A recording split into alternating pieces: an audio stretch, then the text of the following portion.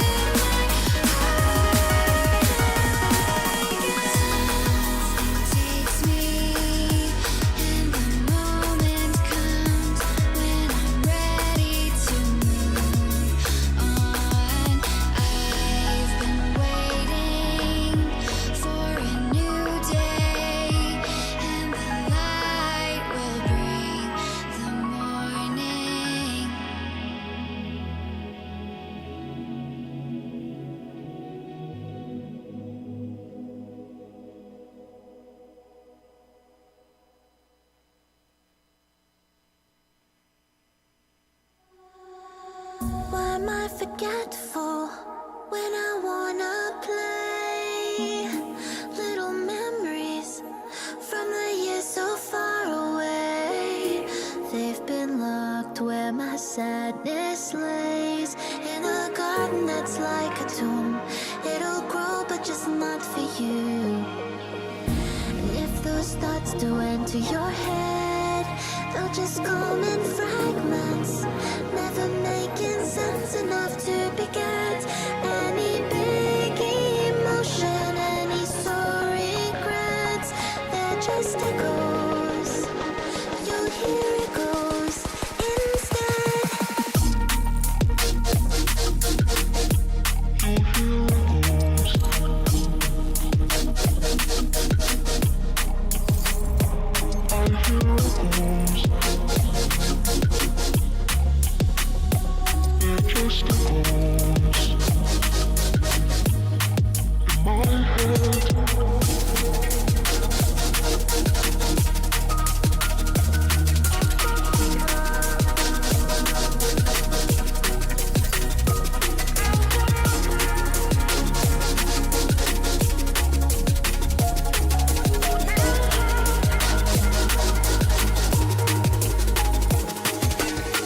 What's the solution? I anticipate that the past is better than the way ahead. As I trudge through my days, I wait for a feeling that never comes. Things are different when you're young. This unique flavor of pain, should I let it grasp me? What if I never feel that way again? All the carefree laughter that I can't attain, it just echoes. I hear echoes in my head.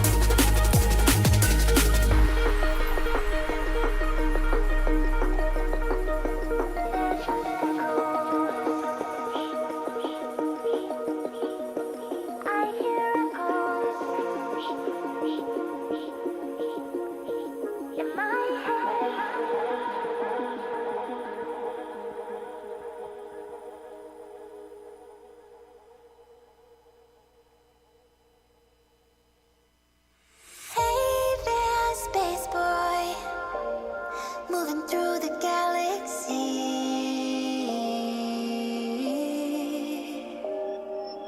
Can you hear me through the dark? I'm calling you. Where do I start? I'm an emotional, taking in your sweet and considerate heart. Come into my world, give me your spark. Time to land and visit the planet. Give me your trust, I wanna make you sure I'm the reason to come back here. Just don't linger too much, 'cause you're a stranger, baby. So come get to know me. Don't be a stranger now.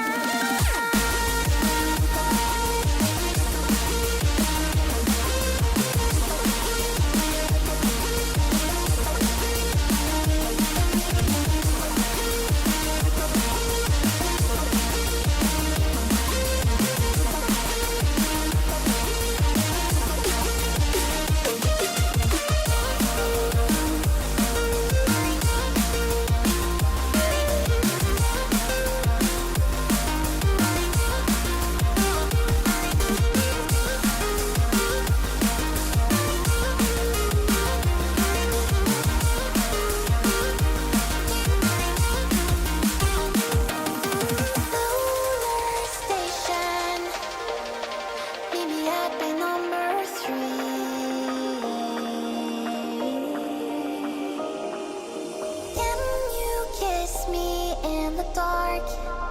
I'm wanting you. Always apart. I'm so emotional every time you.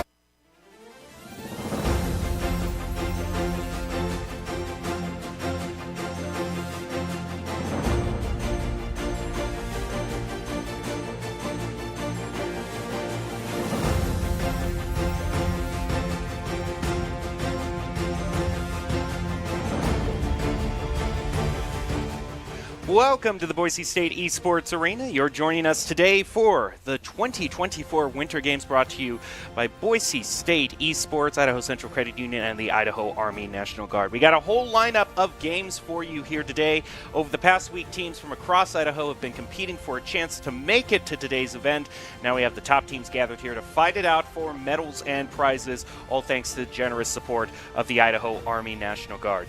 I'm your host, Jacob Palmer, and I'm joined by Sergeant First Class Aaron Nowlin to call all of the action for you. So it's great to have you here. Why don't you tell us a little bit about yourself and Idaho Army National Guard's purpose in being here and sponsoring this event? Hey, Jay, I appreciate it. Thank you for having me here and having us here and letting us be a part of this event. One of the things we're here for is we try to be involved in the community. We're very community-based, and we try to support you guys, support an ever-growing field, and just get more involvement. And so that's kind of one of the main reasons why we're here, is just to help you guys grow this and be a part of it. So. Well, let's get underway with the first game. I'm looking forward to the lineup of games that we have here tonight. We are going to be starting out with 2v2 Rocket League for a gold medal match. We got teams aptly named Us and Them up on stage ready to fight it out in the first fight of the day. And that's just one of the 4 games that we have. We've also got Smash Bros, Overwatch, Rocket League, and Valorant all in the lineup here today in singles, doubles, open and scholastic divisions. So should be a lot of fun events to get through throughout the day. And before we get into the game, whoever these players are, then they will want to follow our keys to the game in Rocket League to help support their play at the very best. And it's in Rocket League that's going to be to remember that skins equal wins, get the moral victory, get their ball in a goal, doesn't matter which, and respect the rule one. It's all brought to us by the Idaho Army National Guard, who invites you to take your impressive critical thinking skills into real time. They offer 100 jobs to choose from, with several offering $20,000 bonuses and your degree of choice paid for. Live here, work here, serve here. Reach out on Instagram at iGuardIdaho. So we're ready to dive into the match here tonight, and 2v2 should be pretty interesting to kind of break the ice of everything. And Aaron, I also know that these teams that are competing, we got some competitors from the Nampa High School team as well, and I was just casting an event earlier this week where they played against some other high school teams from across the state, and there are some really good Rocket League players here, so this should be a treat to watch. Yeah, I'm super excited. I love the entertainment value that comes with this. So. And off we go. The first kickoff's going to go in favor of them, with Blaster getting the better contact on that ball. Pluie trying to see who he's going to pass it over to. Bubba now taking possession off to the side. It's going to bounce off the wall. We'll see if Blaster can get some sort of better positioning here on the field. Dragonism's going to take it back across mid. And right now we just have sort of this contest in midfield. It's up for anyone's grabs right now. But no clear overall possession of the ball or real pressure being placed on any goals. Dragonism takes it, but he gets demoed. That disrupts his play. Pluie trying to place another on-goal. Blaster setting one up high. Ball heading off over to the other side. Pluie taking control of the ball again. Krellin, it has a good dribble, trying to play it around the goalie, and the follow-up from Dragonism will score the first goal. And that's exactly the kind of stuff we want to see. We want to see the teams communicating with each other, setting up the plays for each other, because oftentimes once the goalie has committed on that first save, they aren't able to respond to a quick follow-up.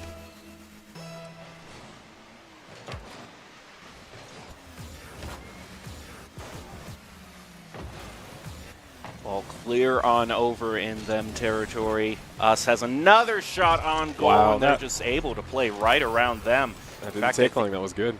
That was good. I think they caught them out of rotation here. No, Bubba, they get him to commit on the ball, but then they play it right over him. So that puts them up to a quick 2-0 lead.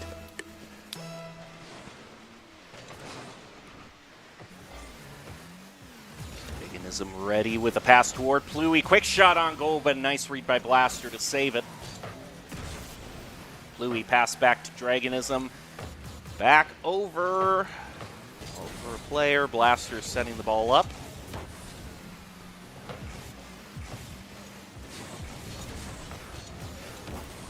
Dragonism one touch to send it up high. Did you have going for it? Oh. Blaster GFX. Ball now way back over toward us' goal. This could be the first goal by them. Oh, Pluie's right there on the line. Wow. That is insane. That is about as close as you can get. The ball needs to go all the way across the line for it to count. So even just a few pixels will deny you. Oh, a bit of a whiff on that shot.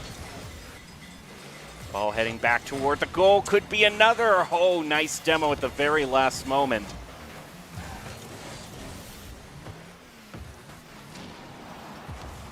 Ball back in midfield. Blaster, a quick shot back and over toward the corner. So he takes it again. Now they've bumped both of us as players out of the way, so that's going to give a little bit of time for Blaster to at least get one more shot on the goal. Dragonism will find the save as he rotates back. And a quick counterattack by Pluie is going to score the third goal of the game. And this is just good recognition by us there, because they realized that both of the other team's players were way far up in their own territory. One clear shot over them would leave a pretty open goal to score on. Yeah, they're just doing some work right now. Dragonism goes for the flip reset, continues the dribble with a pass over to Pluie, but they don't find the goal. Also look, oh my goodness, Demo's being traded back and forth, a 1-1 for a few short seconds. The goal will be held at bay.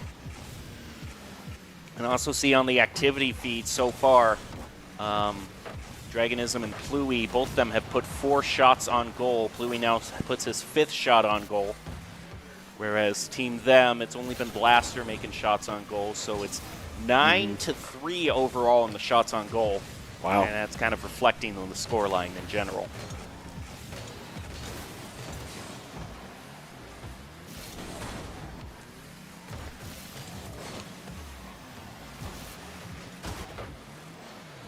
Ball hit up into the crossbar. They're not going to commit on it. Dragonism trying to rotate back.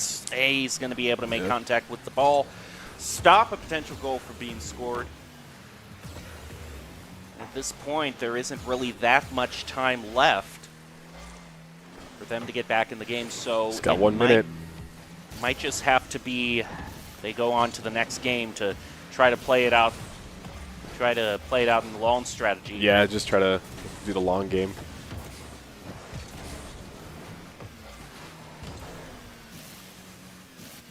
Pluie has a clear hit on that ball. Dragonism and Bubba both going for it at the same time. Bubba will get contact first, leave it for Blaster. He's that nice dribble and will push it into an open goal. Now this isn't out of the realm of possibility here. They're going to have to stay on it just like this. They're going to want to catch up to him. Because well, let's see, only 33 seconds. That's still a tall order. I mean, they're going to have to get one right off of the kickoff here. So it does set it up nicely for them, but Dragonism diffuses it, and any clear just like that is going to help lead time off. I would say on this push, they got to score the goal. Dragonism clears, and it's over. They try to push it over. Dragonism, he goes flying. His teammate goes flying past. He still contests on it. Trying to set it up in midfield. Bubba's rotating over, but Pluie's able to get contact on it before, and that is going to do it for this game. Red team will go into the lead by 2 goals. But purple team, they definitely had a good amount of tries shot on goal. That'll just have to be brownie points for now. Not going to affect the outcome of the match.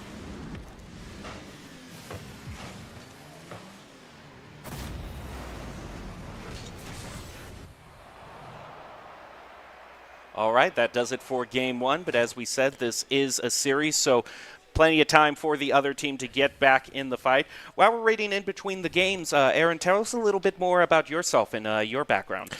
My background, so family man. I have a beautiful family at home, 5 kids, and that's where a lot of my time goes, bringing them up. But aside from that, like working, I've been in the Guard for this is going on my 12th year.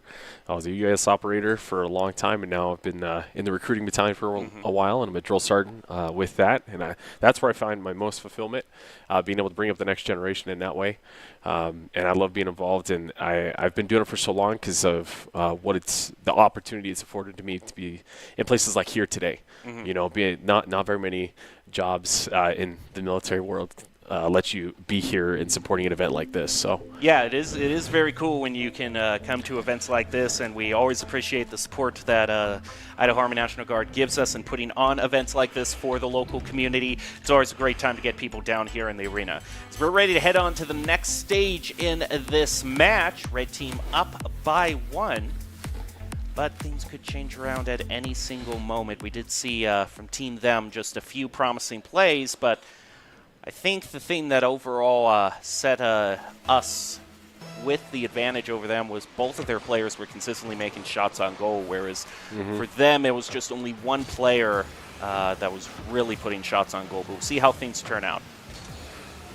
Pluie pass over to Dragonism, past midfield mark. Pluie heading up the sides. Ready for a dribble and a pop up, but Blaster reads it, will successfully get the save, and the ball heads on back toward mid.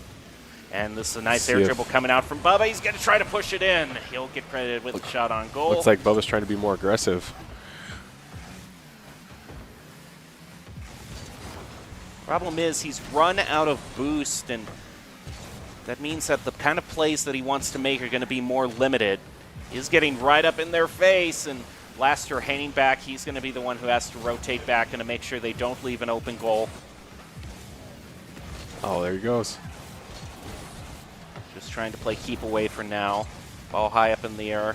I think pass back to Bubba. No, goes flying past him. There's a lot of ground to give up.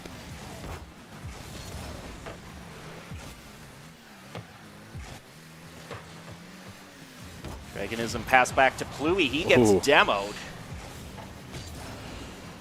And pass back to Dragonism. He tries to put a shot on goal, but Blaster gets there just in time.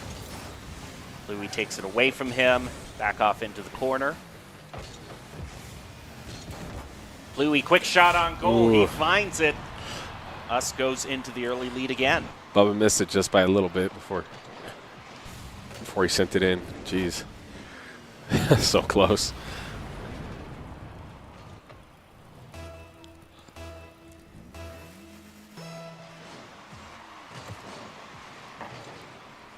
Off the wall, quick shot, and it kind of caught it out. That's just kind of a, I got to say, kind of a lucky one for them. I don't think anyone expected for the ball just to take this sort of perfect angle to bounce into the goal. So that's one of the goals that you take. You didn't necessarily plan for, but you'll take it. Yeah, you'll take it any day of the week. Pluie, high shot, up and to the left. Blaster with possession, moving around the corner, pass back over to Bubba. Bubba will pass it back over to Blaster, moving up the field. Flip reset to keep the ball going, and Dragonism will defuse that. Pass over to Pluie for a quick shot on goal, doesn't find it.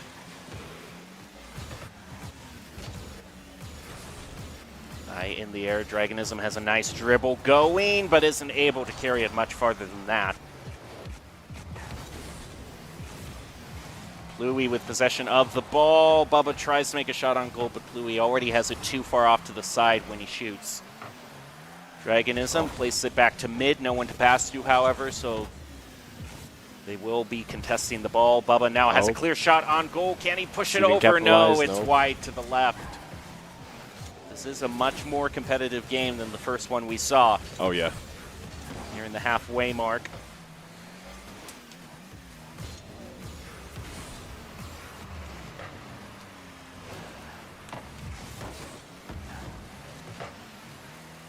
Ball clear on over to the other side of the field.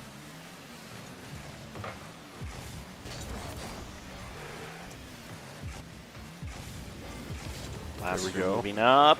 Pop off the roof, but doesn't find it. Oh, can't. Okay, he's going to be able to get back there, but the shot, he gets played around by Dragonism. No, not. Too far.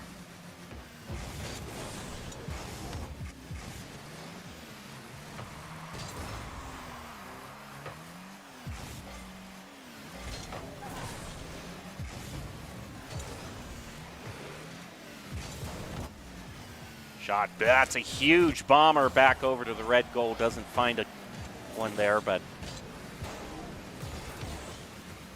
Dragonism now on the counterattack, but nice bit of disruption. They're kind of bumping into him, trying to keep him away from the ball or just messing up his shots. Blaster gets better contact on that ball to send it back over. Bubba, clear shot on goal. He'll take it, then goes into the lead. Be there and send it. This is the first lead. Minute 14 left. So see if us can tie it up or anything before time runs out.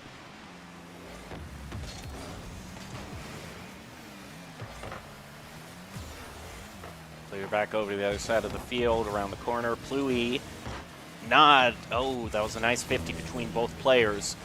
With them still hanging on to the lead. The main talk of the game right now is just going to be control of that ball and reading any shots that us tries to put on it. Dragonism's going to have his shot taken away off the crossbar. This is good for them because that's even better. I was going to say, as long as they keep it in the red side of the field, then just playing it off the side control alone is going to get the game for them. But if they can score an insurance goal like that, then they'll be more than happy to claim the victory this game, and then we'll have a real match on our hands. Yeah, now let's just try to keep working the time off the clock.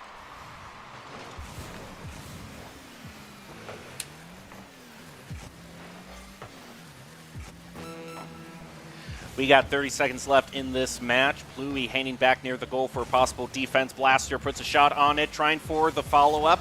Not going to take it. The thing about 2v2s is you never want to get too gung-ho about things because you can leave the goal open if both of you commit on it at the same time.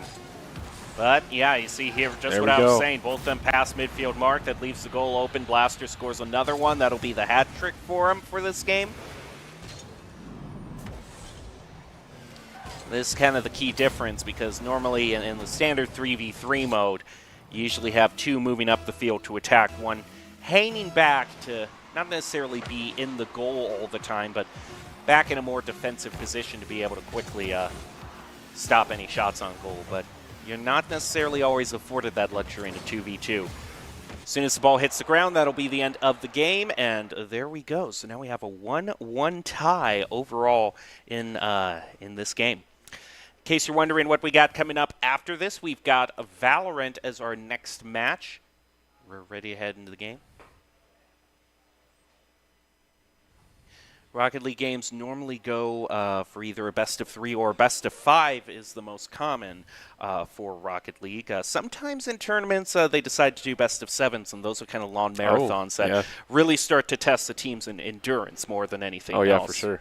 Because it's just, you know, even if it's not the most physically demanding thing, if you're in the competition and it's mentally taxing, each game is 5 minutes, you know, you're talking games. Some best of 7s can even last up into the hour, go an hour long. Yeah, especially if they're going back and forth like this, like these two teams right here. I can definitely see that. So when you've got your mind like that intensely focused on a task and it's going long and worse still, it's not moving out the way you expected it to work out, it can really test the team's ability to keep the performance up and not start keep that mental sharpness and that edge throughout the rest of the game. Not start to falter through attrition. Heading back down to the next field.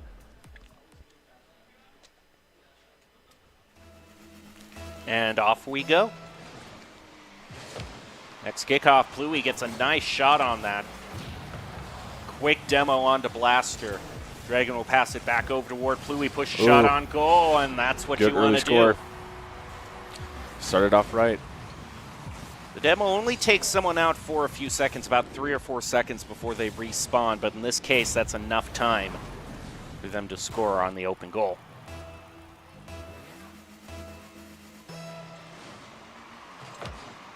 Blaster will push the shot off into the corner.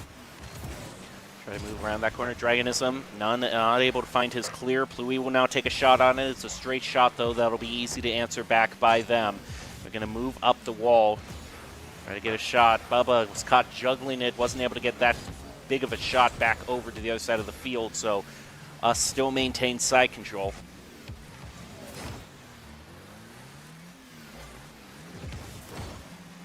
Dragonism pushes it back into the corner. Ball is going to be led up high into the air. Pluie puts one on the goal. That is also perfectly another quick one. aimed. It's like in regular soccer, it's always advantageous to put your shots in those corners. Upper right finds it pretty good, that shot. 4 minutes, 12 seconds left. Still plenty of time for them to get back in the game.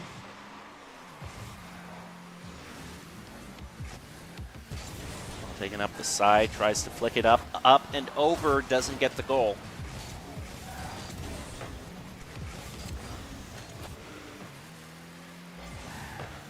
Dragonism's not going to see where he can take this. Oh, that was a very, very consequential whiff there. Yep. I think we'll catch it in the replay. No, it was just afterwards, so I don't get to see. No, it was Blaster who goes for the contest on that 50 right up near the red goal, but he doesn't realize also that Bubba is rotating in too and going past midfield mark, so there isn't enough time for, once Blaster misses, for him to get back to the goal.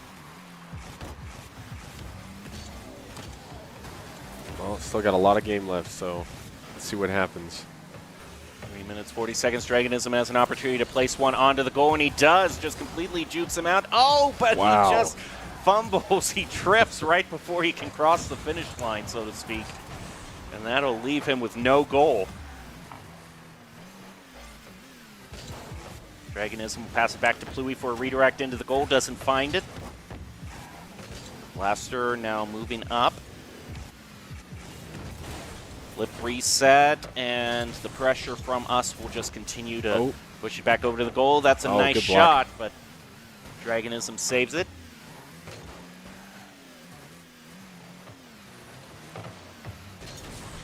Oh, Bubba has to go back. He has to defuse this. Okay, he's got it. Oh, and gets Dragonism goes back. Oh, we can just sneak it into the goal. That's what I was thinking. Wow was right. Just a slight push, and he has just enough. Yeah, you can see, especially in that replay, only when every single part of the soccer ball is clear across the line, then it counts.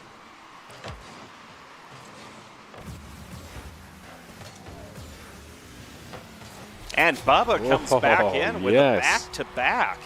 Here we go. Sometimes if you catch the opposing team out of position on this kickoff, because normally you have people going in kind of some preset patterns to pick up boosts, pick up resources, and you catch the team just at the right time, you can have a quick shot on goal to get you back into the game. Passing 2 minutes, 30 seconds, halfway through game 3.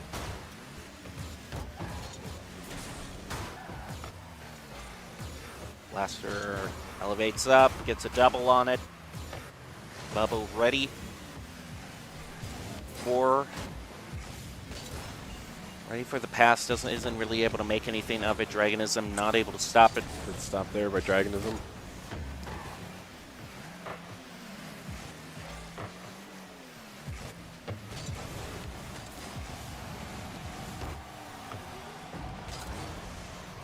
They're looking for a clear there, but they weren't able to get solid contact on the ball. Now Dragonism has a promising dribble up the side of the field. Blasters hangs out in the goal to be able to take it away from him. Now he and Bubba are on the counter. Pluie gets the save.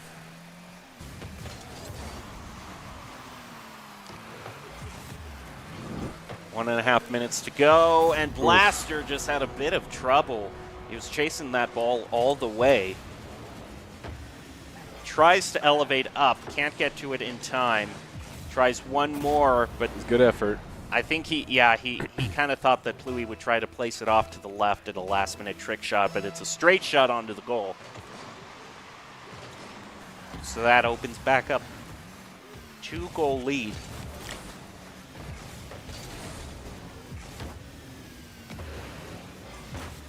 Pluie, nice block there.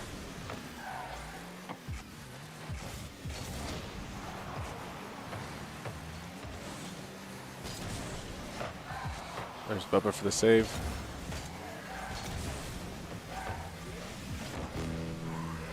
One minute remaining. 2 down. Let's see if them can make a couple goals happen this last Not minute. out of the realm of possibility for them to do so. Not with how quick those last 2 came. Normally want about 30 seconds for each goal. That's kind of the normal pace that a skilled player can pull off. But if they place a quick one onto the goal there, that would have decided it. So it's a nice block by Blaster. Here's where I'd expect the goal to be scored if they want to place. That's a nice follow-up by Blaster. Both of them commit on the ball. Good effort, fighting It's a an good all-out fight. strategy, but they are able to block it.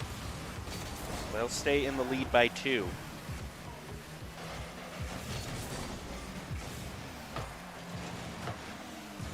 Shot off to the corner. Now 10 seconds left, I would say, at this point. It's safe to say round 3 goes to us.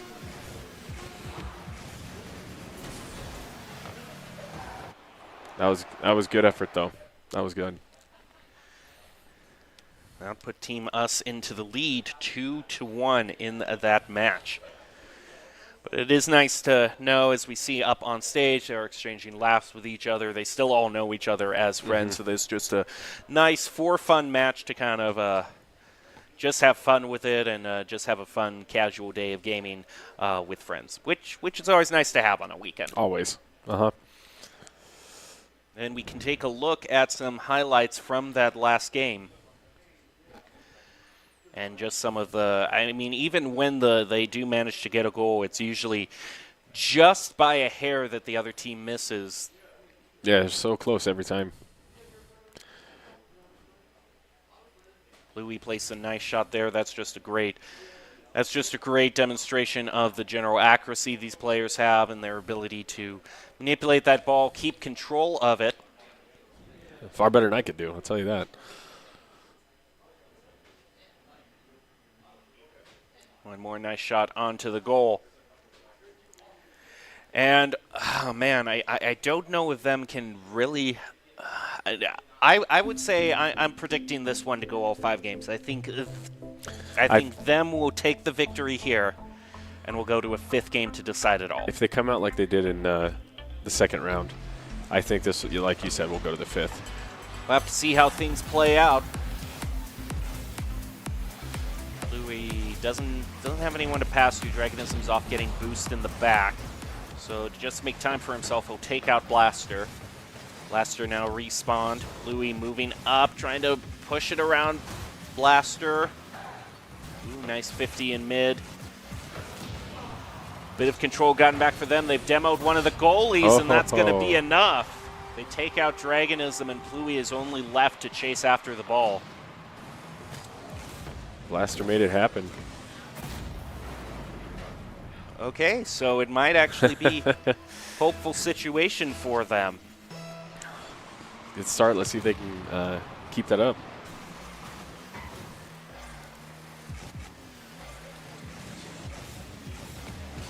Off the other side, miss on the pass from Dragonism. Bubba one touch, though he spikes himself up into the ceiling so he can't pull off a dribble or flip reset. So the ball falls back down to the ground. 50 doesn't quite go in favor of either. Pass over to Pluie in center. The shot's wide, though. Not going to turn into the equalizer quite Blaster yet. bringing it to the other side.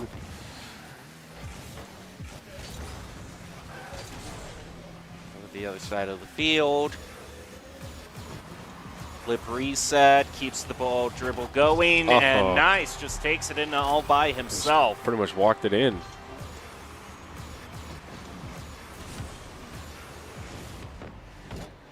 Yeah, sometimes when you get just one singular player with very great aerial skills just dribbling the ball, it can be tough to read them and figure out exactly where you need to be to stop the play. Oh, that could have been a shot to get them back in the lead, but it bounces off the post.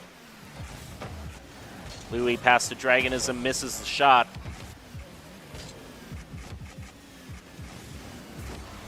Louis flip reset. Not going to find the clear to Dragonism.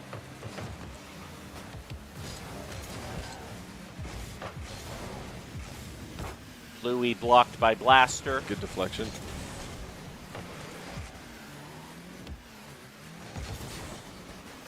Oh, that's an unexpected. Yeah, that was an unexpected pinch that happened. Good job by Dragonism sending that down. Oh, that was more of just a huge bomber that Dragon placed onto the goal from way back on the field. Still got plenty of time though. See with them if they can match that.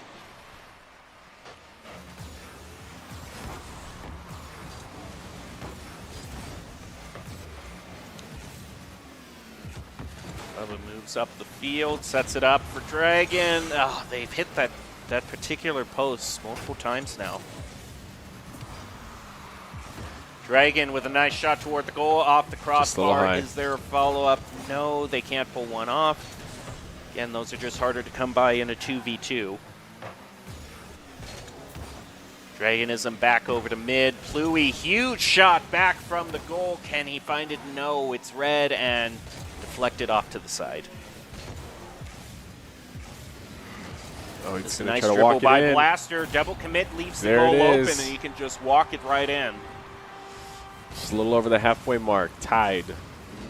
This was kind of a crucial mistake. Both of them go for it at the same time. One of them needed to call out that they were the one contesting. Now that double commit proves costly for them. They'll go to a tied game, 2-all.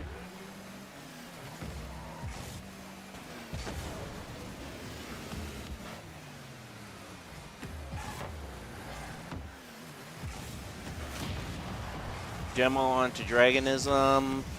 Bubba and Blaster moving up the field. Moving back on the field to defend against their own goal. Ball taken away from them by Dragonism. Louis placed one onto the backboard. Tries to be his own follow-up, doesn't get it. Dragonism trying to set up a dribble here, just fake out Blaster. Bubba moves in, he whiffs though. Oh, but Blaster tries to save the day with the demo, but it's not enough.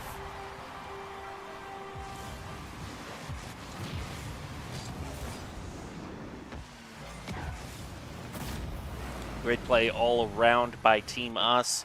Back into the lead and I believe sitting at match point.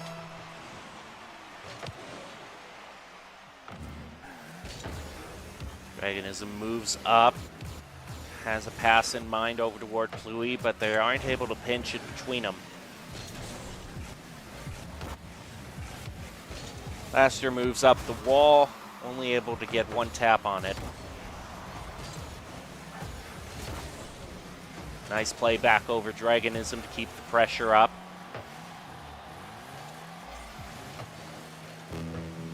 We got 1 minute left in this fight. Dragonism trying to pull off a clear here. He gets demoed. Oh. Not at the time you want it. Blaster, some nice dribbling, isn't able to fake out Dragonism, however, and Pluie gets to it before a follow-up can come through by Bubba. We're just now down to about half a minute left in this game. Them are definitely trying to take the lead back. They actually have a small lead in the shots on goal. Louis tries to put another one on, but it's too far to the left. Blaster plays it off the wall, runs right into Pluie. Bubba, huge bomber back, but it's pushed off to the corner.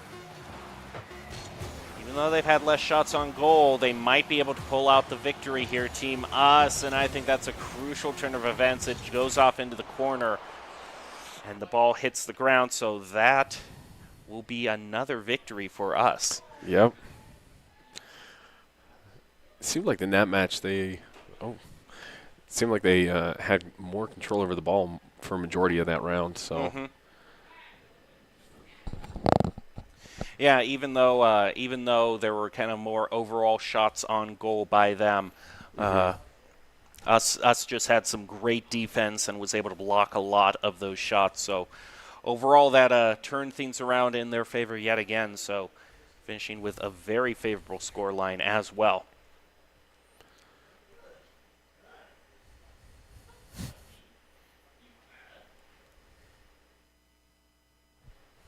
And despite the great gameplay, it looks like everything is still pretty casual between all of the players. Yeah, it's good camaraderie between the two teams, playing back and forth with each other. And they're all on the same team over at Nampa High School, so they definitely kind of know each other's strategies, kind of know some of that counterplay and everything to, they know how each other play and know what to bring out against. That makes sense. Well, it seems that is going to do it for our first game. Congratulations, Team Us, to getting the victory in the match. Okay, it will be a best of 7 instead, I am informed. Okay, it is not a best of 7. It is, in fact, a win. So that will do it. We'll take a short break and talk a little bit over that break with Aaron a little bit more about Idaho and our National Guard. But we'll take a break and then be back with Valorant pretty soon for the next match, so don't go away. Home is where you hang your hat, snuggle up, hide out. Home is when you're with the ones you love. It isn't just a place, it's a state of mind. At Idaho Central Credit Union, our home is Idaho. We grew up here, and we're proud to help more Idahoans with their home loan than any other financial institution. Idaho Central Credit Union. We believe home is where you make it. Here are a couple lessons I've learned over the years. Friendships come in all shapes and sizes. And always buckle up. Seatbelts save lives. That's a rule we can all live by. Once there was a traveler whose feet never left the ground. With only his mind as his map and his senses his compass, he raced into the great unknown. Armed only with the speed of legend.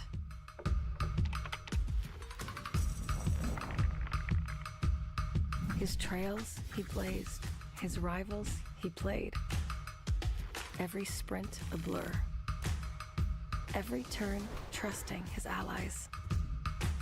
In silence he raged and waged with quickening, sickening speed. His name a chant filling arenas. Because some heroes leave footprints, others an afterburn. Without conflict, there is no resolution. Without verses, there is no victory. It's me, your Idaho Central Credit Union app. Rough morning. Is that a mobile deposit? I got this. Beat it, Charlie. We're making money moves here. Cha-ching. And done.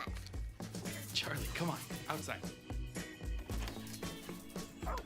Sorry about the mess. I'd help if I had hands. The closest Idaho Central Credit Union branch is in your pocket.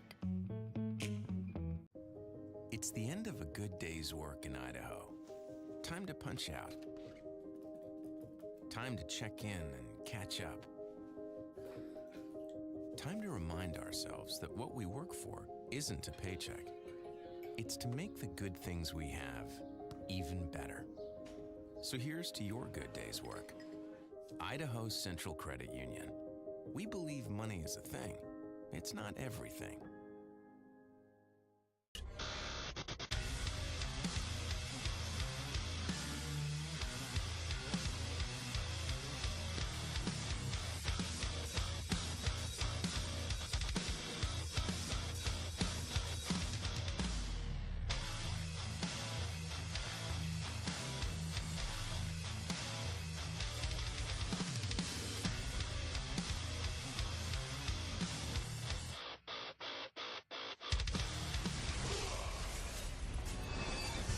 NationalGuard.com to begin your Guard adventure. We're going to build bridges and hospitals in a day. We're going to save families from disaster and feed those left in the cold. We invite you to join us.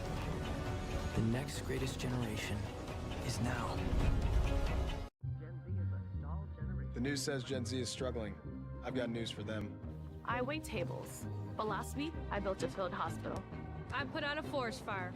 I stopped 1,000 attackers. And a natural disaster. I've saved lives. And led a team on patrol. I serve. While I go to school full-time. While I work full-time. The greater the challenge, the stronger we become.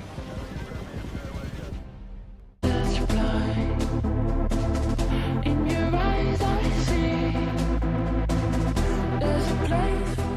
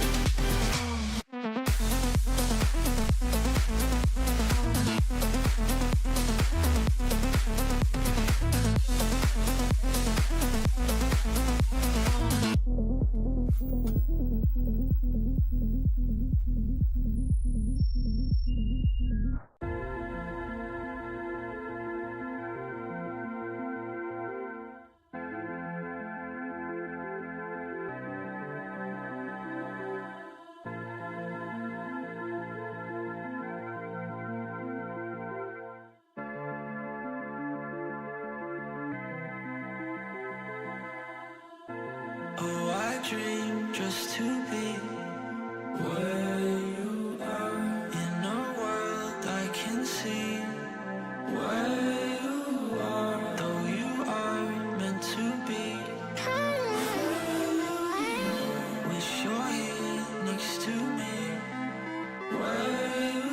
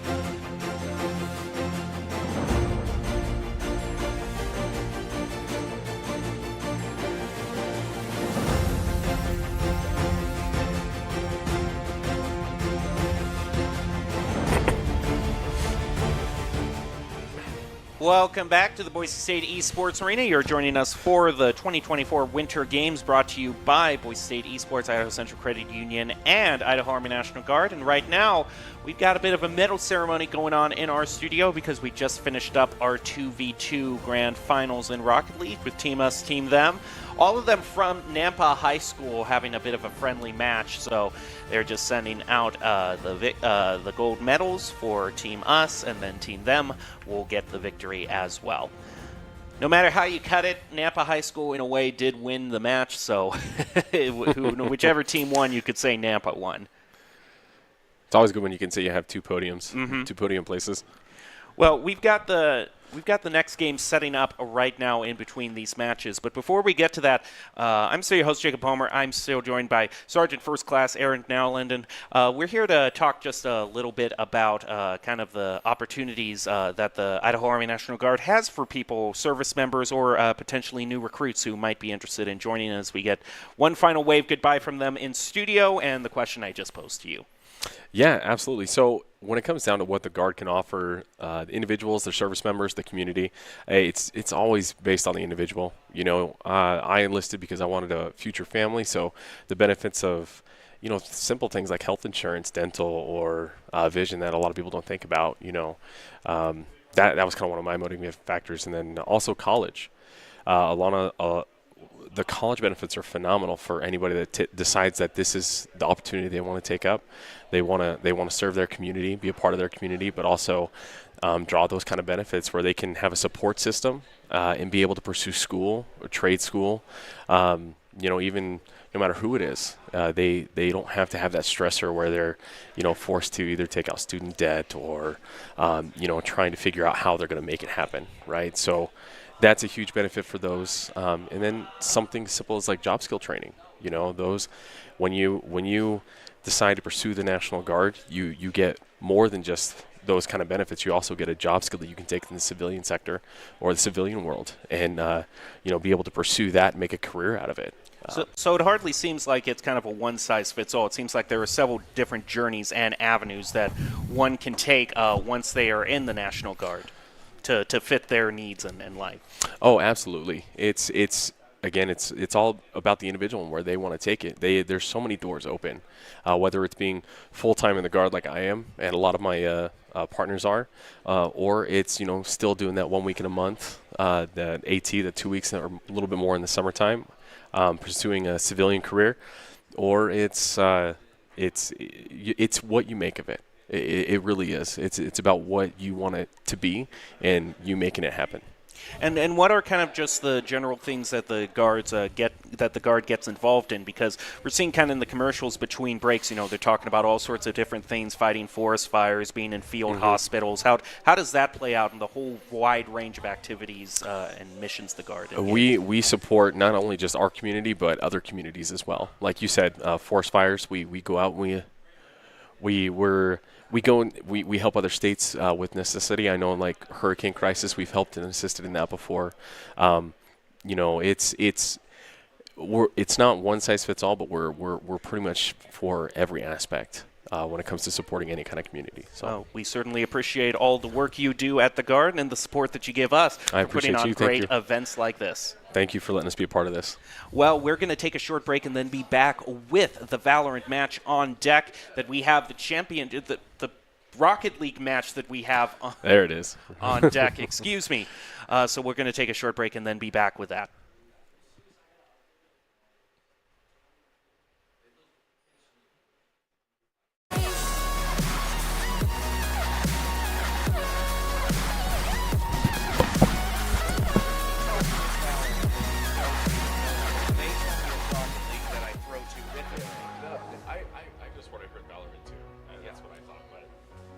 But then you heard in the headphones, he went, Rocket League. I'm like, what the heck is going on? So, yeah. So how long have you been doing this? I've been in this program basically since it started back in 2017. Okay, I've been doing this. I'm telling you.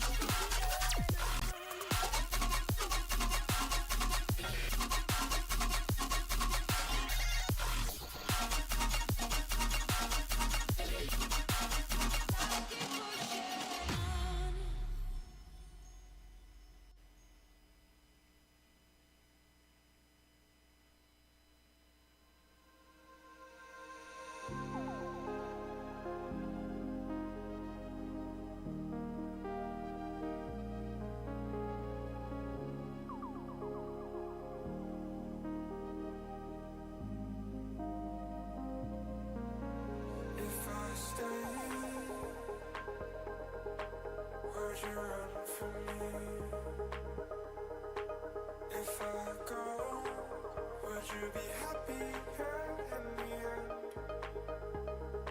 So is it all for nothing? Was it all for nothing? Those memories.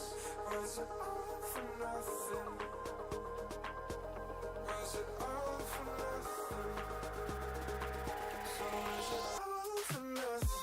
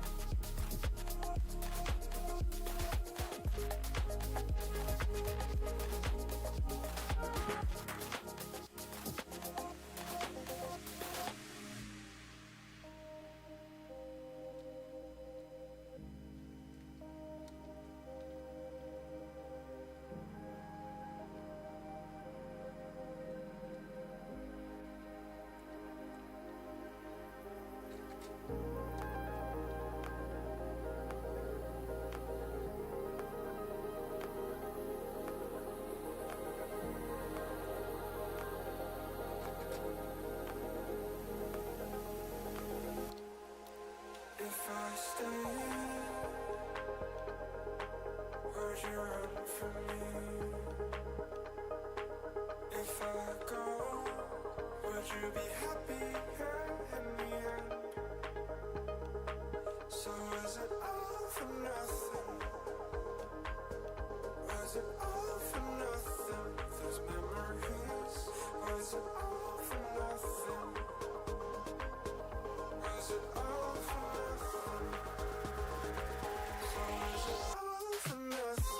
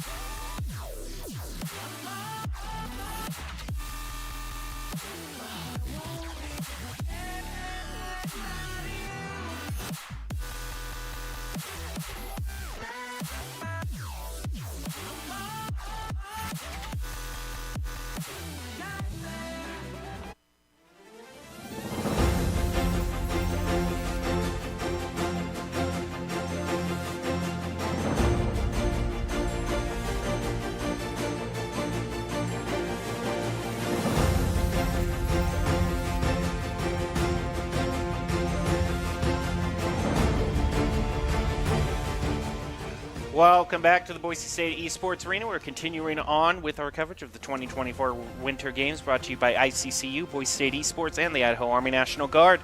Ready to head on to our Scholastic Rocket League final, where we got Nampa High School going up against Middleton. And Jacob Palmer, I'm still your host. This time I'm joined by Giuliani. And Giuliani, tell us a little bit about your background and why you're connected to one of these teams.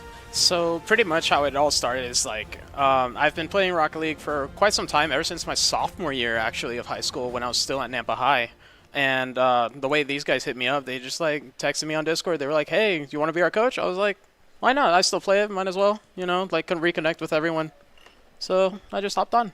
Well, Nampa High School has gotten off to a really good start in the season. They were at the IETA Expo a little bit earlier this week, got victories both days that they were competing there. So we'll see if this can overall be a week of victories for them as they head on to go up against Middleton. And before we get into the game, we want to leave them with the keys to the game in Rocket League, and that's going to be to set your play style, understand your rotations, play to follow up, and employ those sweaty comms. It's brought to you by Idaho Army National Guard, who invites you to take your impressive critical thinking skills into real time. They offer 10 jobs to choose from, with several offering a $20,000 bonus and your degree of choice paid for. You can live here, work here, and serve here. Reach out to them on Instagram at iGuardIdaho.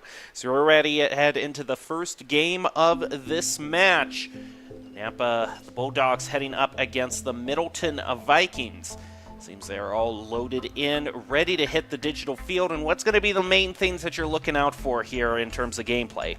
Midfield. That's definitely one thing. I want to see the midfield challenges. It's definitely something that 3v3 is definitely lacking nowadays. That, you rarely see it, but I want to see some midfield challenges. Right off the bat, Bruno trying to take it from Middleton. It's going to be intercepted by Pluie. Pass over to Dragonism. A quick pass. Makes quick work. That's a really good shot. I really enjoy how Dragonism sees the opening, cuts in midfield, takes the shot, sees the open net. Really good shot. Not even 10 seconds into the game, and already Nampa has scored one. Snag's going to chase the ball up to the field. Pluie off the wall, pass it to Dragonism. Shot is just a little bit narrow, not going to find the goal. Samurai trying to find his clear. He gets demoed, making it just a little bit more difficult for Middleton to find their clear. Ball up for grabs in mid. Samurai takes one shot, elevates, guns right into Dragonism on the contest. Pluie passes back over to Dragonism for a quick shot on the counterattack. He's disrupting Runo, and the follow-up from Dragonism finds the second goal for the Bulldogs. That is some really good comms coming from Nampa High, actually. Bothers Runo right there, leaves the net right open, takes his shot. It's really good. Loving the comms. Really been the one thing that's kind of set Nampa apart from a lot of the other teams, has been their ability to coordinate. And Dragonism, with a great cheat after the kickoff, finds his third and makes it a hat trick. Very good kickoff coming from the Bulldogs there. And that is why you cheat out. All right, we're still not even a minute into the match. Nampa High up 3. Samurai unable to get a clean shot on the goal. Goal left open. Ooh. Snags gets last minute save. Bruno comes in, pushes it off to the side. Runs right into Dragonism. Dragonism looking to just shove it in there. Samurai body blocking just enough to keep the goal at bay.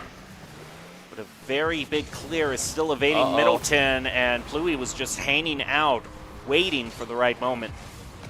I feel like the nerves are really kicking into Middleton right now. The backboard read and miss, and Nampa taking advantage of that one.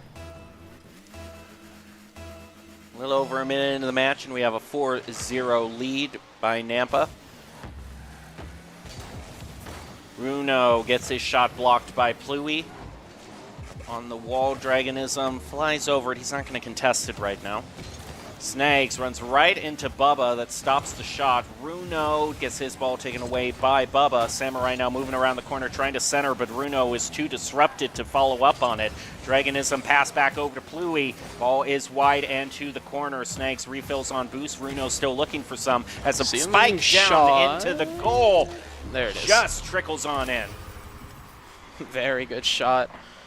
And I honestly did not expect Dragonism to take the shot. I thought he was going to pass in midfield to where Pluie was. Make the safer route, but I guess take risk all.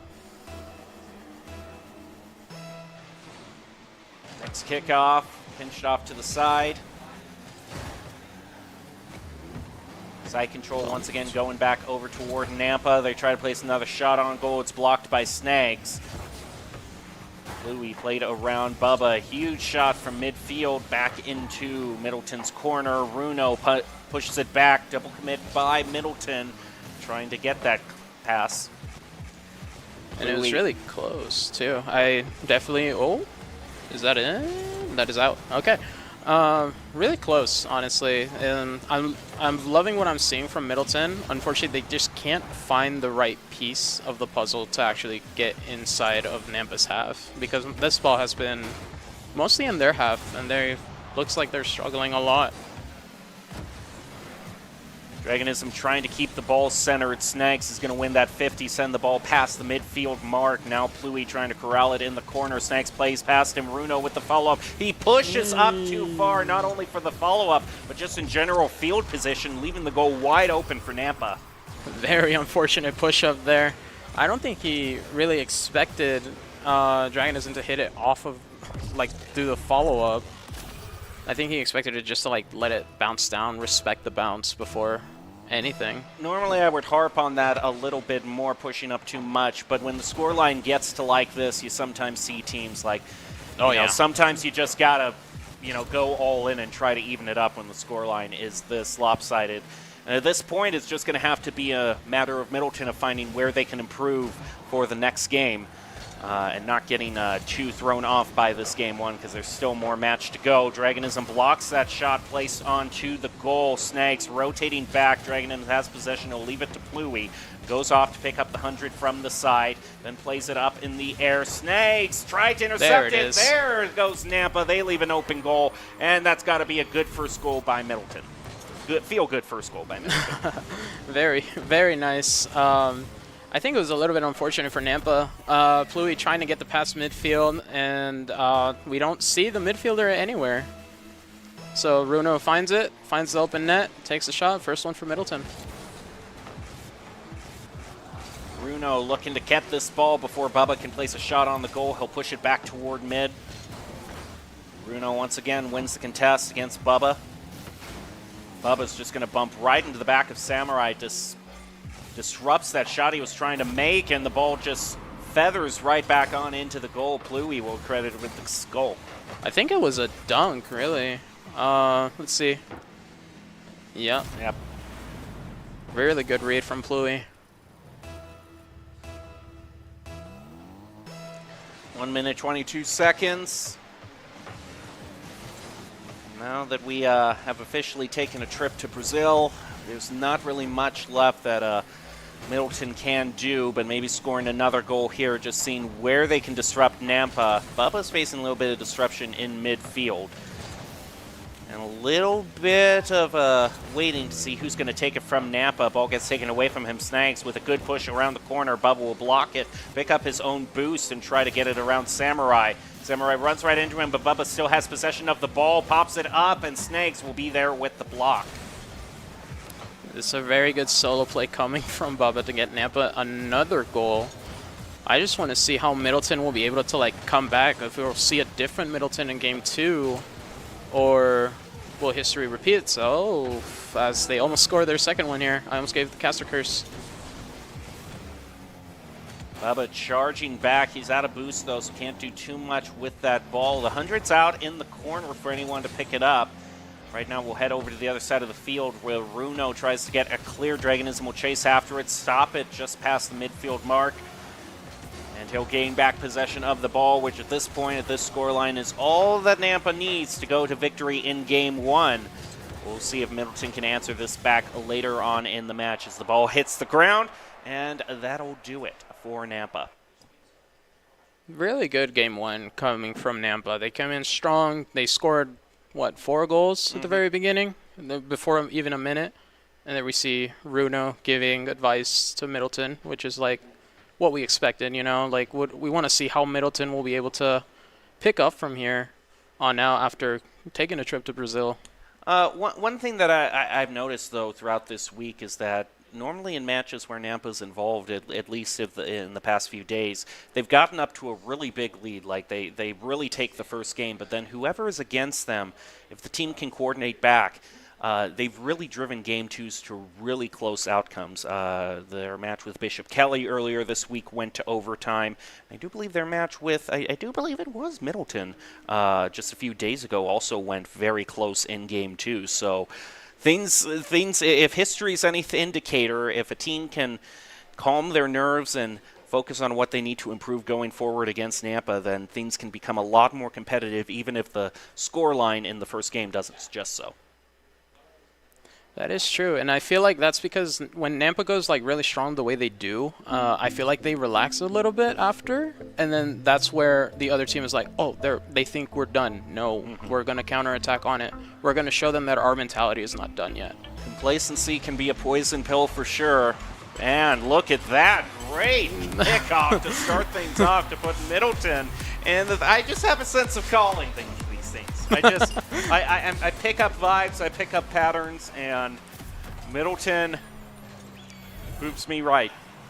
Me talking like I don't, miss the vast majority of my predictions. But I was good here, so I'm going to claim all the glory I can. Demo's being traded back and forth in midfield after the kickoff. Bruno around the corner. Bubba coming in on back post, gets to it before Samurai can get the follow-up shot into the goal. Dragonism now around the corner, looking for a quick goal. He doesn't have boost to work with, but with an open goal, he doesn't need too much. He can just push it on in. And where is Middleton? Looks like you actually got Samurai and Runo both rotating back for the contest. It seems they both realized no one was rotating back and went for it at the same time. Oh, this could be a nice cheat by Snags. He's trying to push it out to the corner, but Dragonism is going to be center to stop the play. Runo trying to get another shot, and Snags comes in right out. There it is. Right field. Gets a quick shot. Middleton is back in the lead. And what a really good fake there coming from, Samurai? Samurai. Really good fake there, and then Snacks comes in and picks it up. Fakes out Pluie, and then Bubba actually not being able to get it. But as I'm speaking, I guess Bubba proves me wrong. Middleton has not been able to hold on to a lead for very long during this game. Despite a nice demo in midfield, Samurai commits too much on it, and Runo's a little bit too late on his rotation, so he can't get back to find the save. And now we're basically back where we started. Tied game. 4 goals in 30 seconds. That's how you know that Middleton are awake and they're still in it. Bruno puts a shot on goal as well, yes, just right off the crossbar. Are you kidding me? I thought for sure that was going to bounce off, but he positions himself in just the right position. I mean, it does bounce off the crossbar, but he's right there with the follow-up, the dunk down, and he gets Middleton back into a 1-goal lead. But if history is any indication, Nampa might tie this up very, very quickly. Absolutely. What a way to start this game, too. I mean, Middleton are doing a lot more things that they were mistakenly doing before in Game 1, causing them to go to Brazil, but now they're like ahead for the first time in the series. Well, that could be short time as Dragonism tries with a follow-up. It's been Bubba all this time. What is it with Bubba and just tying up the game for Nampa? This is insane. If you need a cleanup crew, Bubba's there. Also, just a little bit too much bunching there for my taste from Middleton. A lot of them caught right in the middle of the goal, not a lot of forward momentum to work with. Snags, though, takes a quick shot off the goal. Might just get Middleton back into the lead, because we have just been trading back and forth this game so fast it's kind of insane. Bruno, another shot, almost sneaks it in on an off angle, takes a pass. Are you kidding me? What is going on this game? They're awake. I want to say that. Like, that's all I got to say. No, like, but I mean, for them to trade back and forth in such a concise pattern in less than 30 seconds every single time. We're now just 1 minute and 20 seconds into the match, and 7 goals have already been scored, all switching between Middleton and Nampa. They almost scored another one.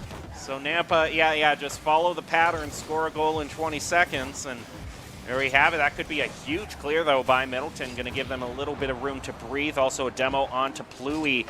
Right now, Middleton's hurting for boost a little, too, their players, so it might give them time to refill or just go in for the goal, but a whiff on the follow-up is not going to allow them to score an insurance goal. Pluie, now Bubba on the counterattack. Runo stops it from being centered. Now trying to contest Dragonism. Quick shot on goal, and yeah, I give up at this point. We're going to be here a while for this game, too. You could just put me on a tape recorder right now, and I would probably cast the rest of the game correctly. Middleton scores, then Nampa scores, then Middleton scores, then Nampa scores. 4-4, 3 minutes remaining on this game number 2. Honestly, with everything going on right now, I feel like I almost gave it the Caster's Curse. I was going to say that Nampa hasn't been in the lead at all this game, actually, if we think about it. So if Middleton actually do manage to keep up the lead, in the end, I feel like it's going to be Middleton's win. With the way that everything has been going on. Samurai starts a clear. Pluie demoed in the corner. Snags. He's able to still keep it. Nice pop up. Setting up for either Runo or Samurai. Runo has no boost to work with, however, so he can't be the follow-up. He has to go back to fill up on boost. Pluie forced off into the corner. Snags passes to Runo. Back on over into the back corner. Runo following. Pluie sets one up on the goal. Dragonism. Nampa! You're going against... Why are you tempting fate? Why are you going up against the cosmic forces? We have set a pattern here that needs to be followed. You are going out of turn. Do you dare invite Celestial Doom down upon you? I'm sure they don't care too much. They are in the lead. A little over 2 minutes left to go. I kind of blame myself on that one. I kind of gave it the Caster's Curse. But if the Caster's Curse continues on the way it has been going, Middleton will find a goal right about now. The Dragonism's pressuring them a lot, along with Bubba, and Pluie keeps the clear from going through, and it's going to push it in for a goal. Never mind. I'm brand new here. I guess the Caster Curse doesn't affect me yet. What an unfortunate double jump from Samurai there. And it seems once Nampa is able to kind of get Middleton all crowded in the goal out of their normal rotations, and that's when their goal-scoring opportunities have been the most fruitful. Ball takes a good bounce for Nampa, off back toward the goal, forces Nampa to block. Dragonism, nice redirect onto the goal, off the post. Pluie's there with the follow-up, but it's disrupted just enough by a Middleton player to keep the goal at bay for now. Minute and 30 seconds left, still time to make this deficit up. Only 2 goals separating these teams. Snag tries to center, Dragonism takes it back across mid. Snags pushes it back over past the corner. Pluie is going to take it across here. And Dragonism is up. Is he going to take control? Flip, reset. Snags takes it across. And counterattack from Middleton here. Hits it in front of net. The Snags will still be on it here. Is anyone from Middleton in middle? Yeah, you got... I think that was Snags Runo. there. But there's Runo. There he is. Let's see here. Oh, it's been hasty. Good follow-up here would be great. And Runo just laid on that follow-up. Another one from Snags. Double commit on the save. But it is enough for Nampa to walk away from that one and get a quick one off of the counterattack. And I think that just about does it. Absolutely. With 30 seconds remaining there, Nampa with a beautiful counterattack, catching all of Middleton's players all overcommitted there.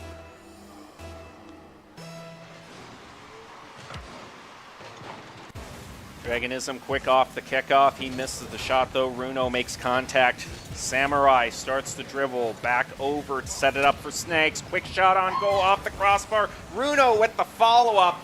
That was great coordination by Middleton, but it just didn't work out for them. So the scoreline will be 7-4 for Game 2. One final feel-good shot for Nampa. Not going to be in the cards this time. Middleton might try to score one themselves with this nice dribble. It's deflected back into the middle of the field. Runo keeping it airborne. And now Nampa looking to get one final buzzer beater right down there to dunk it. Great follow-up. Snags with the save. Ball hits the ground, and Nampa walks away with a 7-4 lead. What happened this game to?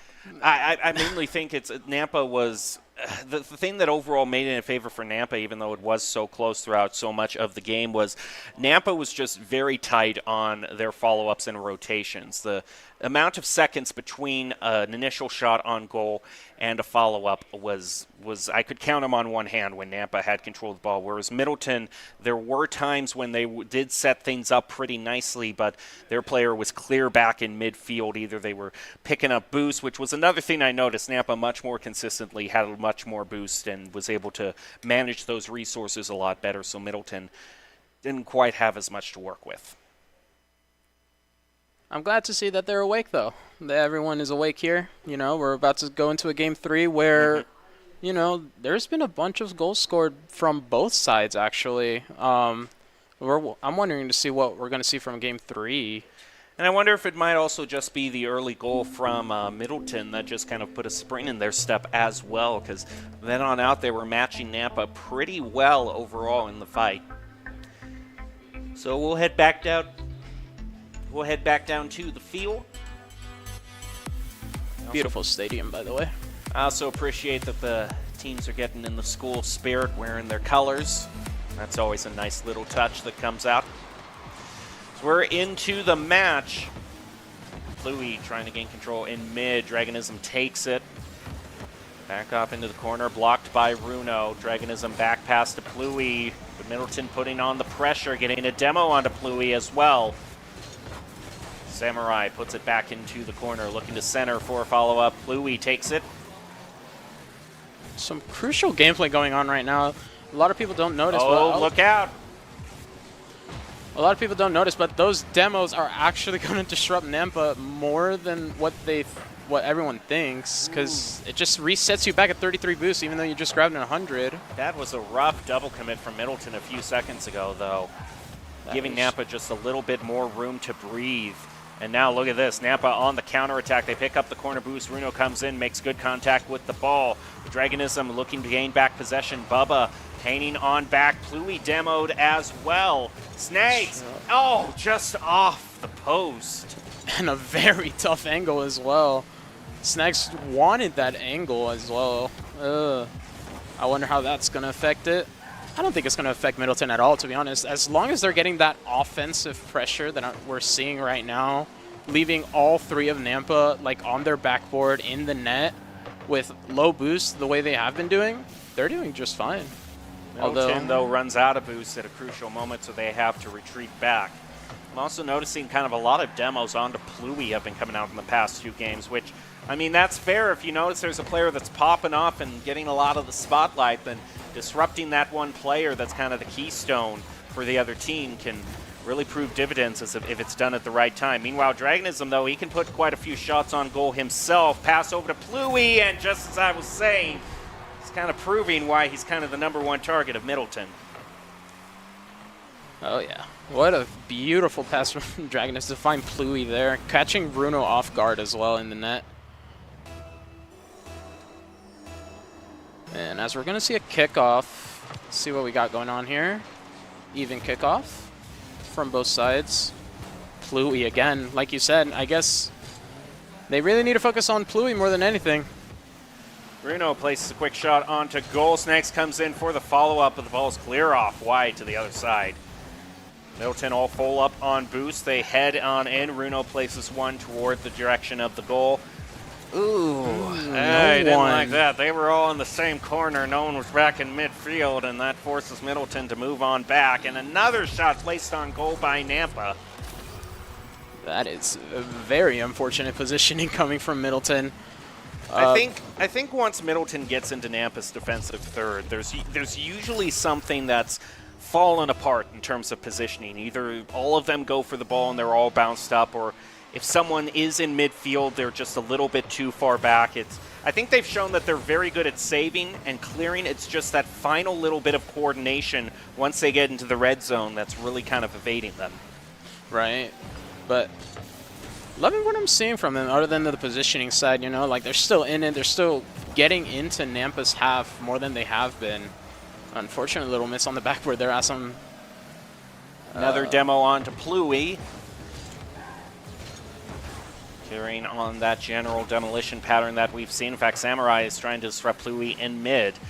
Bruno, though, having to deal with Dragonism. Demo onto Bubba as well to shut down that potential follow-up. So once they take it away from Dragonism, it's theirs to move back toward the goal. Around the corner, ball too high for a follow-up. We'll move back into the other corner. Nampa making sure they keep their 100 boosts away from Middleton. Not allowing that boost starving to go through. In fact, Middleton now has one member, Snags, has to find some sort of boost. He moves up, and without any boost, he's still able to make contact with the ball, find the save, but this is very dry driving from Middleton in terms of boost. That's making me a bit nervous. Bruno has a chance at the ball. Dragonism blocks it. Now a little over a minute left in this game 3. Nampa High looking good with 2-0 lead. Absolutely. And we're starting to see a much more offensive Nampa. They just want to end this here and now as Samurai takes the ball up. Is he going to go for a solo play? Or wonder here.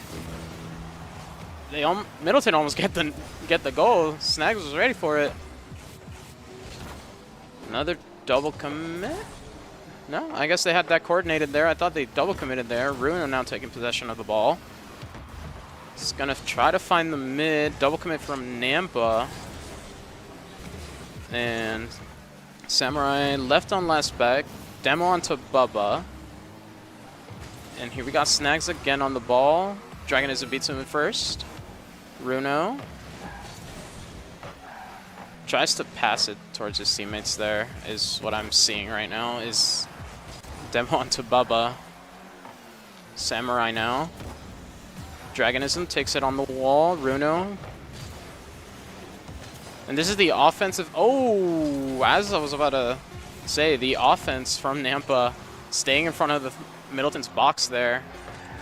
And that's going to do it between Nampa. Clean sweep onto Middleton. Nice job to the Bulldogs. They pulled off a lot of clean sweeps this week, and they'll actually get some medals for it now. Already some of their team members have medals from the earlier 2v2 fight, so more to add to the cabinet. But Middleton give it a great fight. I mean, really, if you were to look, especially how they came back in Game 2, they were fighting and trading with Nampa till the very, very end. Absolutely. I definitely agree with that one. I think that after that one, because obviously, like trading back and forth, it gets tiring after. No, I thought they were talking to us for a second. But like trading back and forth, it gets tiring after time because obviously you want to keep a lead, you want to add to that lead, and then all of a sudden it cracks between 10 to 20 seconds. Like, hopefully, I've seen Middleton going very strong. Well, honestly. and also it's still the beginning of the year. We're only barely into February. There's still plenty of time to improve moving forward. And I think we're especially seeing from teams like Middleton or teams from Bishop Kelly or earlier this week that once they get in the groove and once they play against Nampa for a few rounds, the games tend to get a lot closer. So it'll be fun to see what happens as we get to the General Championship season for the spring semester. But that's a bit of a ways off. We'll take a short break right now and then be back with more games and more prizes to give away. We'll leave you with some highlights from the Idaho Army National Guard. We invite you to take your impressive critical thinking skills into real time. More than 10 jobs offering a $20,000 bonus and your degree paid for. The Idaho Army National Guard is one of the best teams to join out there. You can reach out to them on Twitch at iGuard Gaming. But that's going to do it for us right now. We'll take a short break and be back with more a little later. Here are a couple lessons I've learned over the years. Friendships come in all shapes and sizes. And always buckle up. Seatbelts save lives. That's a rule we can all live by. It's me, your Idaho Central Credit Union app. Rough morning. Is that a mobile deposit? I got this.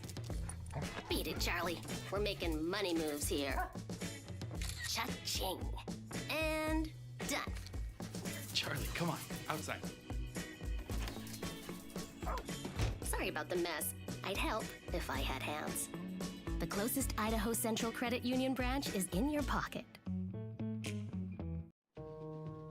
Home is where you hang your hat. Snuggle up. Hide out. Home is when you're with the ones you love. It isn't just a place, it's a state of mind. At Idaho Central Credit Union, our home is Idaho. We grew up here, and we're proud to help more Idahoans with their home loan than any other financial institution. Idaho Central Credit Union. We believe home is where you make it. The news says Gen Z is struggling. I've got news for them. I wait tables, but last week I built a field hospital. I put out a forest fire. I stopped 1,000 attackers. And a natural disaster. I've saved lives.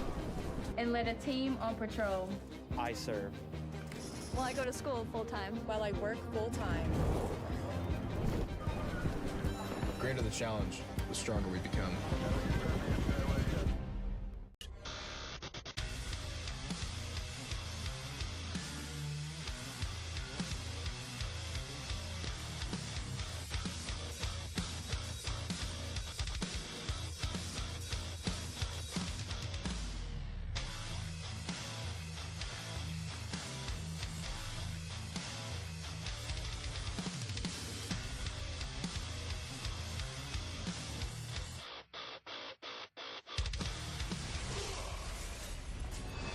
Visit NationalGuard.com to begin your Guard adventure. Once there was a traveler whose feet never left the ground. With only his mind as his map and his senses his compass, he raced into the great unknown. Armed only with the speed of legend.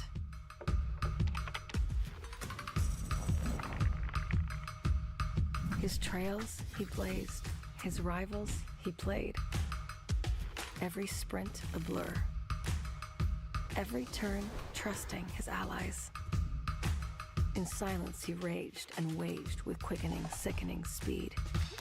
His name a chant filling arenas. Because some heroes leave footprints, others an afterburn. Without conflict, there is no resolution. Without verses, there is no victory. It's the end of a good day's work in Idaho. Time to punch out. Time to check in and catch up. Time to remind ourselves that what we work for isn't a paycheck. It's to make the good things we have even better. So here's to your good day's work. Idaho Central Credit Union. We believe money is a thing. It's not everything. We're going to build bridges and hospitals in a day. We're going to save families from disaster and feed those left in the cold. We invite you to join us. The next greatest generation is now.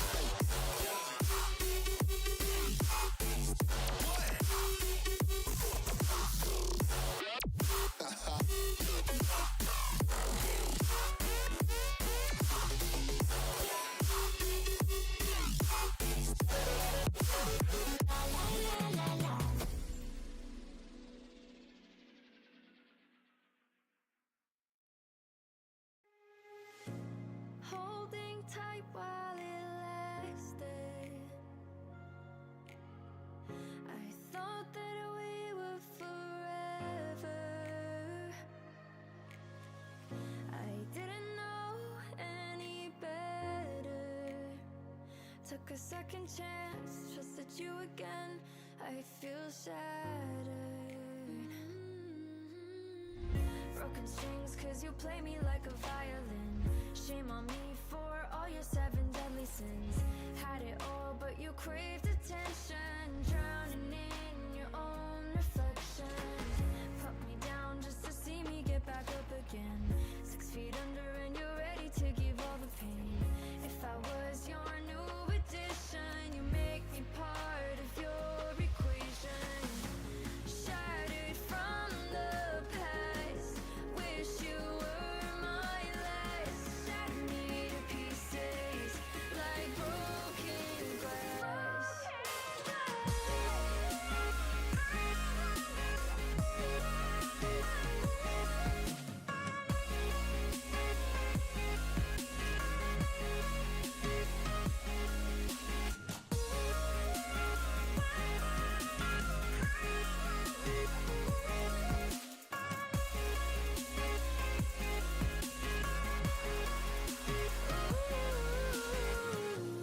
Frozen looking at pictures that we took back in the summer. I thought that I would remember how we used to feel, but this isn't real. Now we're over. Take it all, there's nothing left here anyway. We used to talk, but now we don't know what to say. Now we're just two passing strangers. We tried, you lied, goodbye forever. Put me down just to see me get back up again. 6 feet under and you're ready to give all the pain. If I was your new addition, you make me part of your equation. Shattered from the past, wish.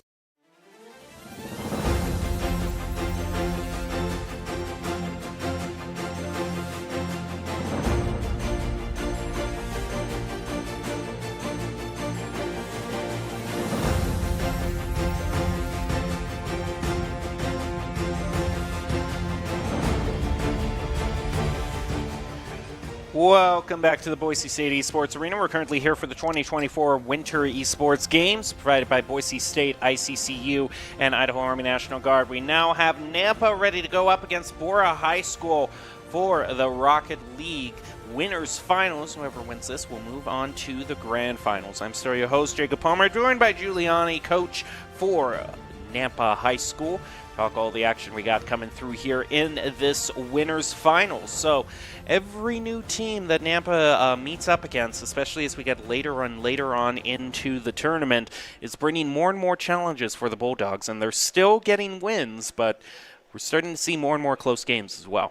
Absolutely. The way that I see it right now, Nampa's going to have a tough one with this one. I've heard really good things coming from Bora as well, like some of the Bora students being like really good. So I'm pretty sure it's going to put Nampa on their tiptoes for that one. Well, if they are a really good team, as things are to be believed, then that means that they must follow, of course, the keys to the game that we provide to every team before every Rocket League match. And keys to the game in Rocket League are to set your play style, understand rotations, play to follow up, and, of course, employ those sweaty comps.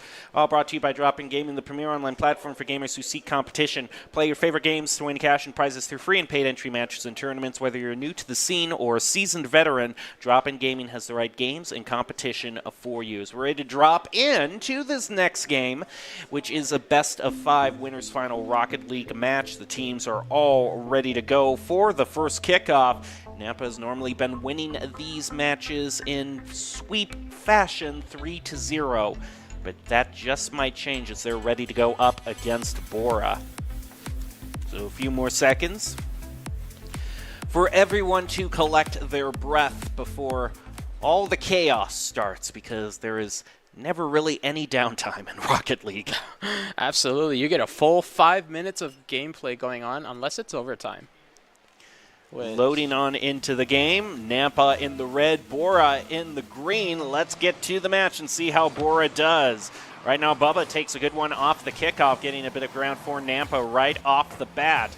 Ghost gets one touch on it. We'll leave it for Crouton. Dragonism leaves it down in the middle of the field. Fluey places one right onto the goal.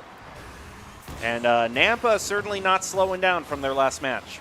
Absolutely. They're coming from a win here, so like they're on fire right now. But I want to talk about something that happened in the corner. I don't know if anyone noticed it there, but Dragonism actually stalled his approach to the ball.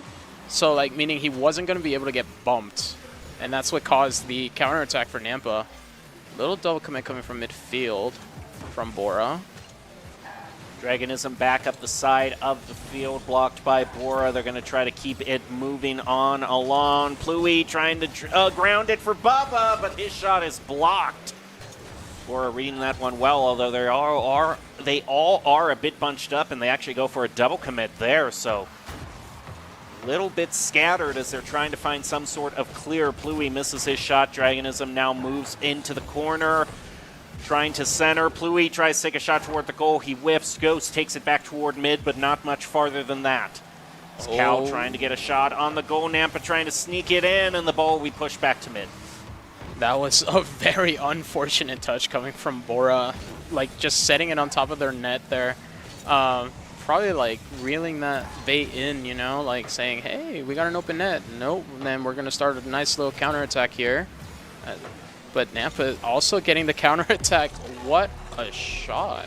Coming from Dragonism, making it 2-0. Have to look at all the positioning now. You got two up in mid, no one even thinking about the rotation over toward back, and that just allows this opening to be scored on by Pluie. Now Nampa up to 2-0. Pluie in the follow-up right after the kickoff. Dragonism gets nice contact with the ball, sends it all the way over to the other side of the field. Bubba blocks the clear. Shot back toward mid. Pop up. Bubba, he had a lot of to go up against there. But at least was able to stop the shot on goal. And here we are now with a center from Dragonism here. What can Bubba do here? Unfortunate flick. I think I gave that the caster's curse. But Dragonism now being last back. Let's see what Bora has to bring to it.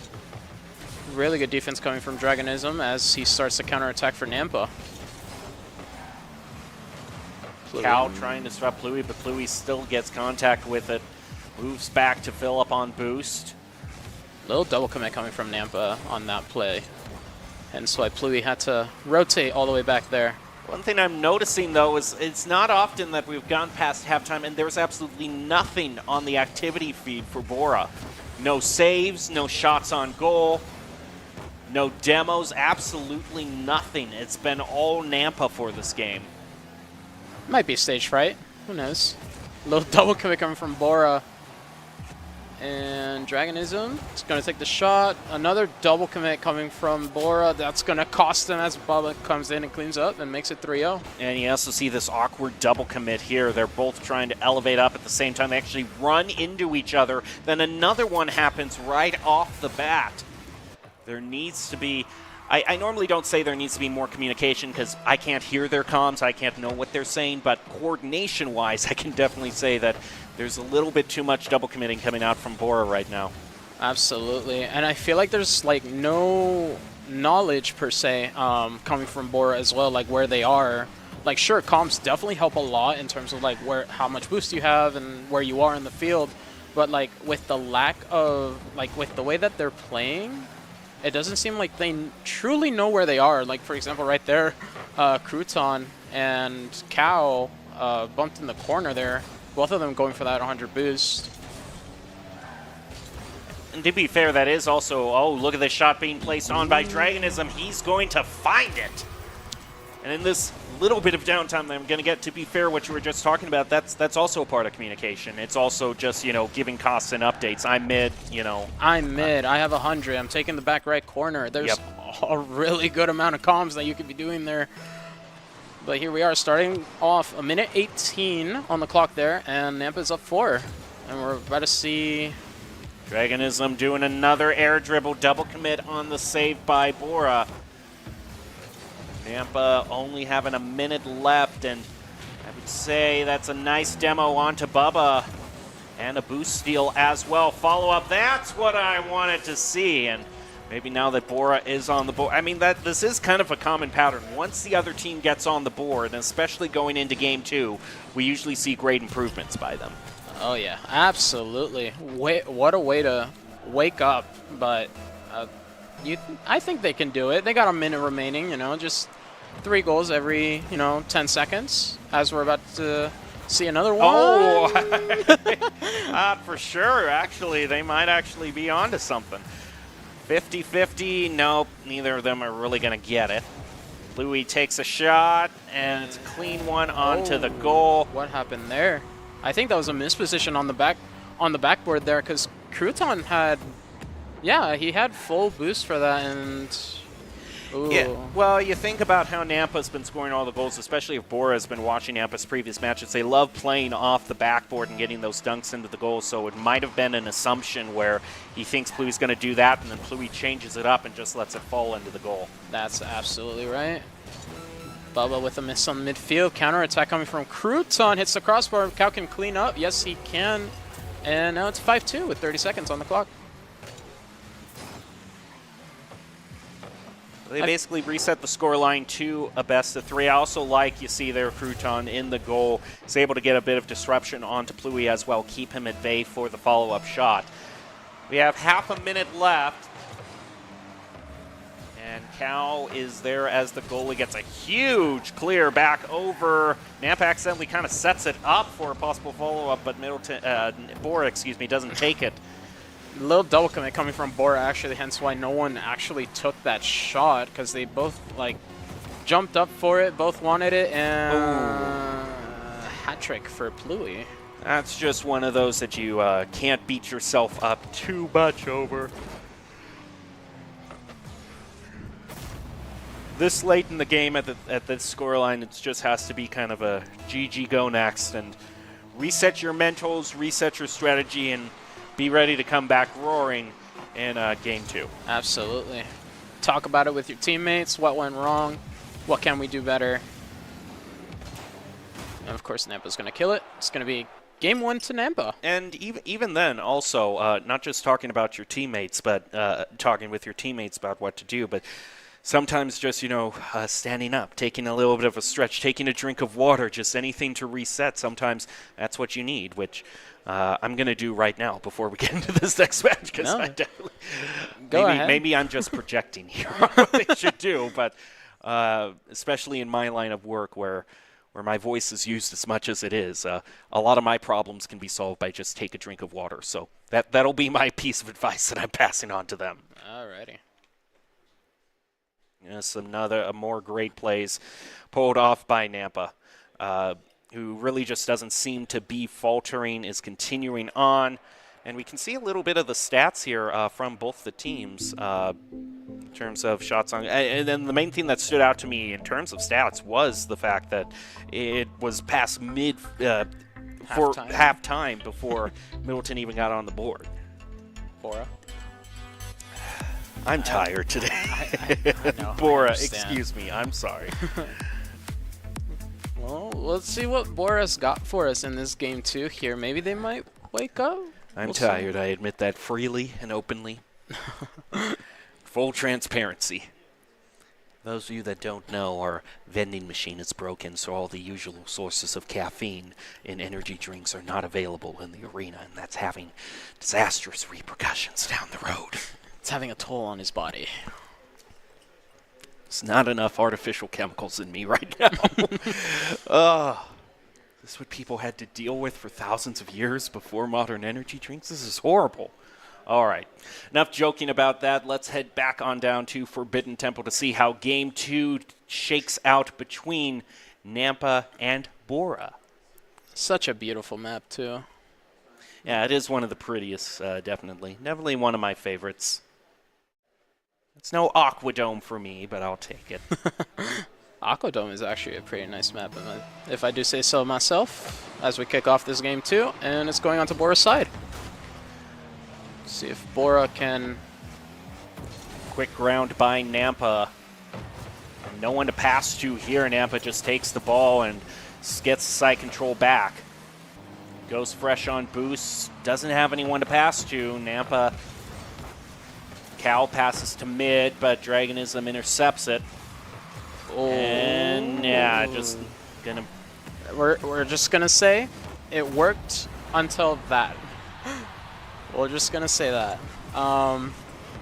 I definitely didn't expect him to hit it, but it shocked me too with the way that takeoff was. Usually you see them rotating their car so that way they land cleanly on the backboard there. But Nampa won. That's Dragonism. Interrupts the midfield game there. Mr. Cow is going to take the quick shot. Pluie is going to take it off. Ghost is going to do the follow-up. It's going to go off again. Uh-oh. That's something you don't want to do ever. They clean up. I feel like Bora is going to be able to learn from the snakes there. Another double commit coming from Bora here, as I said that. But Cow is going to wait on the touch here. He's going to do it all himself. Can't. And Crouton now has possession. And this is what I love to see, the midfield challenges. That's what Threes is all about here. It's not like, don't give them time or anything like that. You want to give them those midfield challenges whenever you can, that is. But as we're seeing right now, we're not seeing... Well, we are seeing some stats from Bora right now. But it's mostly a save and 2 shots at the moment. Oh, ball passed off to the side. Quick follow-up shot by Cal. Doesn't find it. There were still 2 in the goal for Nampa. But it has pushed them even keel with Nampa in terms of the shots on goal so far this game. See if they can find a clear Bubba with a back pass. But oh, Crouton unable to intercept it. But Cal places an unexpected shot quickly onto the goal, but it runs back into Crouton. Getting some Cal bumps. sneaks it in, and we have an equalizer between Bora and Nampa. Getting some bumps there, disrupting. Even though you had 0 boost there, Crouton actually goes for the bumps and disrupts and catches Bubba off his line. And 1-1 with 3 minutes remaining.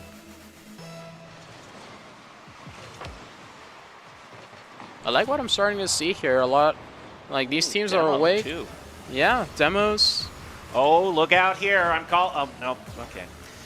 Ghost unfortunately whiffs on that one, but that was such a good... Okay, nice follow-up. Bora's now in the lead.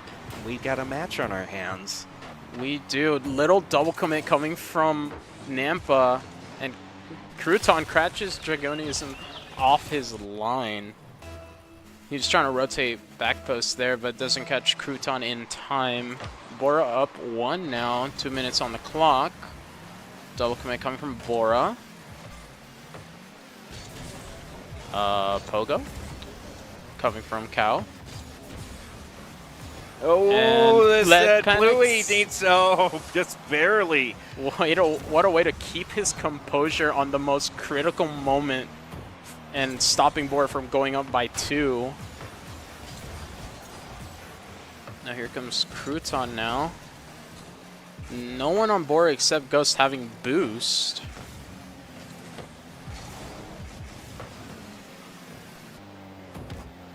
As Ghost takes possession, flicks it over Pluie.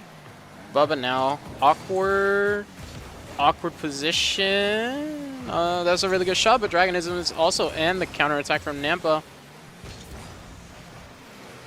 Pluie's up. What a redirect coming from Pluie. No one to challenge.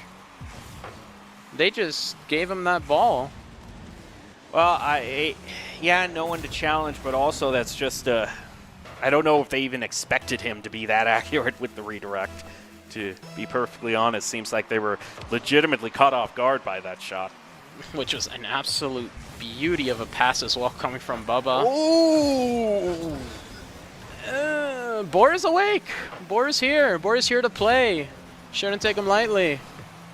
Dragonism grabs the full. Pluie now. Here he goes. We saw with this his, before. Nope, loses it. Double commit coming from Nampa on the midfield. Can they capitalize? Bora, no, they can't. And a counterattack coming from Nampa now. Bubba is going to take it mid. Dragonism is already up for nice it. bump. Very good bump as well. Back into the corner. Bora can't really take a follow-up there. Heads on over to the other side. Pluie doesn't have too much boost to work with. He'll push it back over toward mid.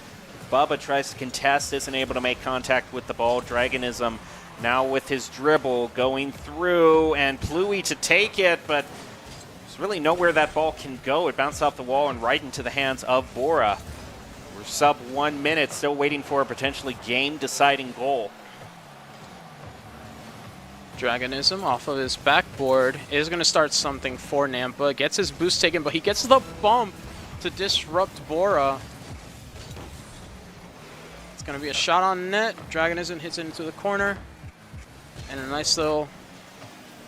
has to give it away. And Crouton now.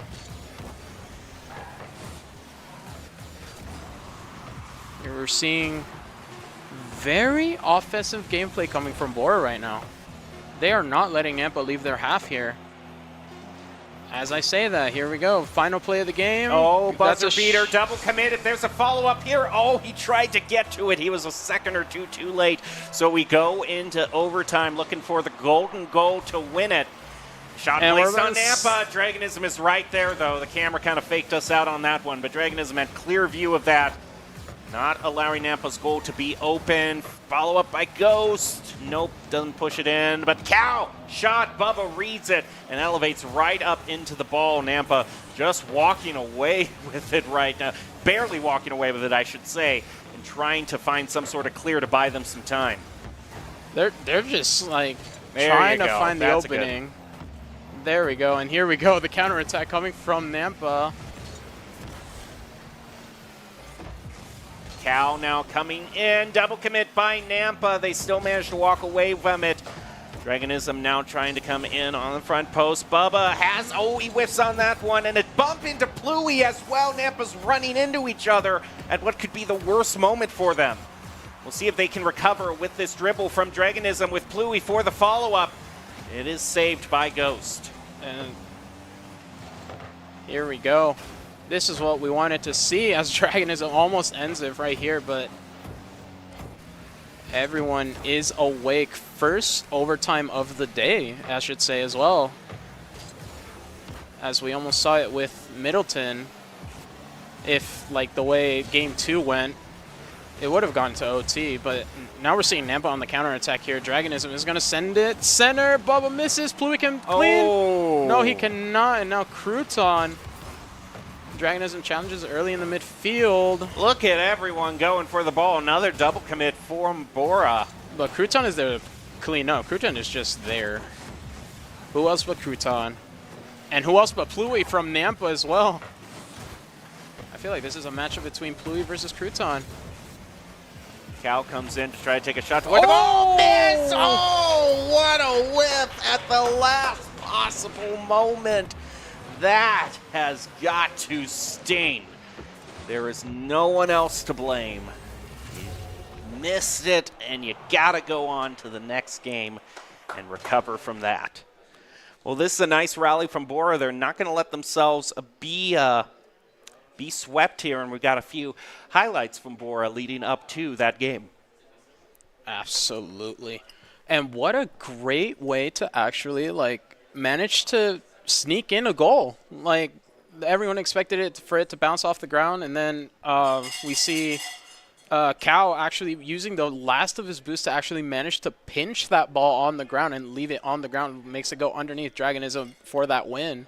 That was probably one of the most dramatic endings, too, because it's not too often, actually, I see a final goal like that being scored off of a whiff. Normally, it's they get the goalie to successfully commit and block it, but then there's a quick follow-up to drive it in. Very rarely is it like it's an actual showdown between them two, and one just goes flying past the ball. Absolutely. I definitely agree with that. And I've seen those in my fair share of ranked matches as well. I've seen like people trying to go for that pinch, but then in the end it's a 50-50 and no one is there to follow up. But for that time, it worked. And we're about to go into a game 3 here. So now we are at least guaranteed a game 4. Game 5 still up in the air. We're going to have to wait actually for Game 4 to decide whether we will go all 5. As we go into this next kickoff, off to the side. No huge follow-up by Nampa. In fact, quick shot placed onto the goal, and Bora's in the lead in only 5 seconds. What a kickoff and what a follow-up. Look at Crouton chasing down the person who cheated up trying to get that corner. Absolutely amazing comms coming from Bora 5 seconds into this game 3. As we're seeing now, almost a counter attack from Nampa. Double commit coming from Bora. And we're seeing Ghost. He's going to go up. Is he still in control? I wouldn't say so. Pass back though. They're leaving that midfield. This is what I mean. We need to see some midfield challenges. I want to see midfield challenges.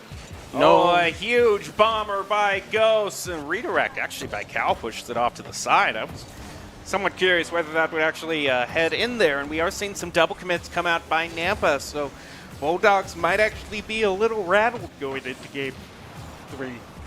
Excuse. And here we go. Bubba's up for this challenge. Isn't going to win it because Crouton is going to send it into their half. Pluey's going to hit it right into Mr. Cow. Dragonism's going to hit it down. Mr. Cow is ready for it. Is going to take a shot on net. Pluey again. Pluey's just been cleaning up for Nampa. We've seen it against Middleton. We're seeing it now.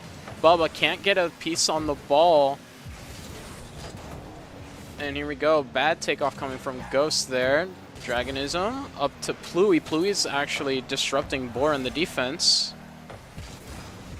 Cow doesn't read the bounce. Dragonism. He's going to take it off the wall.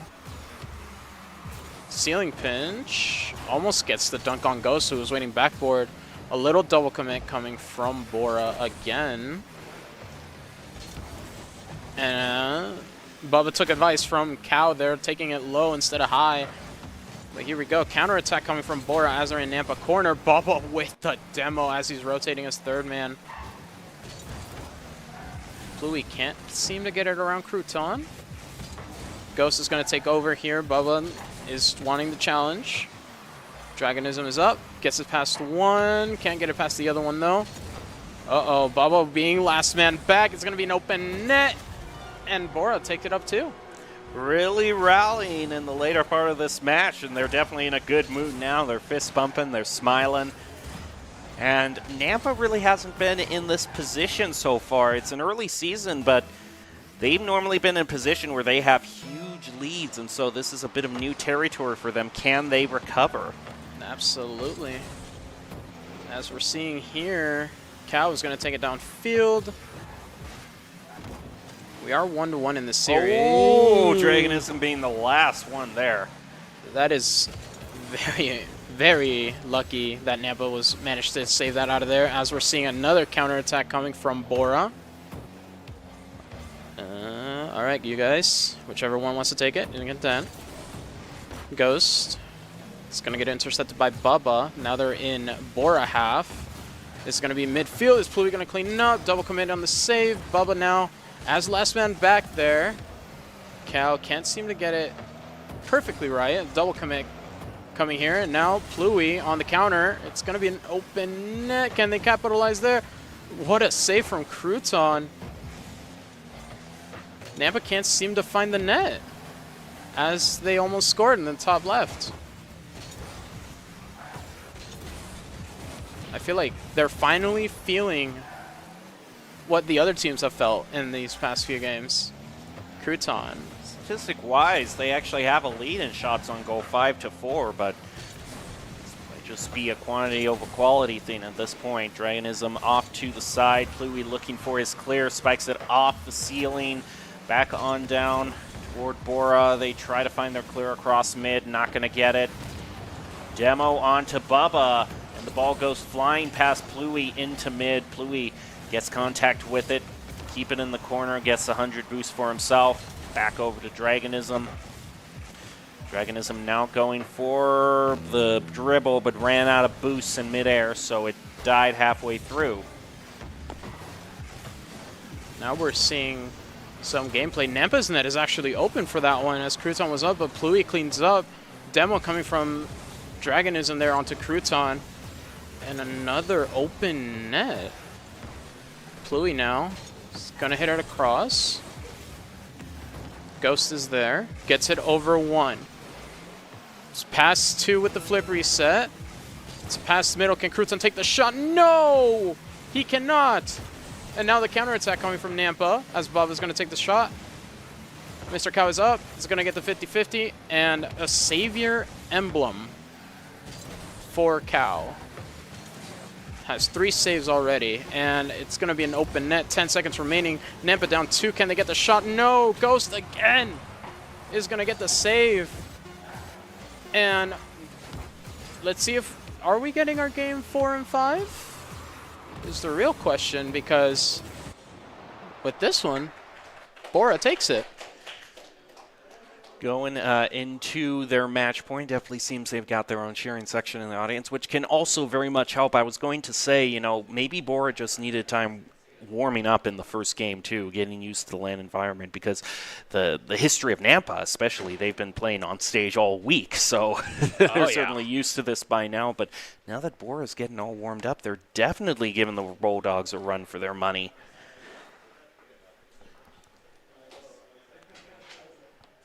Seems like they're having a good time as well, whereas Nampa is now on the ropes. They need to find some way to struggle through Game 4 and make it a full best of 5. So we'll see if they have any strategies or just anything they want to bring into the mix that they think that they can use to if they have anything that can improve their performance in Game 4. Definitely taking their time. I've seen it a lot. They have 100 boost and they decide to just boom it away when all of Bora is on their half. I definitely want to see players taking their time when, even though they have low boost, you always want to keep that ball close to you, no matter what. Yeah, if you're going to pass it that far, you need to pass with a purpose. Yeah. So you need to have someone you're calling out to. Have a teammate up there, kind of like we've seen with Nampa before. You know, they Dragonism booming it up to Pluie, and Pluie's already there with that redirected shot. I mean, if they're really focusing down your goal and putting shot after shot, I mean, of course you're going to want to get a long clear, just give you a bit of breathing room. But if, like you said, if it's a situation where they're not even threatening you, then you have some time to work with and plan your strategy. Absolutely. And here goes, elevates, gets a touch. Crouton doesn't really have anyone to pass to. Ball still firmly in Nampa's position. Bubba and Dragonism. Dragonism will leave it for Pluie to take it above Cow. Into the corner, Dragonism puts one on the goal, and Nampa's in an early lead. And here we are. What a redirect to get it. Pluie actually managed to get it over both Crouton and Cow, because Crouton also went up for that ball. So double commit coming from Bora. As we're moving on to this Game 4, Nampa in the lead, and we've seen it happen before where they get a lead and then all of a sudden their lead grows and grows and grows and grows as it almost grows into a 2-0. And here, pass to mid, no one's there. Ghost is going to be able to get the clear. Double commit coming from Bora. And here's Dragonism, just going to get it centered here. Crouton is going to get the whiff. Bubba's going to get the whiff.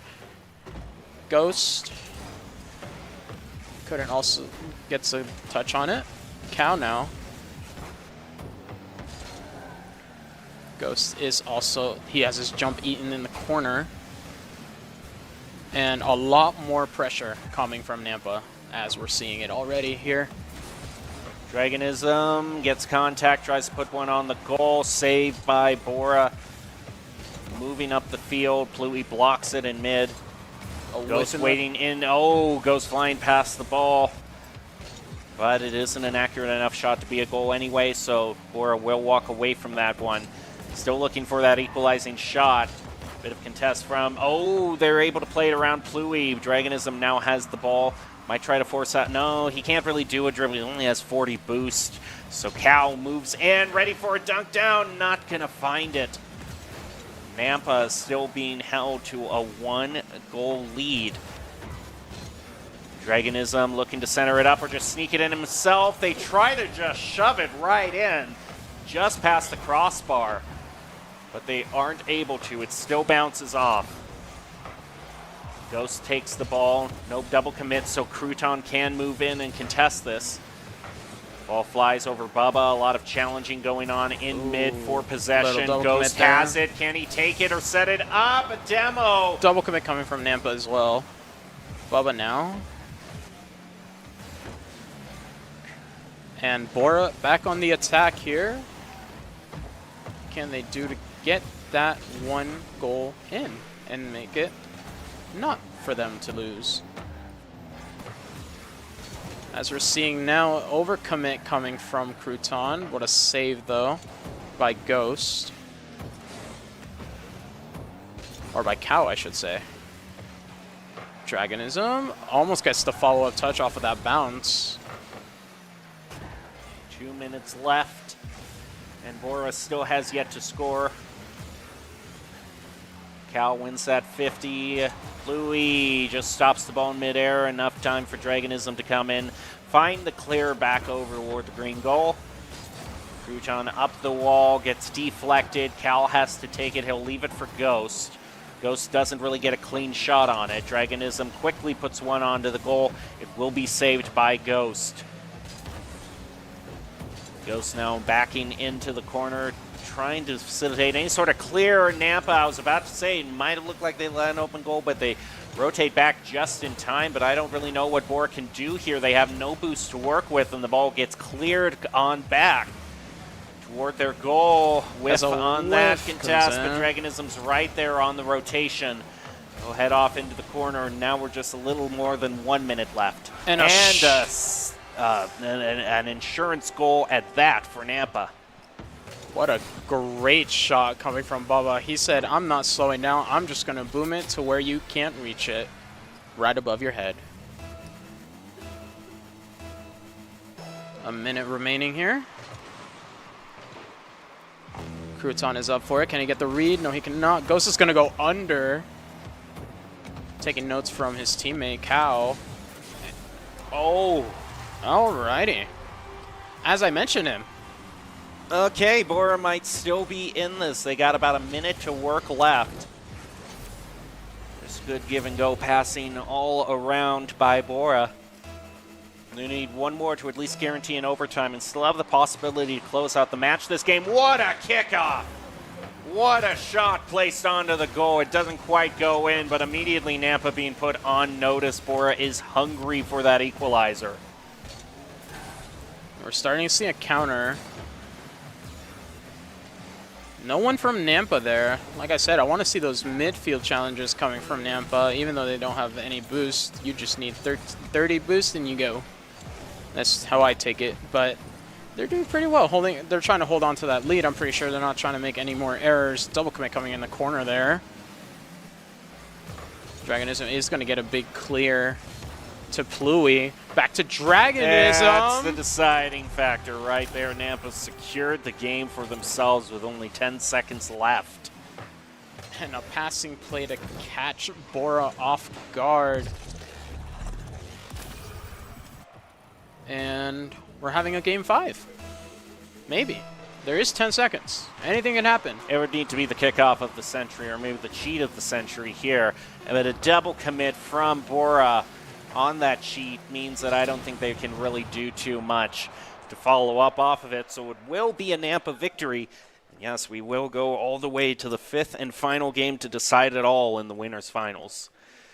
Whew. Okay, so Nampa has stabilized. As I was saying, that was kind of the big thing I was wondering about them was not being in this position too often where they're up against match point and have to tie it up, but I think they proved very decisively that they can still stay in the game, and we will decide who is more worthy going on to grand finals in just a few seconds. But what do you think are some of the weaknesses from both teams that might be capitalized on? Double commits. Double commits. Yep, Double that's what I commits. was thinking. Double commits here, double commits there, especially on defense. We've seen them in the corner, we've seen them out in midfield, and especially when they're offense too, they're overcommitting a little bit where all three players are beyond half field. But that's because you always want to keep that offense going. But we're seeing a lot of double commits coming from both teams, which sometimes they work, sometimes it'll hurt you. More often than not, it seems. So we're heading back into the arena with the conveniently non-branded blimp, copyright-friendly, hovering over the arena. Just the Rocket League blimp. And off we go. 5 minutes, guys. 5 minutes is all you have in this winter final to make it to the grand final. Is that right? Yep.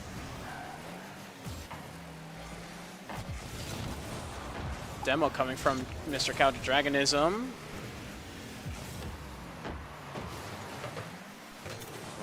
Clear's going to be blocked. Bubba. Bit of troubling right now, trying to figure out who wants to take it.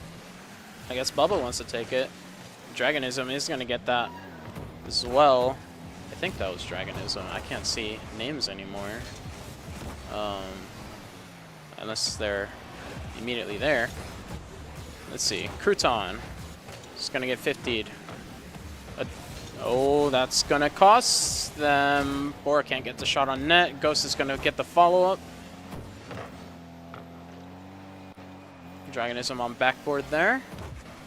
A double commit coming from Bora. Nice little cut there. Dragonism is going to find the open net. And this is what I mean about double commits. And positioning-wise. 3 minutes, 51 seconds. Nampa sitting on a narrow 1-goal lead. We'll see if they can hang on to it. They do win the kickoff just a little bit, but the ball's still, all intents and purposes, still in mid. They'll have to rotate back. Another double commit coming a lot from. of contesting in midfield. Ball back over toward Nampa's goal. And Dragonism. I think that's him. Pluie gets killed there. We got going on here. Nice little battle in the corner. Ghost is going to win it. Tries to get it centered. Excuse me. Ooh. That hurt. Oh! That one away. kind of sneaked in under both our radars. Burp got stuck in my chest there. That's why I was like, excuse me. And it's just snuck up on us there. So did that own goal. 3 minutes on the clock. Nampa up 2. Ball heads off to the side. 50 in favor of Nampa.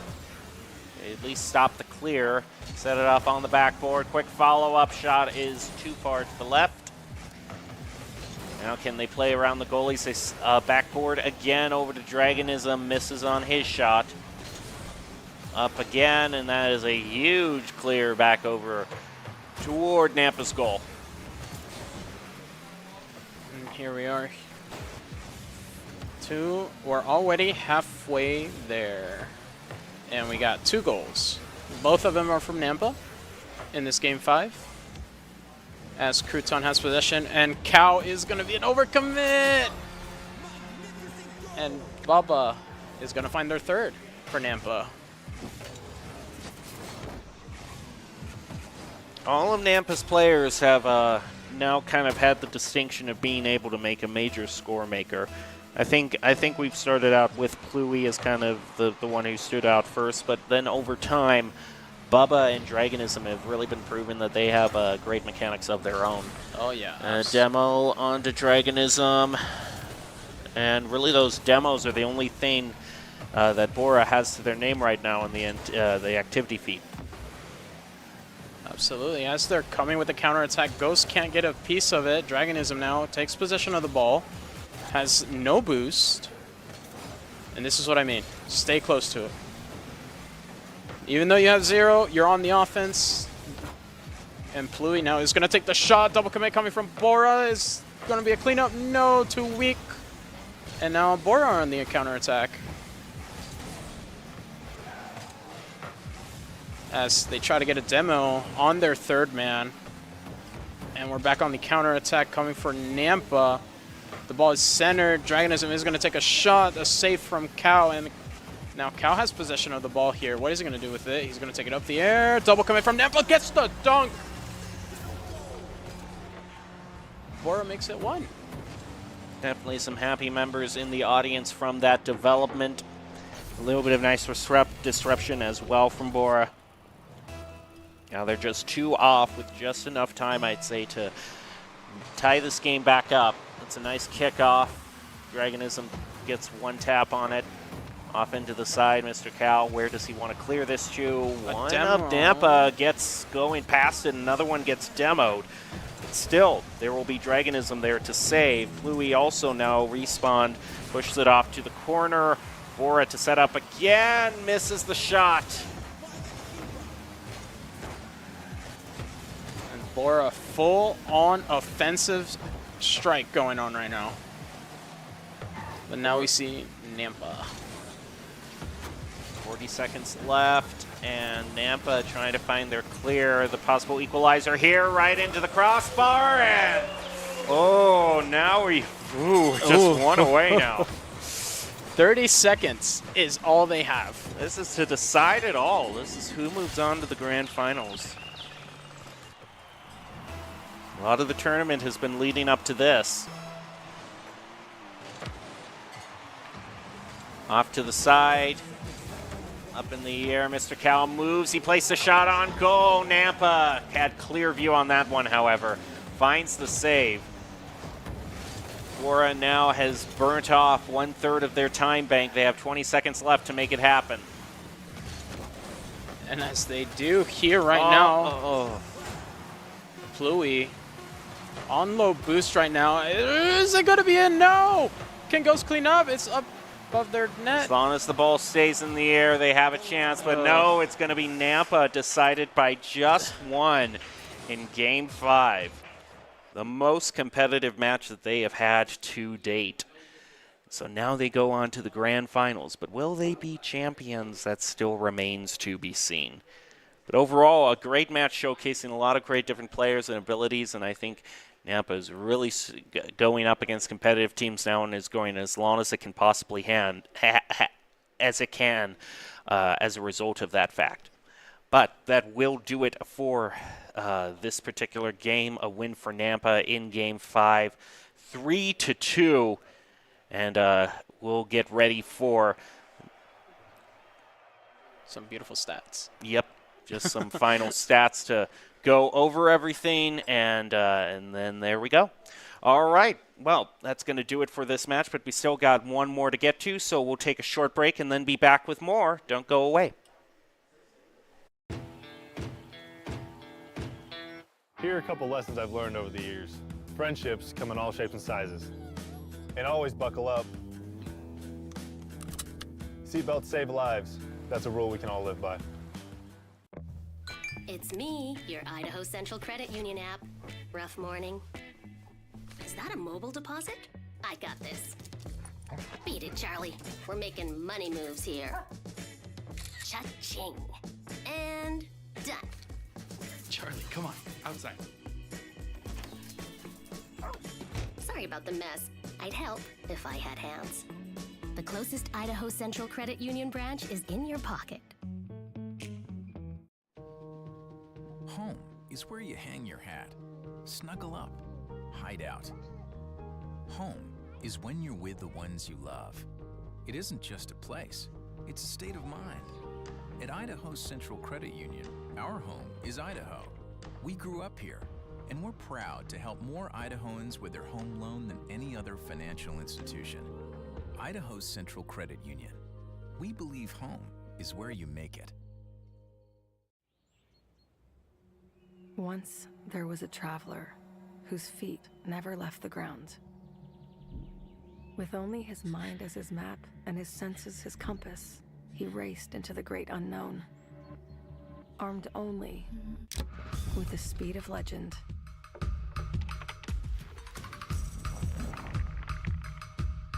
His trails he blazed, his rivals he played. Every sprint a blur, every turn trusting his allies. In silence he raged and waged with quickening, sickening speed. His name a chant filling arenas. Because some heroes leave footprints, others an afterburn. Without conflict, there is no resolution. Without verses, there is no victory. It's the end of a good day's work in Idaho. Time to punch out. Time to check in and catch up. Time to remind ourselves that what we work for isn't a paycheck. It's to make the good things we have even better. So here's to your good day's work. Idaho Central Credit Union. We believe money is a thing. It's not everything. We're going to build bridges and hospitals in a day. We're going to save families from disaster and feed those left in the cold. We invite you to join us. The next greatest generation is now. The news says Gen Z is struggling. I've got news for them. I wait tables, but last week I built a field hospital. I put out a forest fire.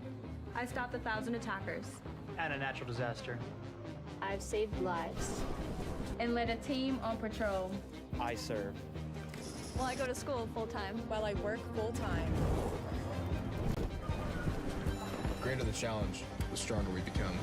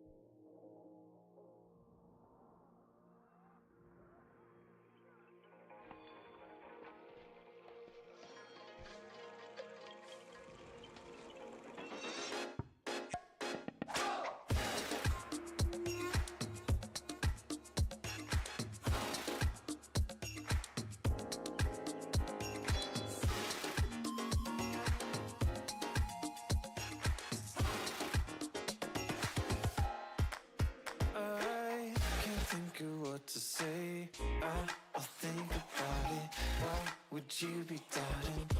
Sitting tight in my head. Just say what should be said. We can sit and talk about something happening now, not just hollow vowels. But I just worry about it, about giving up. How can I go without it? The doubt will push you through.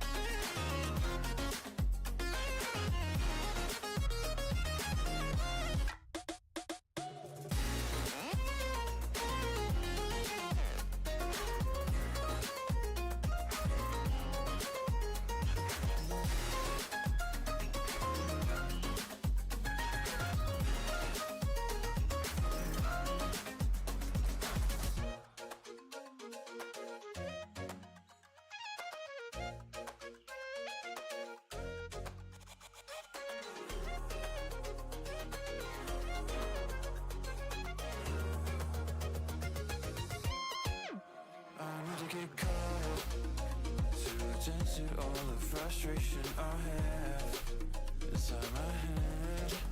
Tell me to go away again, I guess. We can all be warriors, assassinate the foe inside your mind. And time, raise your pledge, watch it cut through the end.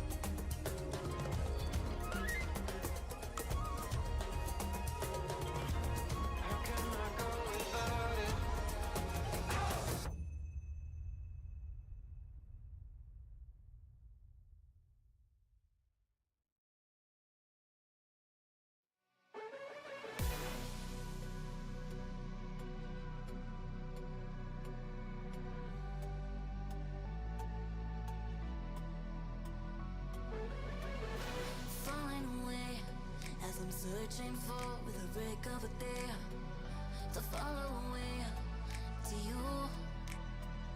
'Cause at the end of the day, I ain't looking for no reason to change. 'Cause everything is good for you. Baby, I can see we're gonna shout it out to the sky. Tell our secrets to the night, so we can see the end inside.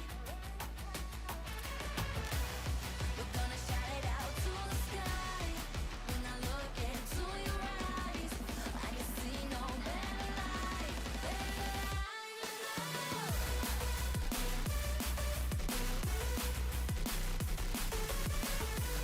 We're gonna shout it out to the sky.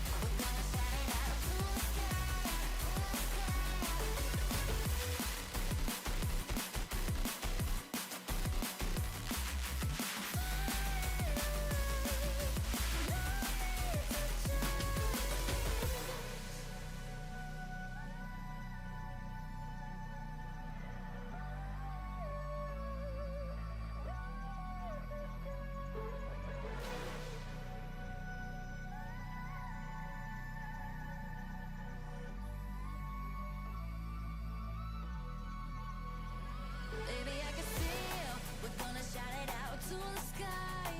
Tell our secrets to the night, so we can see the end in sight. We're gonna shout it out to the sky. When I look into your eyes, I can see no better light, better light than love.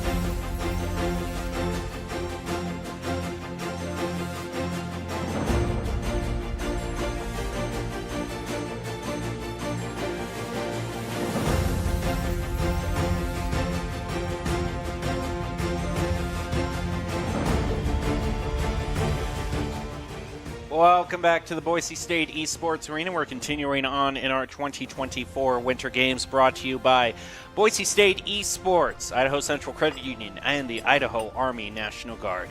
We just saw the winners' finals, in which Nampa won it in Game 5, take it all the way, and that meant that Bora had to go down to the lower bracket. Now we're in the lower bracket finals to see who will be the other team who will make it into the grand finals. I'm still your host, Jacob Palmer. I'm joined by Giuliani here, calling all the action. So we do know one of the teams that we are going to see, and we know both of them, actually. It's Bora and Middleton, so a bit of a rematch of two teams we're already familiar with. Absolutely. With the way that we've seen it so far, both of them have fallen to Nampa. Both of them. But Bora was the one, I think, that has gained them the most run for their money. Absolutely. So if I were, well, you know what? I'm not even gonna.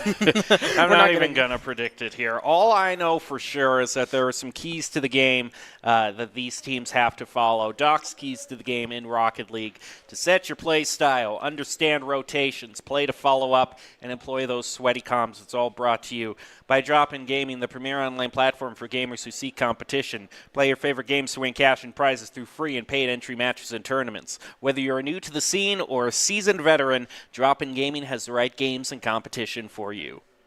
All right, we're ready to hop on down and see which of these teams will punch their ticket to the grand finals. Will it be the one that has already faced off against Nampa, Bora? Well, they both have already faced off against.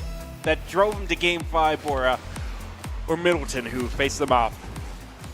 Or are we going to see a Game 2 Middleton against Nampa? That's the real question here. As we're starting off, Crouton with the save is going to go downfield, down to Runo, is going to send it back into Bora's half here. Runo is going to try to get a demo. Oh, a little bit of a mistouch there. Ghost is going to get a touch on it. Snags gets it over one. Try to get the bump and can't get the crucial bump to get Middleton in the lead. Mr. Cow now dead by Runo. Ghost moving up off the wall, gets one shot to Cow, and a nice team coordination puts Bora into the lead. And a nice little bouncer shot as well to get it to the top. Binsies, as I like to call them. Barely gets that fit in, but I don't think any defender was able to get that. Bora up by 1, 4:20 on the clock. Off to the side after the kickoff. Cow is in a great position in mid to place one, well, just a little bit to the left of the goal. Crouton just gets run right into by Middleton, can't really make a play. Runo and Samurai, both of them commit, and both of them let the ball go by. Ooh, that's something I really don't want to see at this stage. We'll have to see if they can recover. Snags pushes it to midfield, but Crouton's right there to stop it. Cal has to move back to pick up boost. Crouton ready to take it toward the goal. It bounces off Snags into the corner. Runo to defend. All three of them go for it, but it's no use. Now, if you would have seen my face during that miss there where Bora had the open net, I had my mouth like covered because I was like, oh no. But Bora pick up the open net pretty much. They make it 2-0 here. 3 minutes 40 seconds on the clock. A little whiff by Runo there. A double commit. One from Middleton, one from Bora. The shot is just gonna go in. Snags from a snipe from there. And you got a double commit too from Bora, so it isn't Middleton that's free from that sin, if you will. Everyone has been committing the sin of double commits, so it's just something that has to happen as part of the game at this point. Snags now gonna take an inner dribble. It's gonna go into deep Bora territory here. Runo is going to get it off the backboard here. Crouton with the cleanup. Snags is going to get over one of Bora's members. Ghost is going to get off the backboard. Samurai already up. Can't get the touch on it. Runo being last back gets the save. It's going to fall right into Ghost. And Crouton now takes control of the ball. Tries to take it off the wall, but Snags with momentum. To Runo, to Snags, to the midfield. And the double coming in. It works for Middleton. We finally get to see a double commit that works there. What a team play from Middleton. All 3 members getting a piece of that ball. Except for that last part of the double commit. But other than that, they tie it up. As we're resuming. Oh, that 50. Neither was able to really get a good hit on the ball. Cal leaves the ball up in the air. Will he take it himself? It's going to be Samurai who tries to get a touch on it. Cal and Runo both go for it. Neither really gets what they're looking for. Snags, huge shot back toward an open goal by Bora. Cal rotates back and is able to find the save, but that was looking really dangerous there. Very dangerous indeed. As I see the open net, I'm like, all of Bora is already up the field here, but they managed to recover pretty well here. Ghost now down to Mr. Cow. Little demo coming from Bora. Is it going to be 3? What a save from Samurai on the goal line. We got Snags now, 50-50 in midfield. Samurai leaves the net wide open, but Snags is going to be able to clean up for Middleton. Both teams 2-2, 2 minutes remaining on the clock here. As Crouton gets a one-on-one situation with Snags, can't get it off the backboard. Bora make it 3. That's just one of those pure and simple misjudging the timing. In fact, it might have been a similar situation where he's thinking more he's going to play it off the backboard, but then he just lets it drop down. He catches the goalie off guard. As we resume this game 1, by the way, we have a match in our hands here, as we're seeing right now. Both teams not being able to let down. Both teams wanting to see Nampa again. As we see it now, Cow is going to beat Runo to that ball. Crouton has the shot, can't get it. Ghost with an unbelievable whiff. It's going to get bumped back into net. Snags is going to get the double tap.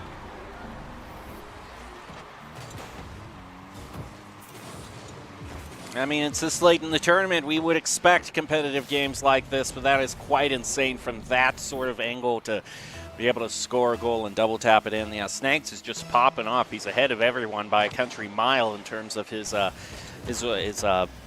activity feed.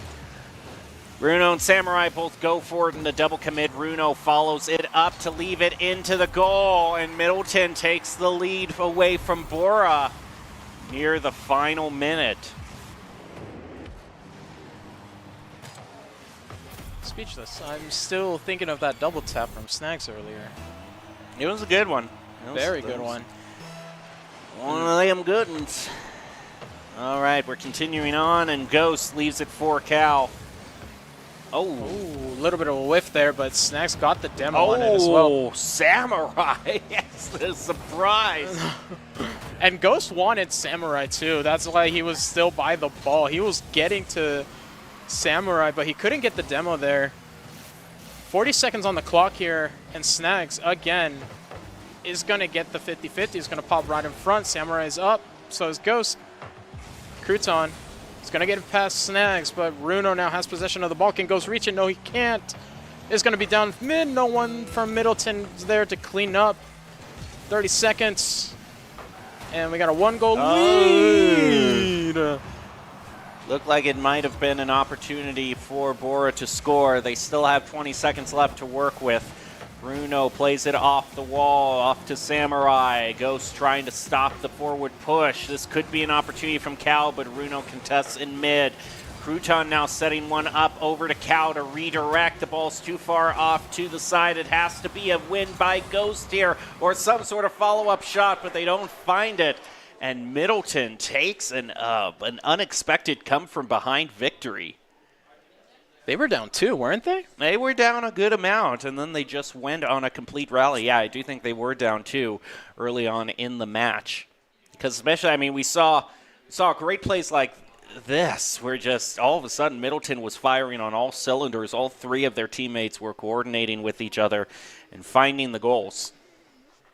And Absolutely. here, I'm wondering if we're going to be seeing that double touch that was pretty insane. Pretty insane angle coming from that double touch there. And now we're on Forbidden Temple for game number 2.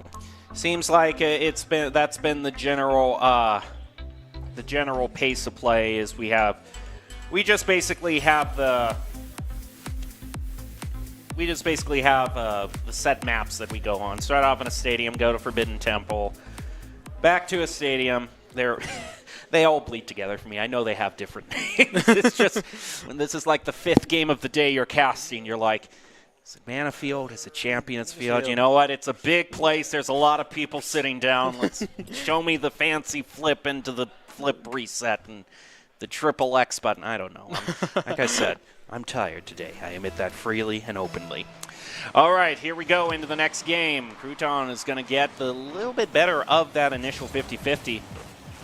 An unfortunate touch coming there as well. I don't think he meant to boom that. I think he meant the control.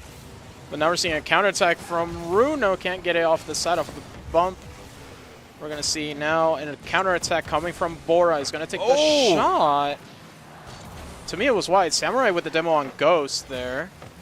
Now Crouton takes control of the ball. He's getting chased by Snags.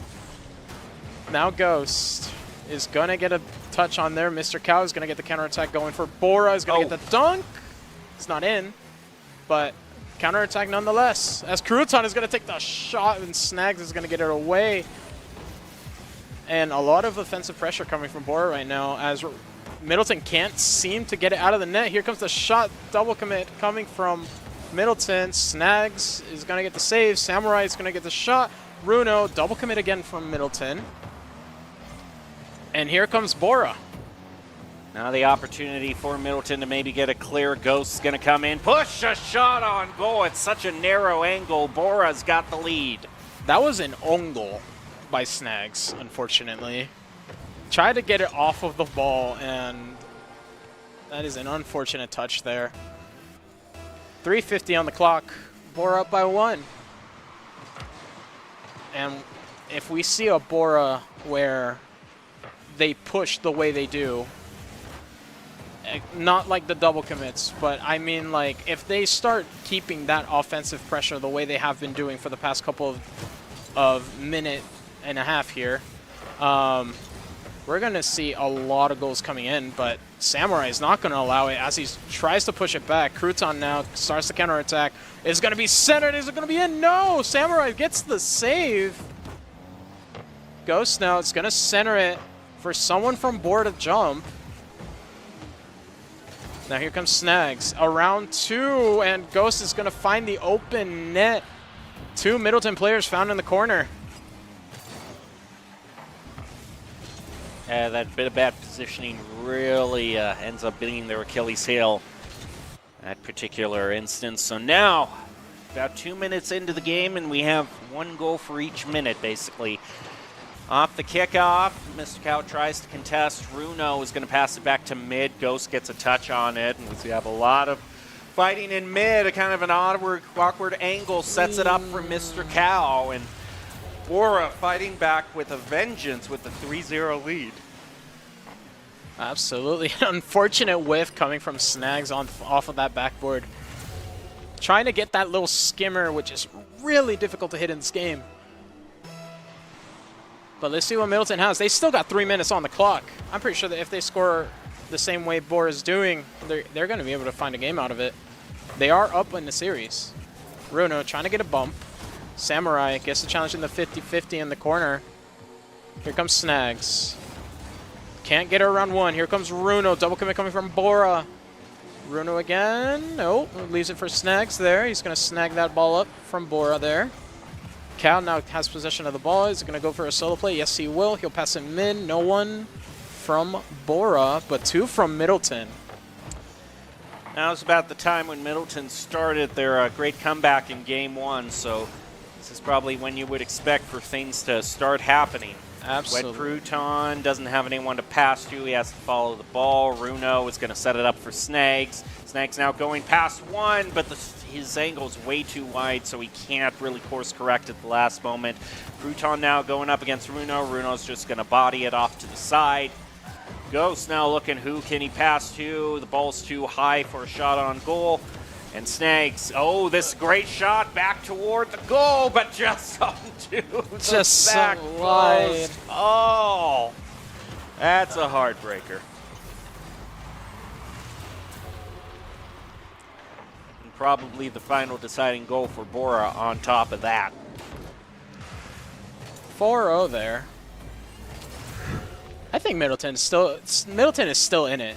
They're just, you know, shocked that they got the game 1, you know, coming off of a game 5 Bora, you know. So that shock will wear away soon here, as we're starting to see. And Crouton now is going to drive it into the open net. Cal steals it for the hat trick. Yeah, it's turning into one of those games where Middleton just can't let it get to their head, and they got to make sure that they move on to the next stage all ready to go and play the long game here, because it seems like Bora has definitely put this one away. 5-0 in this game number 2. Snags is going to hit it off the corner. Still has possession of the ball, but has no boost to his name. And as we're seeing now, Runo up high. And here we are. Snags is going to take control from Middleton in the midfield. It's going to get a 50-50. It's going to pinch across. Is anyone ready? Runo is, and he sends it downfield. Gets a demo on one of Bora's members. It's going to be centered. Gets 2. Snags gets it over 1. Pass 2. Can he take it all himself? Takes a 50-50 in front of Bora's net. Cow is going to now get the downfield to get a little bit of breathing space coming from Bora. Now Runo chasing after the ball. Snags will put a shot back toward the goal. Samurai, shot's too high. They have to follow it to the other side of the field. Off the wall, but right into the waiting arms of 2 defenders.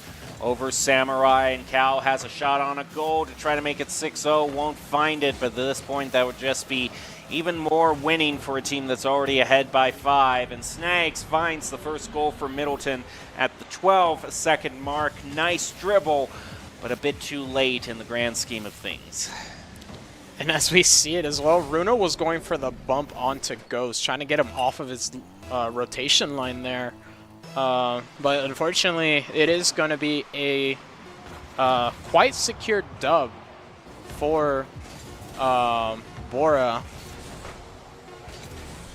As we're going to see here, last second of the game, ball needs to touch the ground. That's all they need. Can they get a buzzer beater? Nope, doesn't really look like it. In fact, it's going to be a buzzer beater for the other side. Bora takes it 6-1. And all 3 players of Middleton committing for that ball as well. And a satisfying victory for Bora. I'm pretty sure they're very happy with that result there. Just makes me wonder if they got kind of thrown off in Game 1 once the momentum really started going over toward Middleton. Things just kind of fell apart, but after they were able to take a break, they really kind of had the same kind of performance that they had in the first 2 minutes of Game 1. But it makes me wonder if they're a team that works better if they're the ones scoring first. I feel like they're like really good all around, especially with like with the warm-up that they had with Nampa. Middleton also coming from a victory as well. But yeah, it's good to see that none of their mentals were affected. Like both of them lost tragically, per se. Middleton getting swept in their first round, and then Bora coming from a Game 5 3-2 loss. But none of their mentals seem to be affected, which is a really good sign, meaning we're going to have some great Rocket League going on.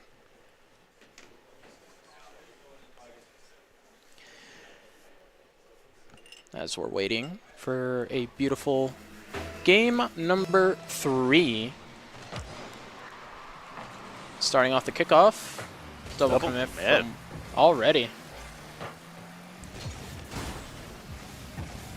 Nice little 50-50 there, taking Crouton. Samurai is going to get it clear. Doesn't have any boost, unfortunately. Bruno now is going to get it over 1. So here it's coming around the corner. Doesn't really have anyone to set up to. Samurai trying to put it in, doesn't find it. Bruno tried to center it to someone. No one from Middleton there. Both of them rotating back for boost. And is it going to find it? No! Double commit coming from Middleton. And now the counterattack starting from Snags is going to get demoed.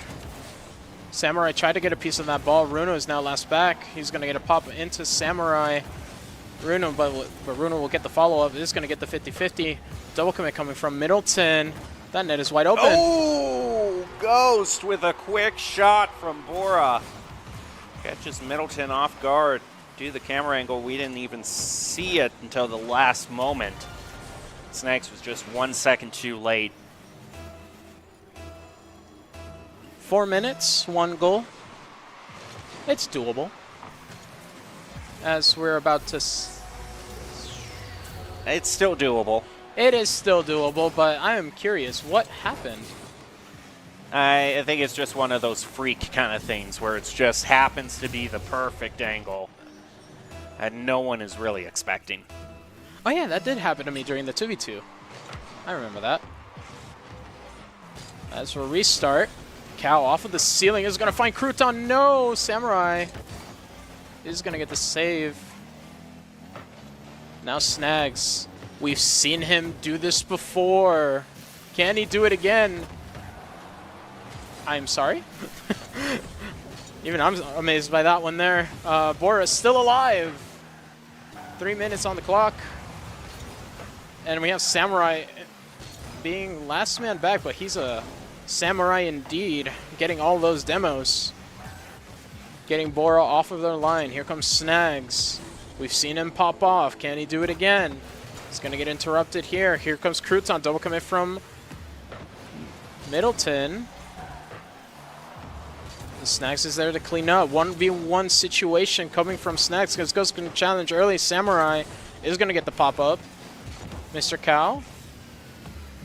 Oh, can play it off the backboard. Crouton laying in wait. Samurai and Snags will take that opportunity away from Bora. We're now about a halfway mark in game 3. Samurai doesn't really take a shot, just leaves it to fall. Bora now on the counterattack. Bruno not going to be able to stop them. Around the corner, doesn't find it against Ghost. Wet Crouton. Nope, ball's still up for grabs in mid. As we're seeing here, Bora and Middleton, none of them are actually letting up any possession whatsoever. They're seeing right now, they're just hitting it side to side. Who's going to get to it first? Samurai isn't going to get it first. And here we go. Counterattack coming from Bora. Cow's going to take it off the wall. Snags is going to get it off the corner. And Ghost now is takes the challenge down the middle. Samurai is going to start that counter. Well, Crouton is now going to start the counter for Bora. 2 2v2 situation coming from here. Can Crouton score? No, he can't. Snacks is going to get the save. That was a laggy ball there. And Crouton almost gets bumped. Samurai is going to try to get the center, but Cow is going to interrupt that center. And Ghost will clean up for Bora.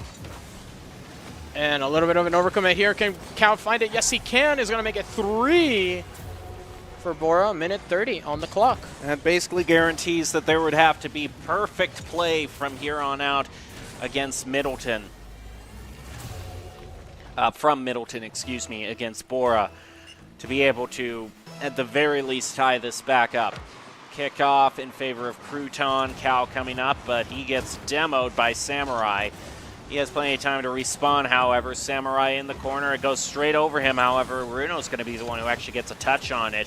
Back on over toward Bora territory.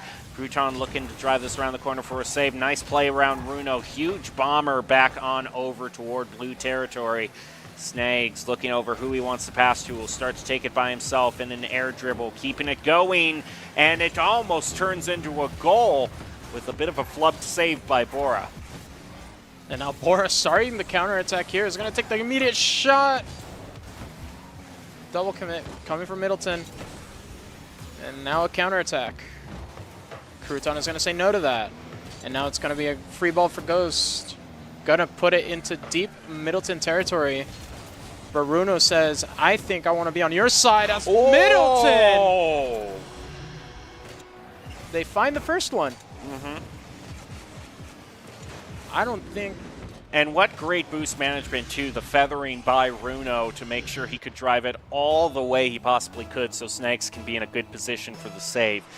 That's one of those little things that really adds up. And that's one of the ways you can tell a good player from a great player, you know. So many players struggle enough to just start doing acrobatics and get dribbles going, but then you know you got truly great players when they're feathering the boost on top of that, making sure they don't spend it all in one go. Absolutely. As we're reaching the final 15. And Middleton doesn't seem to get it right here. Runo is going to start something. Game 3 is going to go to Bora. But can they get a buzzer beater? No. And that will be it for that particular game. We only have one more left, and we'll have a few more. One more left. I'm tempting fate. I know it's probably going to go to Game 5 now that I've just said we have one more left. If Bora continues playing the way that they have, I should say, then we'll have one left. But Middleton showed us in Game 1 that even if we've ruled them out, they've been a team that really can come alive in just a few seconds. So once I think if they're able to get like a toehold, if they're able to get like one goal, to be the possible start of a comeback, then you might see. I mean, they were able to get one this game, but, I mean, you got to look at the shots on goal score as well. 75% in favor of Bora. Middleton had some great saves, but just not enough to overcome the sheer amount of shots. Absolutely. And most of that ball control was... I feel like most of that match was controlled by Bora. Like, no offense to Middleton or anything like that, but... with like the no challenges coming from like midfield or anything like that, like I said before, Bora has been getting into deep Middleton territory to the point where Middleton are caught off guard. They're double committing in the corner. Well, don't get me wrong, Bora is also double committing, but for them it's like there's no danger because no one is expecting it per se. Like we've seen the whiffs when the ball just bounces once and no one is able to hit the ball because they always expect the opponent to hit the ball. As we're going to continue in this Game 4. Oh, quick shot to start things off by Bora to maybe put them into another early lead, and that's a position they seem to thrive at. But Samurai has a nice counterattack going, stopped by Ghost on an open goal, and this is the lead that Bora was wanting to start things out on. Absolutely. Great way to start this Game 4 by getting an early lead as well. That's definitely going to affect Middleton a little bit, but... knowing Middleton, they've come back from worse, so we're going to see for the next 4.5 minutes what Middleton can bring to us. As Samurai is going to take it off the backboard. going to take it off the backboard here. It's going to be a double commit from Bora. It's going to go into their corner. Snags is trying to get it away from Ghost. He can't. Runo has to clean up. Here comes Crouton. Gets it under 1. Snags now is going to get 50 by Crouton. Cow is going to recover. There's a bump in the net. Another bump coming. Bora's coming in with the bumps. As Ghost takes it from here. Another bump onto Snags. Cow is going to try to get the shot. Runo is not faked. Samurai now has possession of the ball. As we're seeing now, Runo is going to get a 50-50. Snags is going to get her, try to get it back to himself. Samurai is going to have to cut that midfield. It's off backboard. Runo is up. Is he going to get the shot? It's going to be a bouncer. It's going to be off crossbar. Samurai can finish. But Snags can. Snags finds the equalizer. 3 minutes, 44 seconds left. Yeah, they got 2 of them bunched right up in front of the goal. Disastrous situation for Bora. Allows Middleton to get back in the game, and this might be the scenario I was predicting, that once Middleton can find a toehold, they'll start a rally. Not if Ghost has anything to say about it, though. Almost takes it in from the first kickoff. Absolutely. Here we see now Runo with the counterattack coming from Middleton. Is going to be centered here. Ghost is going to get it clear, but not if Snags has anything to say about it. Or not Snags, excuse me, Samurai. Samurai is going to get the demo. Ghost is going to try to get the open shot. He can't, but Crouton now has possession for Bora. Snags off the backboard here. Runo is trying to get the follow-up.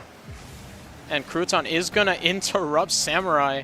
Hits it off their corner here. Now Ghost has possession of the ball here. Samurai is going to be interrupting it. Snags trying to get that bump. Oh, unfortunate use of the bump. Of the jump there. Now Crouton is up, starting the counterattack for Bora. Here comes Runo. He's going to get a 50-50. Is going to go right in. That is a very difficult read. You don't expect it to just hit a ceiling and right into your net. It's like the waterfall off of the backboard there. Put whatever it is, puts Bora back into the lead. But just by 1, they'd probably love to score an insurance goal here to make things a bit more certain. Samurai starts a dribble, plays it off the wall. Ghost hits it back cross mid, 50-50 in mid. Snags is going to get to it first. Crouton now has no one to pass to. Runo deflected off to the side. Ball high, but not enough time. Really is given over to Bora for a shot. As soon as I say that, of course, Cal comes in and gets the 3rd goal of the game for Bora. And what a cleanup is from finding the open net, taking the shot, cleaning up for Bora as they're on the offense here. 2 minutes and 20 seconds on the clock. And Bora up by 2. Runo is going to get that 50-50 off of midfield. Snags now is going to pop it off the corner. We've seen him do this before. Can he get another double tap? No, it's going to go straight into the net. Samurai is last man back here. Can he get a touch? No, he can't. They didn't expect it. But here we go. Now Cow is going to try to get a shot, but Snags is going to be able to clean up here. There is a demo going on there. Runo is going to take the shot. Snags try to get the pop-up. Samurai is a little bit too pushed up. And now Cow is going to hit off of Middleton's backboard. Almost another own goal from Snags.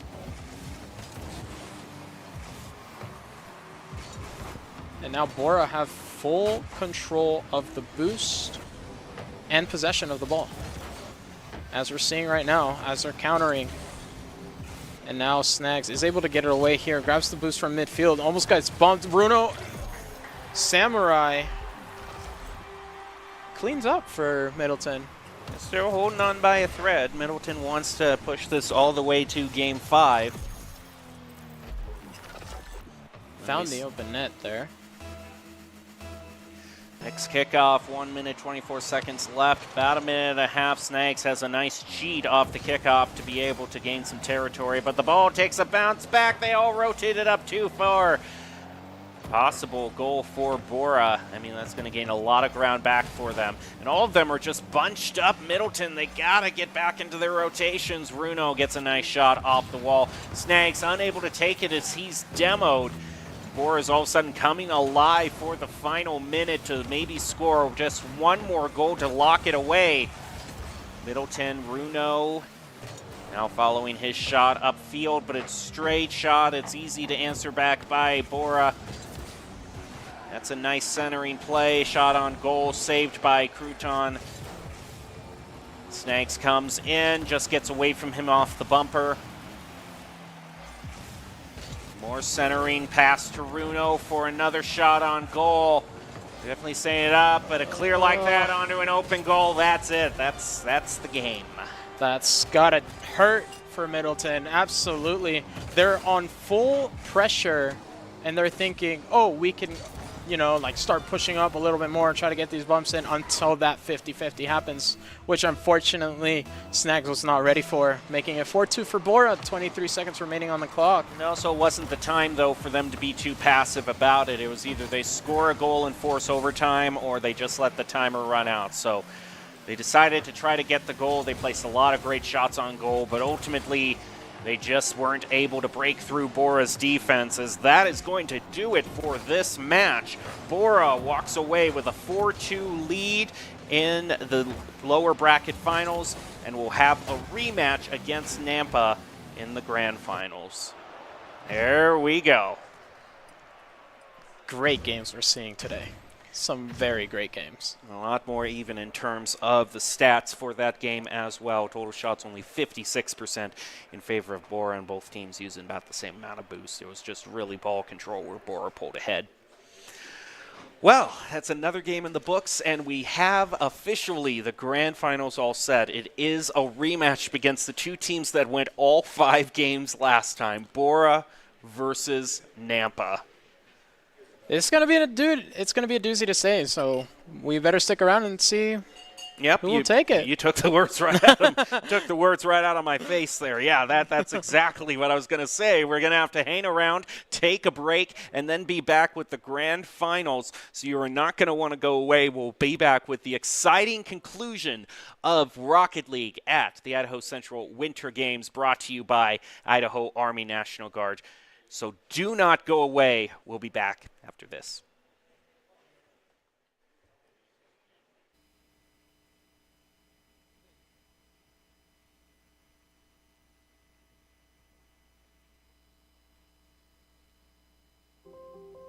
Sunday mornings and midnight lights turn into songs that you watch me write. Stole your sweater on that night. You took a picture, keep by my bedside. So you're mine when you're gone, baby, please don't be long. I got my ticket to the west side. You say my name with your accent, makes me remember how much I missed you. Hope you're planning to stay for a million days. You'll be my summer in December. Hey boy, trust my intuitions always. I'm not superstitious, I got lucky. Stole your heart and it was mine for the taking. It was mine for the taking. It was mine for a million days. In a million ways. Stole your heart and I got lucky. Stole your heart and it was mine in a million ways. For a million days.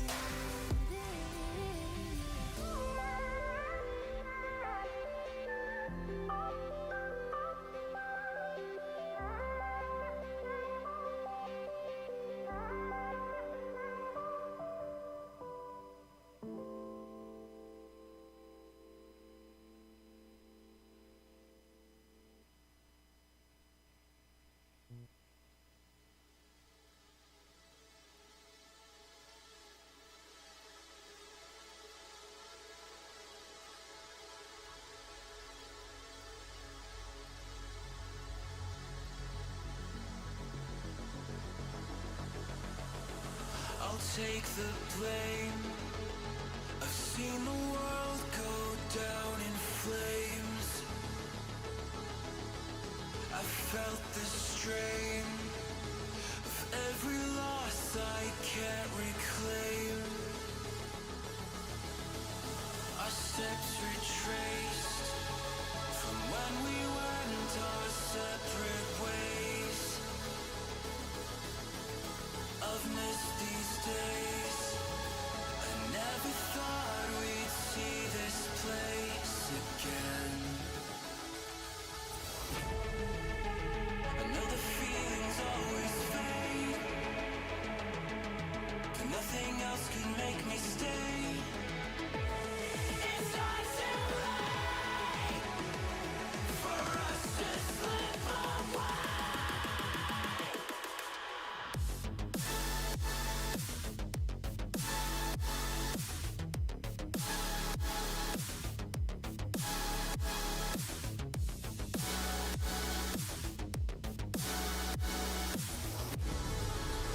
I know the feelings always fade.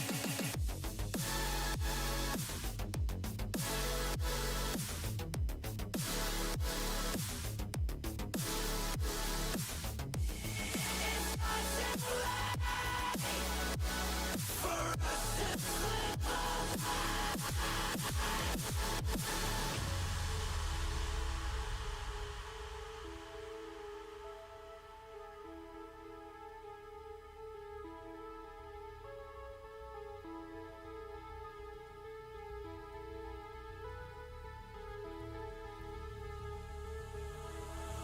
I've walked this road, the one foretold would lead us home. Our fate's unknown, but time will mend our broken bones. I've held the weight of all these years spent in decay. These times are strange. I never thought I'd see your face again. I know the feelings always fade, but nothing else can make me stay. It's not too late.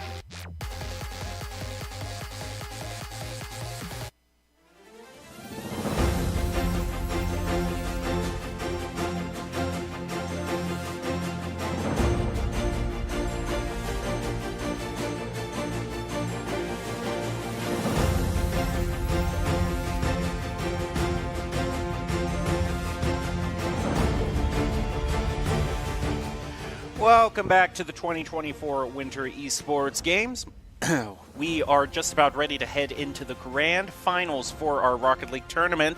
Before we do that, though, on deck we have got, as you can see in the studio there, Middleton High School, who is going to be handed some third-place medals by Staff Sergeant Castro for their great performance.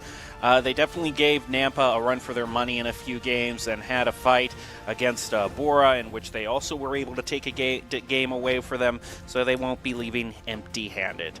Now, on to the matter at hand. We have finally reached the grand finals, where we have Bora facing back up against Nampa High School. Here's the interesting thing. What's up? Give it to me. Teams that tend to rematch against each other in a tournament, like they face each other earlier in a tournament, and then for and then one of them makes it through the lower bracket and faces the team that defeated them. Statistically, and this is just general trend, I'm not saying that's the way it's going to turn out, but statistically, it's actually the team that lost first that ends up getting the victory in the end. I 100% agree with that. It's happened to me a couple times already, like running in the leagues that I'm in. We lose our first round, that team ends up going to the grand finals, and then our team does a lower bracket run, and then we end up, doing the bracket reset and everything. I don't know if you guys do that here. It's like a doppelganger type thing. You don't want to see them twice. If you see them once, that's fine, but when you see them again, then you're in danger. But we'll see if Nampa can actually walk away with the Rocket League title, get those gold medals, because they have been on quite a tear throughout most of this season. Most of this week, I should say. So they had a great performance at the IETA conference earlier this week, and now we'll see if they can take it all away in the grand finals of the Winter Games. Before they do, though, we want to give all the players just one final reminder of the keys to the game in Rocket League to help them perform at their very, very best. And the keys to the Rocket League that we have been going over just basically every single game, because it is those fundamentals that will never steer you on, and that's to set up your play style, understand your rotations, and play to follow up as well. Absolutely. It's obviously the sweaty comms, definitely and the sweaty comms, yeah, at the very That's one of the most important rules when it comes to this game is sweaty comms. Mm-hmm. Yeah, it definitely, and we discussed a little bit earlier today. Even if it isn't just even just communicating where you are on the field is very hugely important. Even if you're not necessarily going for a major play in the moment, just communicating that information to your team is really going to pay dividends. Absolutely. Especially when it comes to like those plays where your team is full on offense and then all of a sudden it dies down because one of your teammates is all the way in their corner. Well, not in their corner, but in their back corner, and they didn't comment, hence why the attack just suddenly stopped, and now it's a counter-attack for the other team. So hopefully we'll see a lot of action. Hopefully it will result the same way, like getting some interesting goals and stuff like that, interesting plays. We've seen some passing plays from Bora. We've seen some passing plays from Nampa. Look at those guys. They're ready. Yep, those guys are ready as well. Yep, they're ready for the rematch. That's Bora on the right, Nampa on the left of the stage. So here we go, ready to head back down to the virtual field and see who will take it all. Will Bora actually be able to pull off the win in the grand finals, or will Nampa continue to remain undefeated? The season's new, the season's early, but Nampa hasn't been losing any games, and that might change here in the grand finals tonight. The early play is allowing Bora to get a little bit of pressure onto Nampa's territory. Cal plays it off the wall, looking to see who wants to pass to. It's going to be Crouton who takes it away from him, but Pluie blocks it and now starts a shot of his own back across midfield mark, and nice contest by Bubba, gaining even more ground for Nampa. Pass middle, double commit coming from Bora. We're already seeing the double commits on defense here, mostly because the nerves of being in the grand final are there. Everyone here is nervous. Why? Because they're taking away a gold medal if they win. If not, they still get a medal, just not a gold one. And as we're seeing now, Pluie in their corner is going to be center for Bora. Is it going to take the first one? The Mr. Cow puts in the first goal of the grand finals for Yeah, Bora. I don't think at all. Yeah, Bubba elevates up too much on that 50, allows the ball to be played under him, and Bora's into the early lead about a minute into the match. Next kickoff, Dragonism, Cow. Cow's going to be the one who gains a little bit of ground off that, but Pluie answers it back pretty quickly, giving Nampa High some side control. Double commit by Bora onto the clear. Unfortunate rotation coming from Nampa there, but doesn't seem to break them off yet here. I was seeing in right now, Dragonism is going to send it back deep into Bora territory again. Pluie pops it up. Dragonism is going to get the follow-up. He's going to try to get it on that, like a little bit close to it, so that way they can see that his teammates have demo. That's a nice demo. Very nice demo. It's going to be wide There's open out here. the goal, and that's how you want to do it. Pluie finds the equalizer for Nampa. 3 minutes, 31 seconds into the left on the timer. It's just a split-second race at the very end there to see if Cal could get to it first before Pluie, but not to happen. As we're seeing now, 3:30 on the clock, 1-1 in this game one going on right now. Dragonism is going to send it deep down. A little bit of double commit there. He's going to try to get a bump. It's going to be over. Cow is going to try to get it again. No, he can't, and Bubba's going to clean up.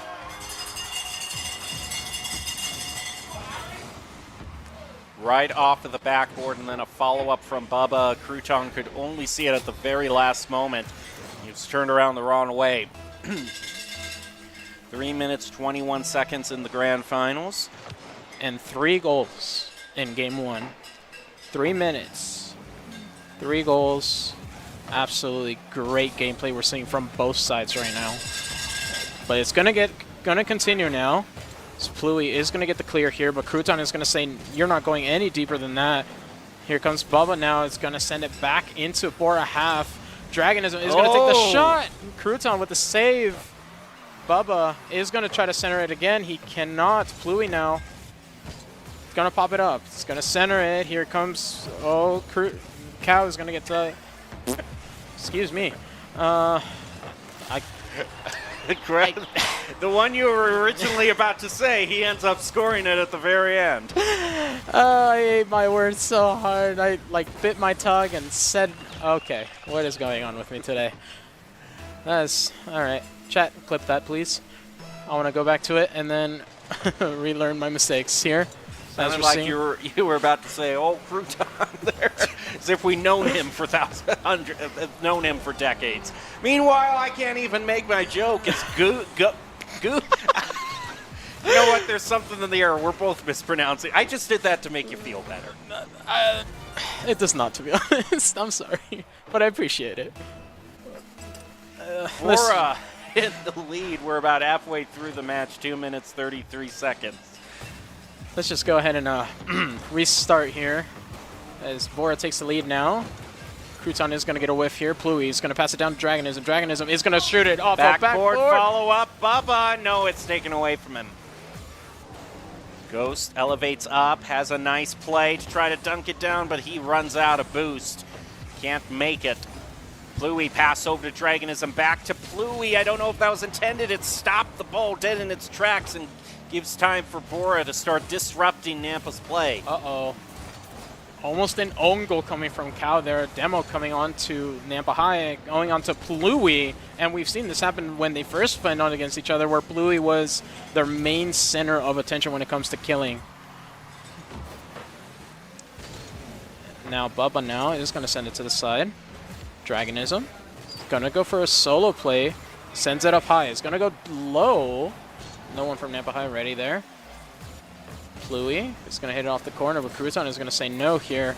And now Cow has a free shot. He can't connect. Now Dragonism is going to send it back down. Double commit coming from Bora. Is going to be sent up high. Oh. Cow with amazing defense.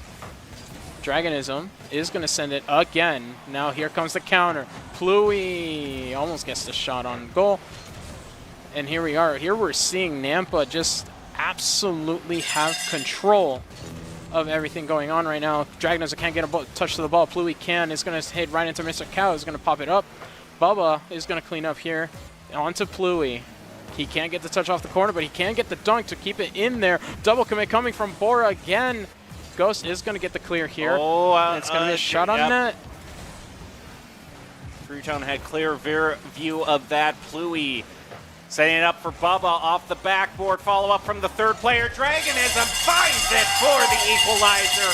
3-3 with 3-3 left on the timer. I call that serendipitous. And what a shot to find it underneath Ghost, and Bubba was going to get the bump on Cow. 33 seconds on the clock, and we got a tie game in game 1. 30 seconds left. Bora or Nampa can secure the match with a buzzer beater right here in the final 20 seconds of the match. As I say this, demo on to Cow. Dragonism tries to center it back for Pluie, turns around. Oh, that shot's wide. That's a bit of a whiff there. Maybe they can recover with a quick shot by Dragonism. No, Ghost. Enough of disruption, and maybe on the counterattack, Borican right here. Ghost or Crouton. Crouton, are you kidding me? Bora takes away game 1 with just 2 seconds left. This is going to have to be a heck of a kickoff if Nampa wants to tie it back. What an unfortunate timing for Nampa High to be in the situation that they were. Pluie wanted the ball, but Bubba got in the way there, unfortunately. And that's going to be a buzzer beater for Bora, taking game number 1 away from Nampa. Well, what did I tell you about the way these rematches tend to go? The more experience you get against your opponents, the more you start to find openings. And I definitely have to say, Bora definitely seems to be the more smiley team on stage, at least. Absolutely. Nampa, but that doesn't mean I don't think Nampa's in a bad mood. It just means they're kind of cool in a different way. They're calm, cool, and collected all the time. They're always focusing on the task at hand. Yeah, and they got something to talk about, which was that last play there that gave Bora the win, unfortunately. Mm-hmm. But really good game overall. Mm-hmm. And we're going to be heading into game 2, back over to Forbidden Temple to see if that's going to be the stage in which Bora sets themselves up for match point. Yeah, I mean, I can't even imagine that it could be possibly closed out in a 3-0 sweep, but I would have to imagine if it goes 2-0, we haven't seen any reverse sweeps today. And so, I mean, the general trend would be that a 2-0 would probably be enough to claim it. Absolutely. I definitely agree with that one. But we'll just have to see as we head on back to the serene location of Forbidden Temple. And off we go. Kickoff going to dive between both teams, and Crouton's able to get to it on the follow-up. Trying to set it up. Cow not able to stop the forward push by Nampa. They clear out the goal, and a quick one to put the Bulldogs into the lead. And what is this play right here? I don't think Dragonism realized that the net was wide open after that one. He went straight demo hungry, gets the demo, gets in front of that ball, and is like, oh, all right, I'll take it. Cal moves in. The shot goes over to Dragonism. Pluie to try to redirect her. Crouton to block. Dragonism comes in, trying to center it back, keep the play going. Bubba and Dragonism passing it between each other and the wall. They find the second, and Nampa goes into a 2-0 lead. And this is the offense that I tell them to do a lot, especially when I'm in their coaching sessions, is keep that offense going. It does not matter how you do it. Do it. You got 30 boosts in your tank, go for the ball, like they're doing right now. Look at this kickoff right here by Dragonism. They score a third! A hat trick in less than 30 seconds! Is that a record? That's probably a record for when I've seen a hat trick. Dragonism absolutely combusting before us in spectacular fashion. And it's good to see that Nampa has not lost mental. It's like you said, they're calm, they're cool, they're collected. They probably talked about it here. Double commit coming from Bora. Good recovery coming from Cow, I believe. That was the one who managed to get that ball back down. Crouton is going to get the whiff. It's going to be... Pluie is going to take the shot. Goes. Nice block. Gets a very good block. Very awkward situation there. Bubba isn't going to be able to get the shot. Dragonism, MVP of the match as it is already. Can't get the touch on the ball. Ghost gets a flip reset off of that. Double commit coming from Bora, and it's an open net. Can Nampa capitalize? No, they cannot. Camera just gave us a little bit of a lack of depth perception, but Dragonism, that's a nice shot. That's a nice read by Cal, however. Get Bora back into the match. And possibly put a oh, I was just praising you, Cal, and then you whip on it. He had no boost. What can you say? Yeah, that'll happen to you. Okay, we'll see if Crouton can recover this. Move forward up the field. He's running out of boost too, but he placed a nice one on the field. Doesn't quite get it. But here maybe goes counterattack by Cal. No, and there needs to be a rotation over. Yeah, Crouton has it. Eyeing up for grabs in mid. Crouton gets another touch on it. We're seeing a lot of pressure be placed by Bora, and a nice save by Nampa to keep the Bulldogs 3-0. And maybe 4. Oh, it's 4 for Nampa. Might need to clean my glasses here. Could have shown you said 3. But unfortunate little touch there that Bubba was able to read off of Bora's defender and go. Well, Ghost being found out of position of it as well. Makes it 4-0. 3 minutes on the clock. Dragonism moves in. Couldn't quite find what he was looking for. Bluey can't get the touch on it. He's going to leave it for Bubba. Gets the double 50, but Cow is going to try to get one in. Can't manage to do it here. Now Bubba and Dragonism both on the same area. Pluey and Bubba both on backboard. Pluey is going to be the one taking the shot. It's going to bounce off of Pluey. Dragonism is going to get it across. Pluey almost gets a touch on it. Pluey is going to get cut by Ghost. Bubba now being last man back is going to get it over. Pluey is going to take the shot. That's 5 for Nampa. And listen to that crowd. It's definitely the most rambunctious the crowd has been. I mean, if you watch football a lot, and I'm not talking about football or car football, I'm talking about good old red-blooded American football. They call that the 12th man. The one who's there, the audience, can really be a boost to the other team if they're cheering you on. Absolutely. And Dragonism is going to take it slow here. Is going to get it past 1. Ghost is going to be able to say, not today. And Cow is going to be able to get it on target. Not closely enough yet. Dragonism and Cow both up for the ball. Dragonism said no. Dragonism is going to try to hit it away, but Crouton is going to get a catch. It's going to get a 50-50 off of Pluey. And here comes Bora on the counterattack. Bora seems to be getting closer and... Oh my goodness, what a bounce for Bora. What an own goal from Nampa.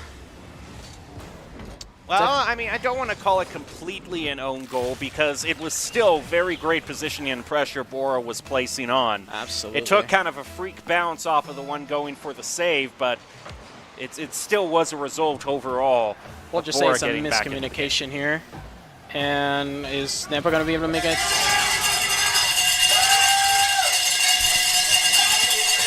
And that marks all 3 of them on Nampa getting in on the goals.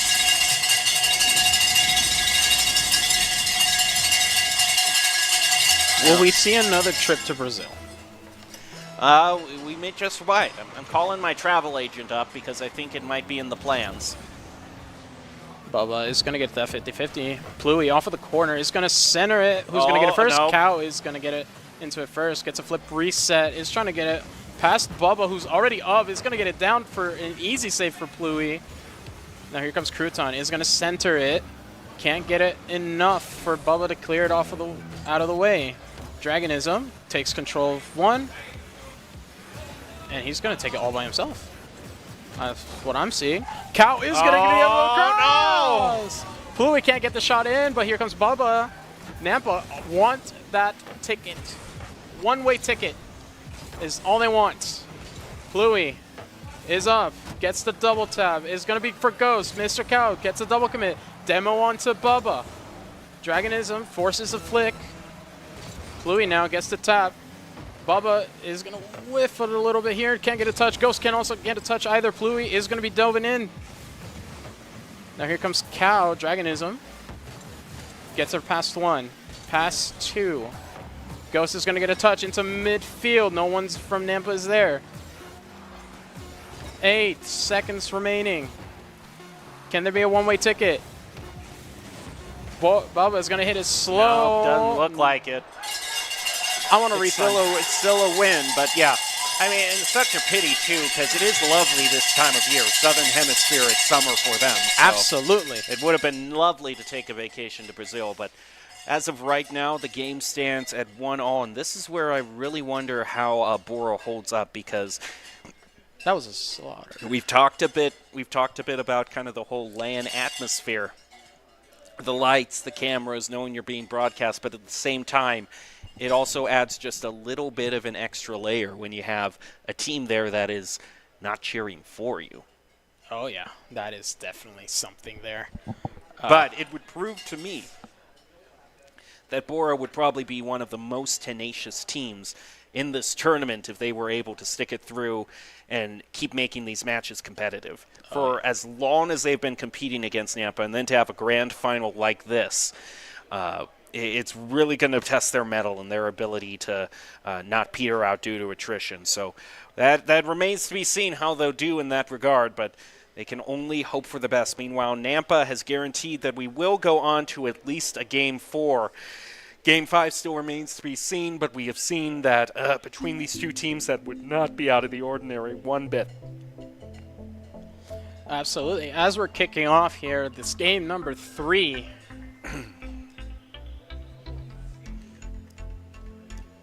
Nampa versus Bora, 1-1 each. And we stayed on Forbidden.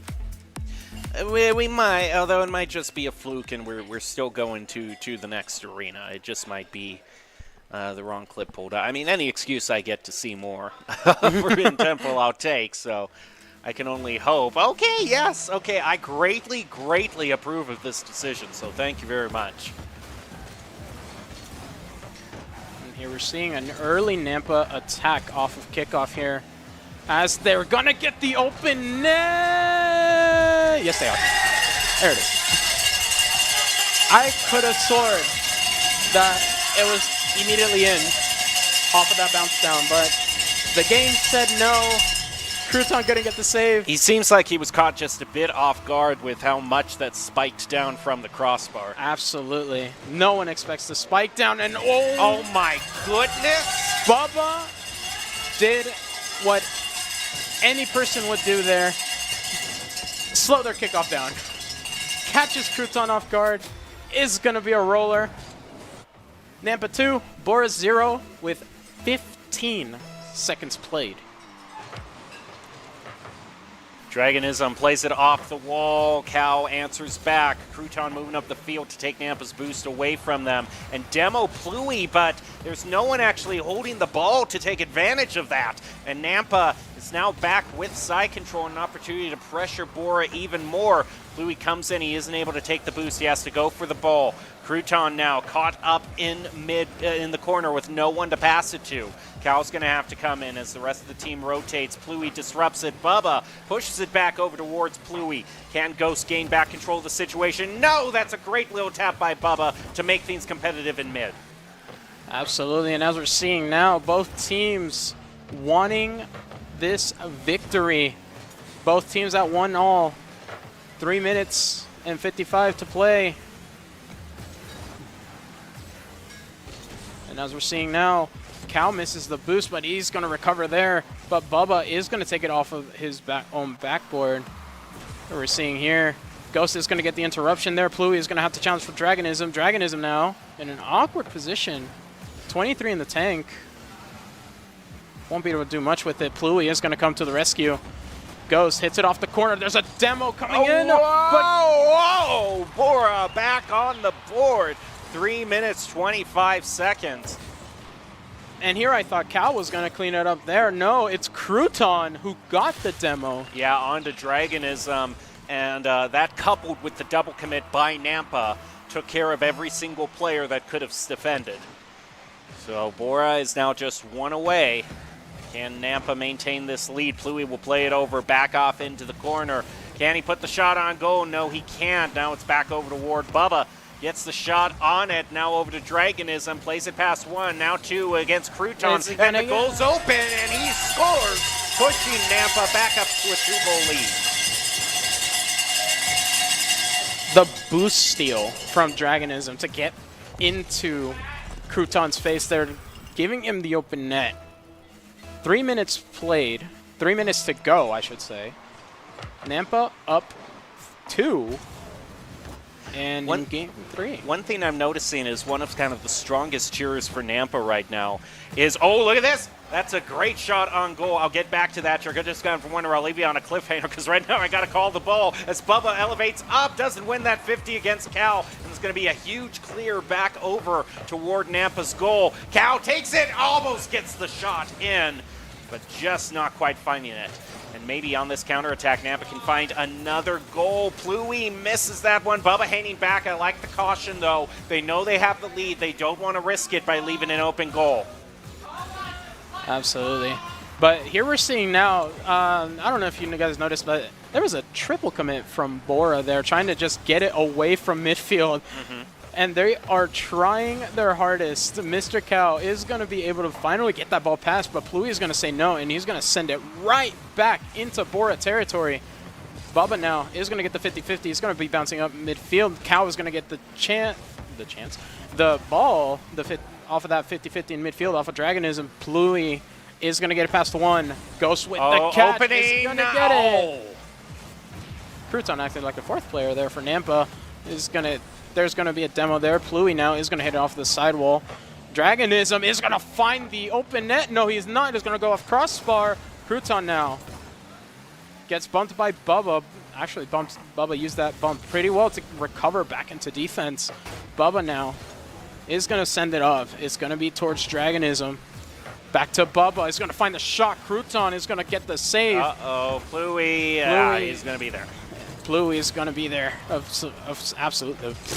Absolutely. Oh, my goodness. What a miss. And Nampa into a 3-goal lead now.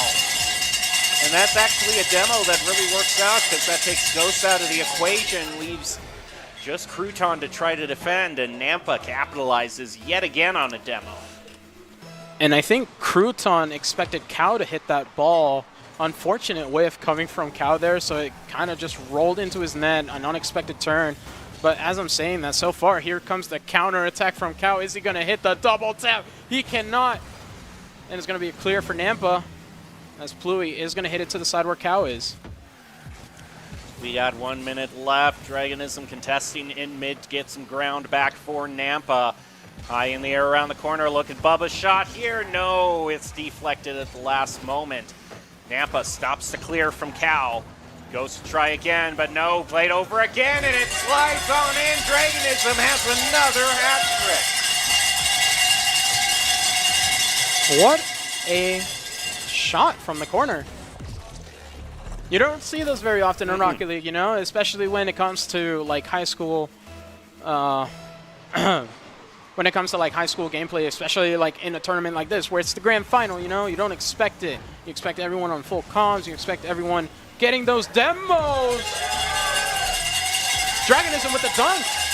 Well, okay, we were so disappointed last time that we weren't going to be able to see a trip to Brazil, but what you said at the very end of you want a rematch to try to go there again, well, it might actually pay off. We'll have to see how Nampa takes this kickoff. It's off to the side by Pluie. Dragonism moves up off the wall to take away that control. Ghost trying to salvage it back, trying to leave it for Crouton. Ball high. Who's going to take it? It's Pluie off to the side.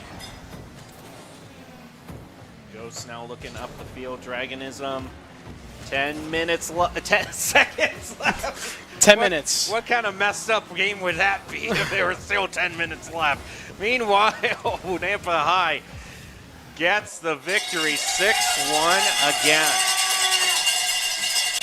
So Now, you remember in the mid-game I left you with a cliffhanger as to who some of the most ardent cheerers of Nampa were in the audience. It actually is the Middleton team. Yes, they're cheering against Nampa because they want the payback against Bora, the team that knocked them out of the tournament. Love to see some friendly rivalry going on. Yeah, you know, like, good sportsman-like conduct, all great. But no, I mean, Nampa has been coming alive in the last 2 games, and they're now at Game 4 with a chance to end it all right here, right now in this tournament. Can they actually do it, or will we move on to a Game 5 just like the first time Nampa and Bora set out to face each other? And more importantly, will we be staying on Forbidden Temple for a 3rd time? Maybe they might want to move off of Forbidden Temple because it seems like Nampa has been doing great ever since we got in. Yeah, so we'll see. Maybe if this change of scenery is going to be enough, or will Nampa take home the championship lock, stock, and barrel? Let's see it as right now. As usually when these graphics and flyovers come on, that means we're about 10 to 15 seconds away from the kickoff, and everyone is loaded into the arena. Give me Rocket League. Give me Rocket League. I'm excited to see who's going to come out champions of the Winter Games. I want to see who wins first place. Because both teams are really good. Both of them. Here we go. To decide it all, will Nampa get the victory? Oh no, what am I talking? Yes, it is Game 4. It is Game 4. It is Game 4. I'm sorry. Yeah, I was wondering if I was being gaslit here or something. But no, it is Game 4 because we saw 2 and Nampa got to. I'm not crazy, am I? I'm not crazy. No. Like, I know there's no caffeine in there, but you're not crazy at all because I'm also here.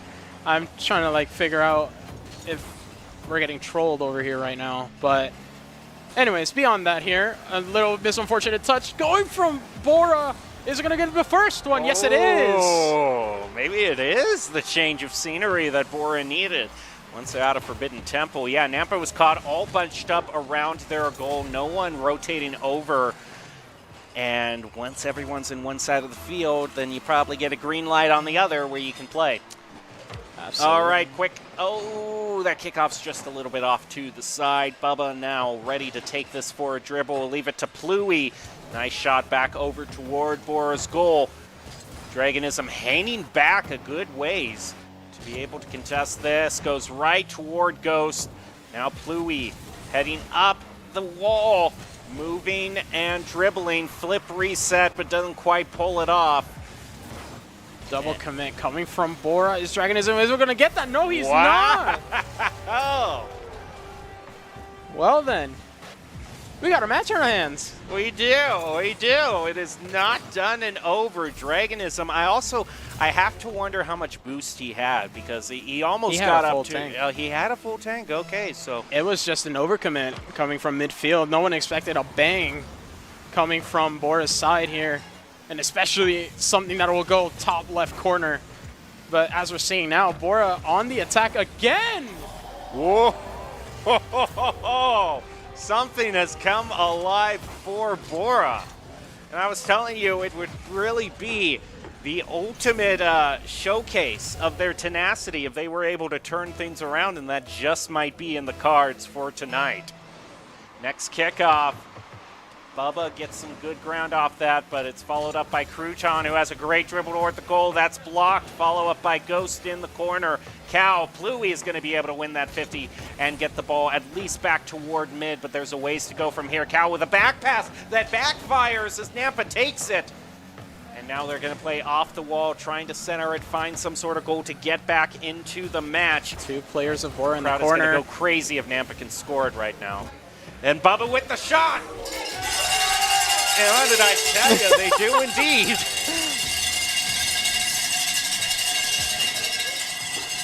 Well, they're not out of the woods yet. They still got 2 goals left before it's all tied up. 3 minutes as well. And there we go. Got a little update there. Nampa up 2. There we go. We're not gaslighted anymore. A little cheeky sneak up. Oh, Bubba. Oh, that's too far to the... I thought he might follow it up, but... That was a boost steal, not a demo attempt there. Dragonism now is going to get it off of the corner. Is he going to get it down? He is. Is he going to get a second touch? No, he is not. Cal was expecting a second touch. Can't get it on. Double commit coming from Nampa. And back down to Nampa's half. Bubba is going to hit it off the corner. Whoa. Off of the wall, off the corner. Now he's hitting it off the corner. But no Bora player is able to touch it. Now here he goes. Oh, look at this. Oh, I thought that could be clip of the day. Yeah, it looked like he had full control there. Bubba is going to challenge in front of net. Double commit coming from Bora's defense. Ghost is having to clean up. Bluey side flipped. No. And again, here comes the counterattack. Nampa. Dragonism is almost getting the shot in. And it's non-stop attacking from Nampa here. Cal with a miss. Ghost is going to have to clean up here. Bubba gets a touch. Ghost is going to get it off of there. Off of their corner. Off of midfield. Excuse me. I am talking way too fast to the point that my brain is not keeping up. I've been there. Dragonism now up the side of the field into the corner. Can he get it past Crouton? He can, but can he get past Ghost? They can't. And Nampa is still looking for their goal. They've spent half of the time that they originally had, the 3 minutes. They're now down to 1:30 to make up 2 goals. They'll block that quick shot by Bora. And a dunk back down into the goal. And now the audience is really starting to get into it for Bora instead. Look at the drop down straight dead center into Nampa's net. Bubba could not able to reach it. 1:26 on the clock. Bora up by 3. And it's going to be 4. Oh my goodness. After that kickoff.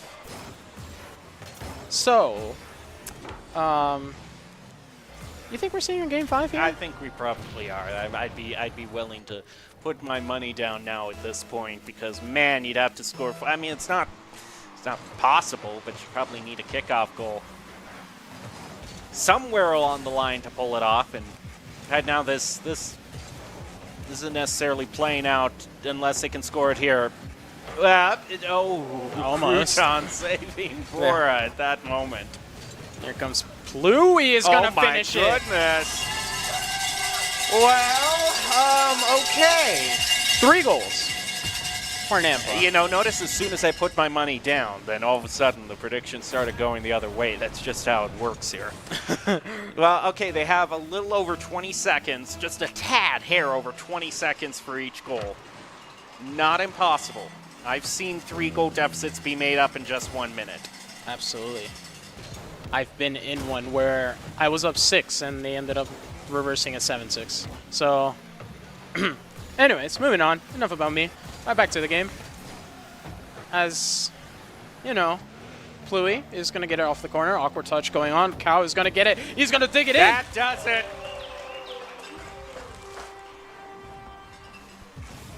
We're going to Game 5, ladies now and gents. I'm comfortable. Yeah.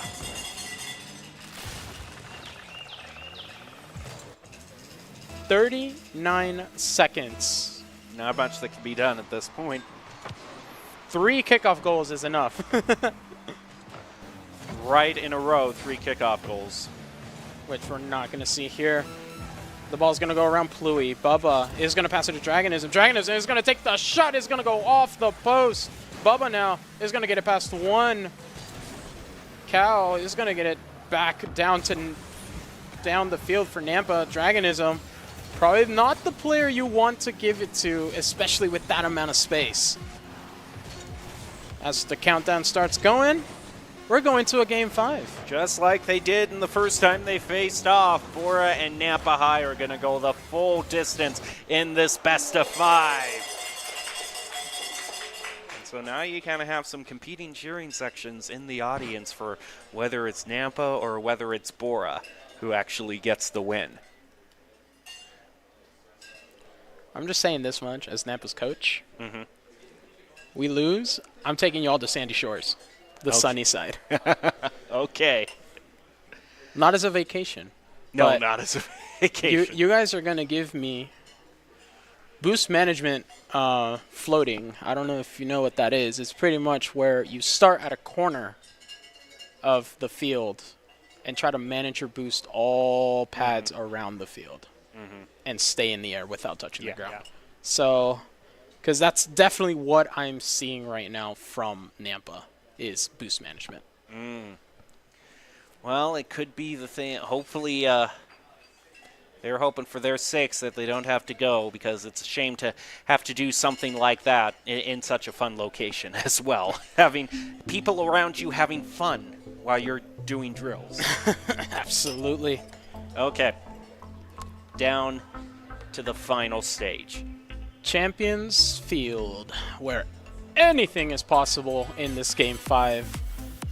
I'm surprised how Bora handled both back-to-back 6-1s.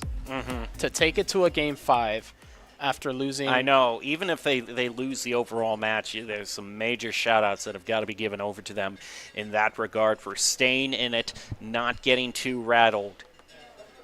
Here How would we it go. feel to be on one of the stages there? That First kickoff of the final game. Crouton in the follow-up, setting a huge shot back over toward Nampa's goal. Fluey around the corner. Goes there in mid to stop it. Place one back on the goal. Dragonism has the save. It's an open goal, but the ball's too far to the right for much to come of it. Bubba is going to get the shot! I spoke too soon!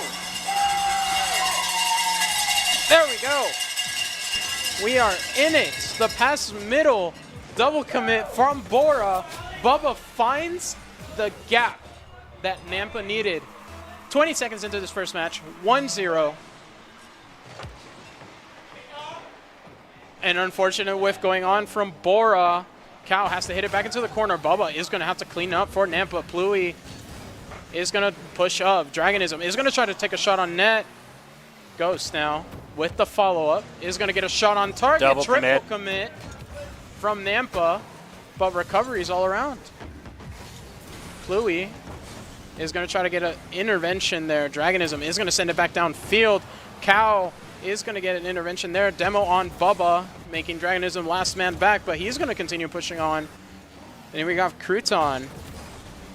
Double commit coming from Bora. Is it going to be? No. Cow is going to recover. Dragonism now has control of the ball. Is going to send it back down towards Bora half. Is it going to be the shot? No. Pluie can't get the shot on it.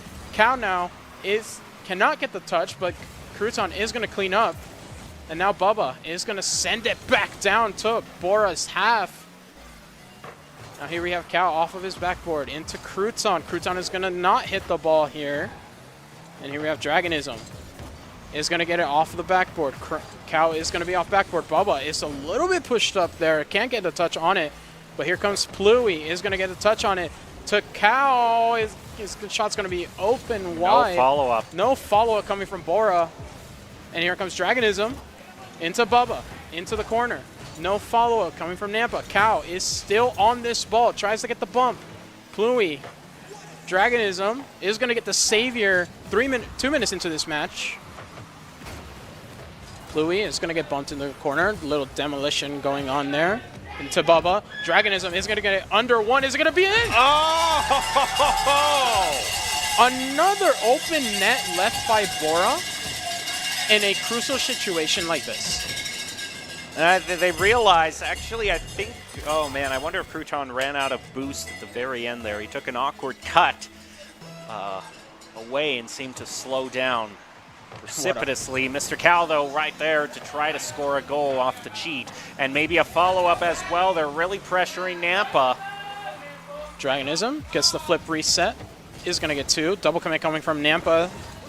But over 1 and another demo going on to Nampa here. Pluie is going to get the save. Bubba now is going to get the open net. Is it going to be enough? No! It is not! What a save coming from Crouton here. The audience sure thought it was, but I had my suspicions that at the very last moment, Bora would be able to corral it away. Now here comes Dragonism into Bubba. Is going to get it away from the Bora player. Now Pluie is going to push up. Cow is on backboard. Double commit again from Bora. And like I said, sometimes they work, sometimes it doesn't. And on defense, it doesn't. And here comes Cow. Is going to take the shot. He is. Did you see the feathering? It was beautiful management here. Yeah, look at that. Tap, tap, tap, tap. He took a page off of Bruno. Nice job there by Bora, making this competitive. We still have a ways to go, actually. Still around 2 minutes in the proceedings. Both of them whiff on their cheats, causing a whole bunch of running past each other. The ball heads on over toward Bora's goal. Nampa looking to gain back that insurance goal. That margin of error, they just might have it once it drops, but Ghost is going to knock it back. Dragonism wants to keep the hope alive. Bluey also wants to keep the hope alive, as we're seeing it here. One of Bubba is going to hit into Crouton. And here we go. A boom downfield coming from Nampa right into Crouton. Both Crouton and Cow, look at their boost. There's no one with boost there. Pluey back to the center. Dragonism isn't going to get off the ceiling like we saw last time. No! Bubba is going to get the whiff on there. Double commit coming from Nampa. A whiff coming from Crouton again. Demo by Pluey into the corner. That's going to be a free rotation for Bora. They can't get the shot in. Triple commit coming from Nampa. And Bubba now is going to get the cleanup. Pluey doesn't fully commit. He sees Crouton up, does not fully commit. And here comes Bubba. He's going to pop it right into Crouton with no boost. And here comes Ghost. Can't get a touch off. Cow is going to get a really awkward touch situation. Pluey is up, is going to get a double! And that just might be the final nail in the coffin. Pluey. Beautiful control, and he was feathering there too, so. Everyone taking a page off of Runo right now. So might not have to take the trip to Sandy Shores after all. Might actually pick up the win right here, right now. 30 seconds. For a rally back. Oh, that's a great deny right there. Keeps the side control for Nampa, which is all they need right now. 15 seconds left, maybe a goal on top of it. Pluey! Pluey to clean up.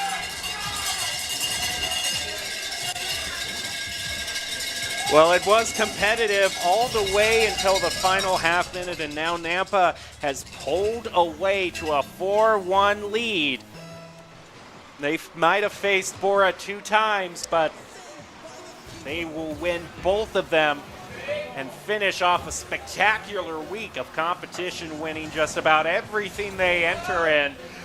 And there we go. Nampa is the winner of the 2024 Winter Games. ICCU Winter Games. They will receive the gold medal, and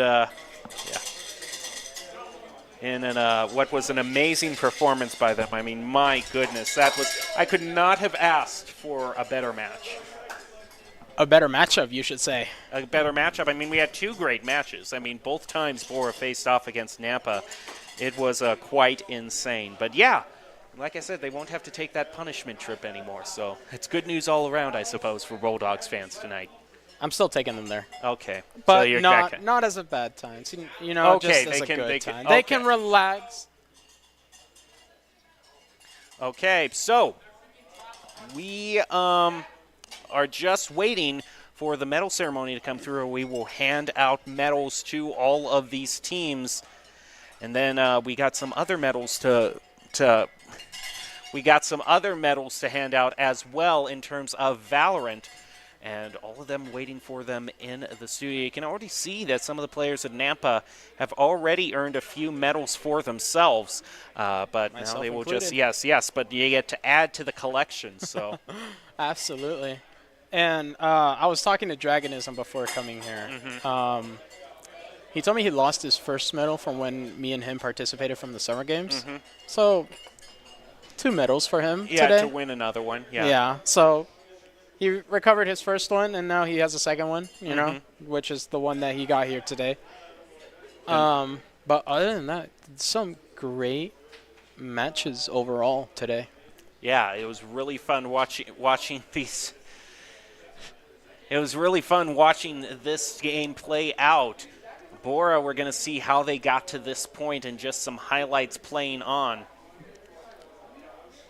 For you, who is the MVP of this entire tournament? Oh, man, the MVP. I've really got to think about that because Man, you got, I gotta say overall, I think Dragonism was probably the most consistent player all the way through. Pluie had great shots and moments, and also Bubba got in on some great shots too, but I'm going to give my toss toward Dragonism.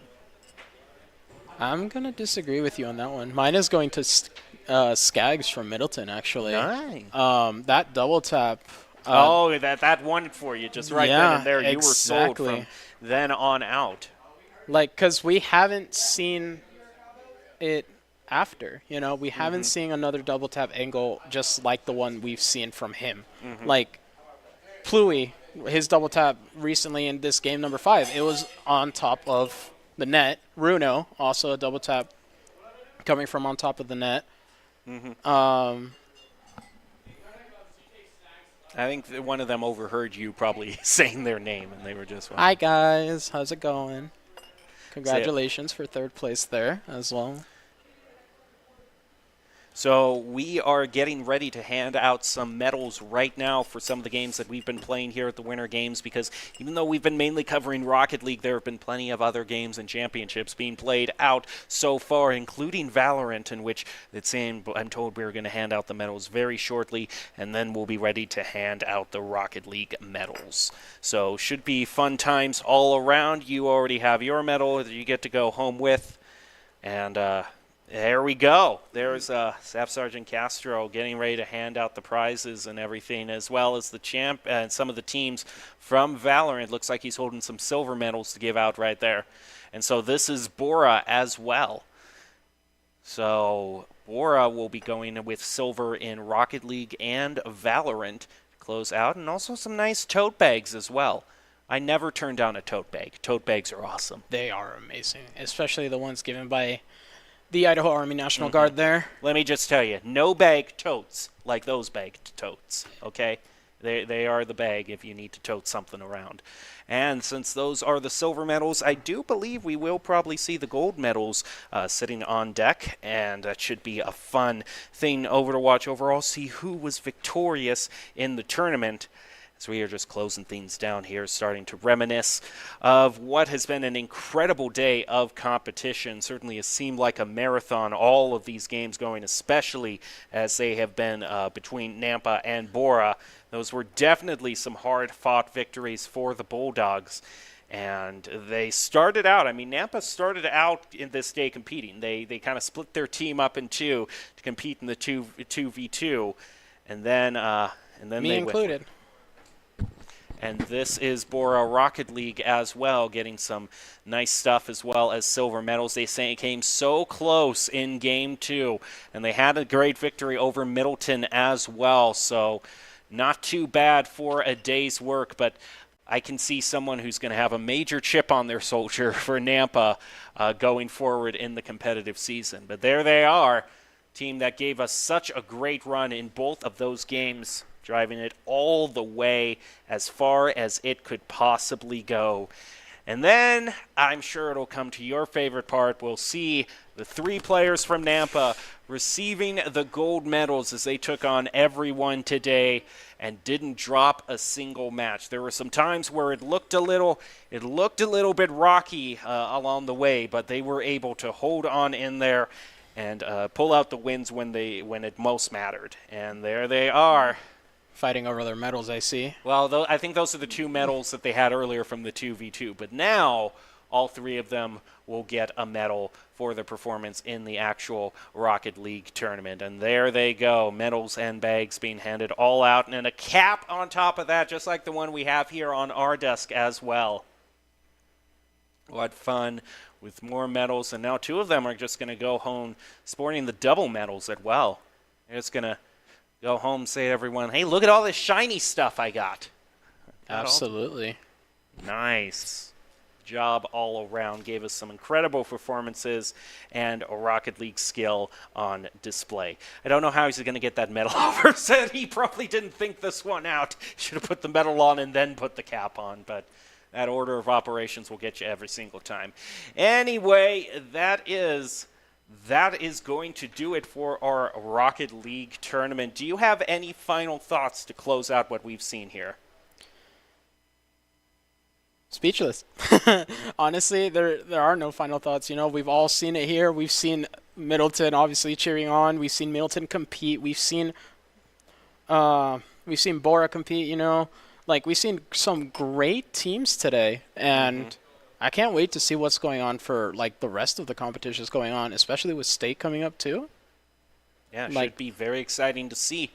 Well, talking about what's coming up in this competition, we still got Overwatch to get to, so don't go away. We will be back to see who takes home the gold medal in that game right after this break. It's the end of a good day's work in Idaho. Time to punch out. Time to check in and catch up. Time to remind ourselves that what we work for isn't a paycheck. It's to make the good things we have even better. So here's to your good day's work. Idaho Central Credit Union. We believe money is a thing. It's not everything. It's me, your Idaho Central Credit Union app. Rough morning. Is that a mobile deposit? I got this. Beat it, Charlie. We're making money moves here. Cha-ching. And done. Charlie, come on, outside. Sorry about the mess. I'd help if I had hands. The closest Idaho Central Credit Union branch is in your pocket. Here are a couple lessons I've learned over the years. Friendships come in all shapes and sizes. And always buckle up. Seatbelts save lives. That's a rule we can all live by. The news says Gen Z is struggling. I've got news for them. I wait tables, but last week I built a field hospital. I put out a forest fire. I stopped 1,000 attackers. And a natural disaster. I've saved lives.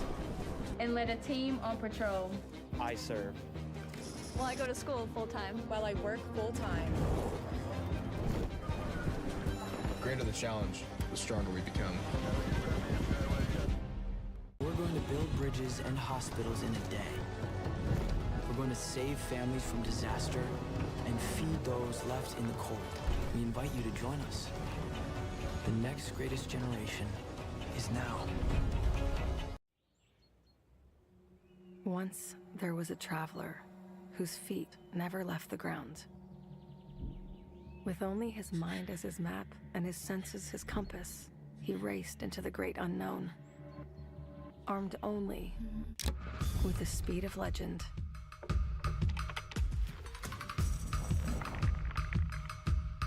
His trails he blazed, his rivals he played. Every sprint a blur. Every turn trusting his allies. In silence he raged and waged with quickening, sickening speed. His name a chant filling arenas. Because some heroes leave footprints, others an afterburn. Without conflict, there is no resolution. Without verses, there is no victory.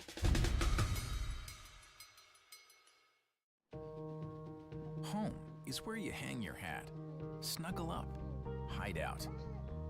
Home is when you're with the ones you love. It isn't just a place, it's a state of mind. At Idaho Central Credit Union, our home is Idaho. We grew up here, and we're proud to help more Idahoans with their home loan than any other financial institution. Idaho Central Credit Union. We believe home is where you make it.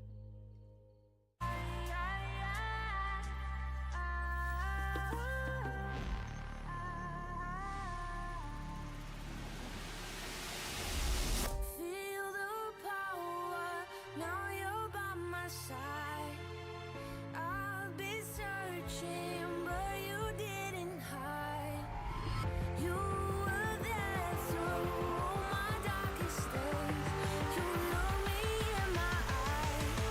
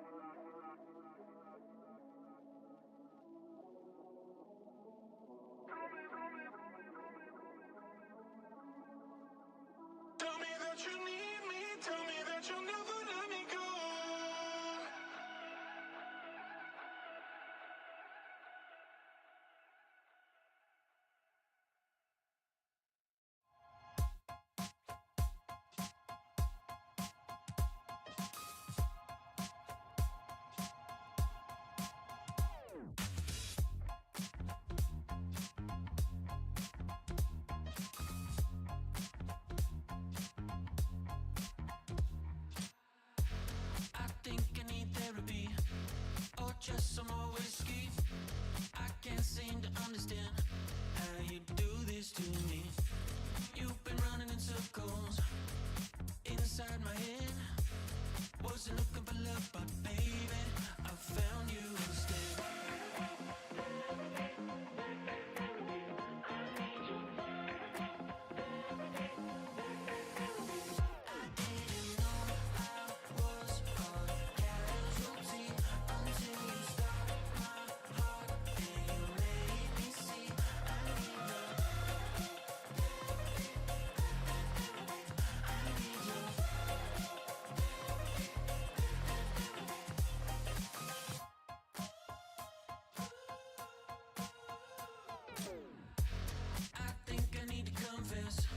Saw you in the red dress.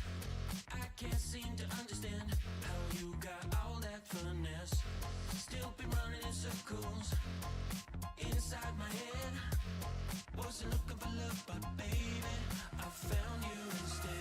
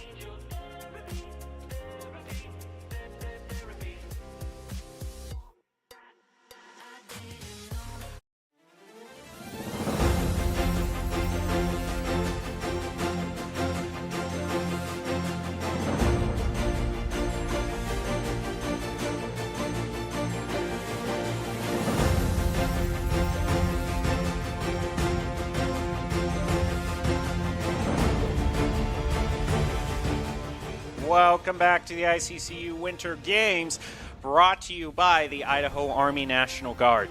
We have got just one more game to go before we close things out for the night, and it is Overwatch, the grand finals, to see who's going to take home the gold medal in that game. And I've got a bright, shiny new face joining us to help call all the action.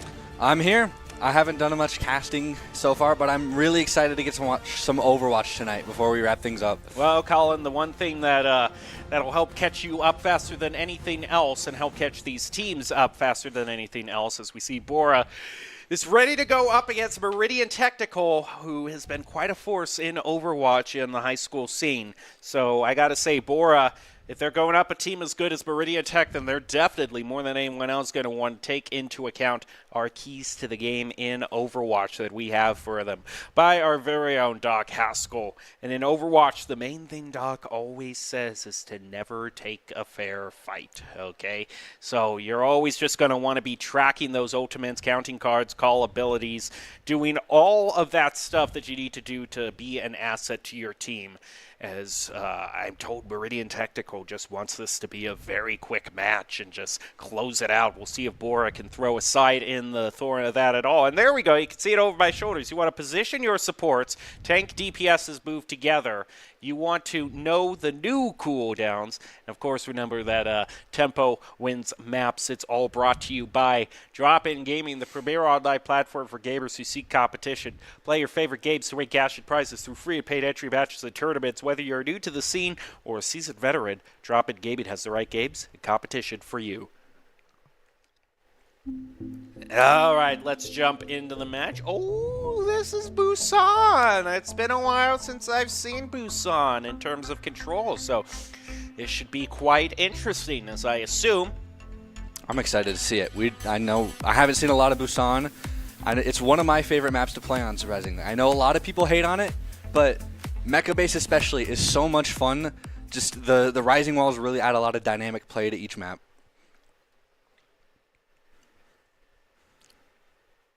Yeah, Mecha Base is really quite an interesting it's quite a unique stage, I should say, just because of how closed off some of those chokes can be. So a team that knows how to make space can definitely have a huge advantage on a stage like that.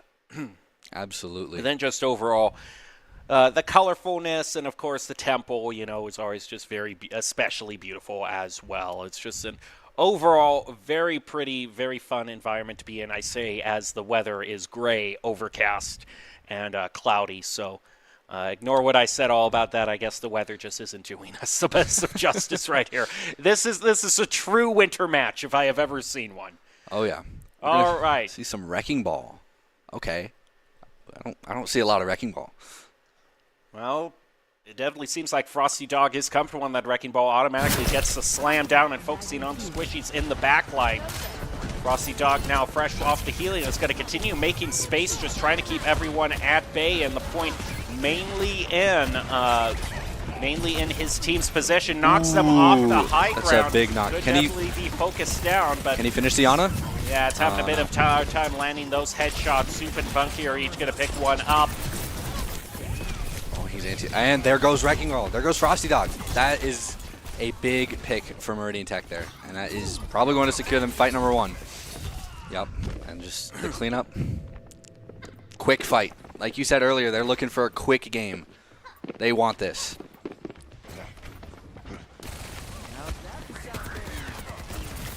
And off we go. Can Bora retake this?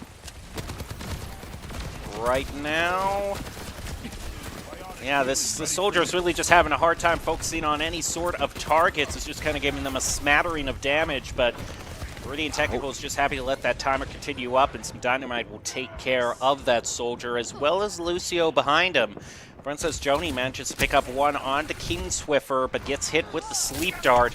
Also, that Mercy is down and out for the counts. Meridian Technical now just really has to focus down this ball, and they will still have control of the point. In fact, they're just able to force him off, and there they get him. That's a pretty big stagger placed onto Bora. Absolutely. And Meridian Tech still holds on to 3 ultimates. They've been winning these fights, getting more ultimate charge, and winning fights without using any of their ultimates. They've secured a very, very solid lead for themselves, and Bora's going to need something big to bring it back here. Also, the Ana has just been landing these sleep darts onto Bora consistently. Toddy doing a great job with that. Absolutely, and a lot of anti-nades. We saw a couple earlier onto the Wrecking Ball that just absolutely finished them off, and the accuracy there has been amazing so far. That Junkrat trying to get away, but there's just no escaping that nanoed Winston. Taking on everybody. In fact, Toddy also gets a pick onto that Kiriko. It's just Princess Joni who's been the only one to get any sort of picks. And we see more swaps coming out from Bora, going to try throwing anything. But the one swap I would say that they need right now is the Lucio. If they just need a way to get back toward point, I don't know if they can even make it. They're not fast enough. Maybe they'll get a touch on it. It's going to be close. No, I told you. No touch. If it's you get someone to go out there. Do you know what would have been great? The Wrecking Ball that they started out with. Whatever, you go on, you go to the shrine, you spin to win, you have fun with it. You needed one of those. You need one of those fast heroes in order to at least keep the game going. So focused on counter swapping the Winston, they forgot about the objective. Unfortunate. I mean, it's not quite a C9. I don't know. I mean, a C8. I don't know. It's close.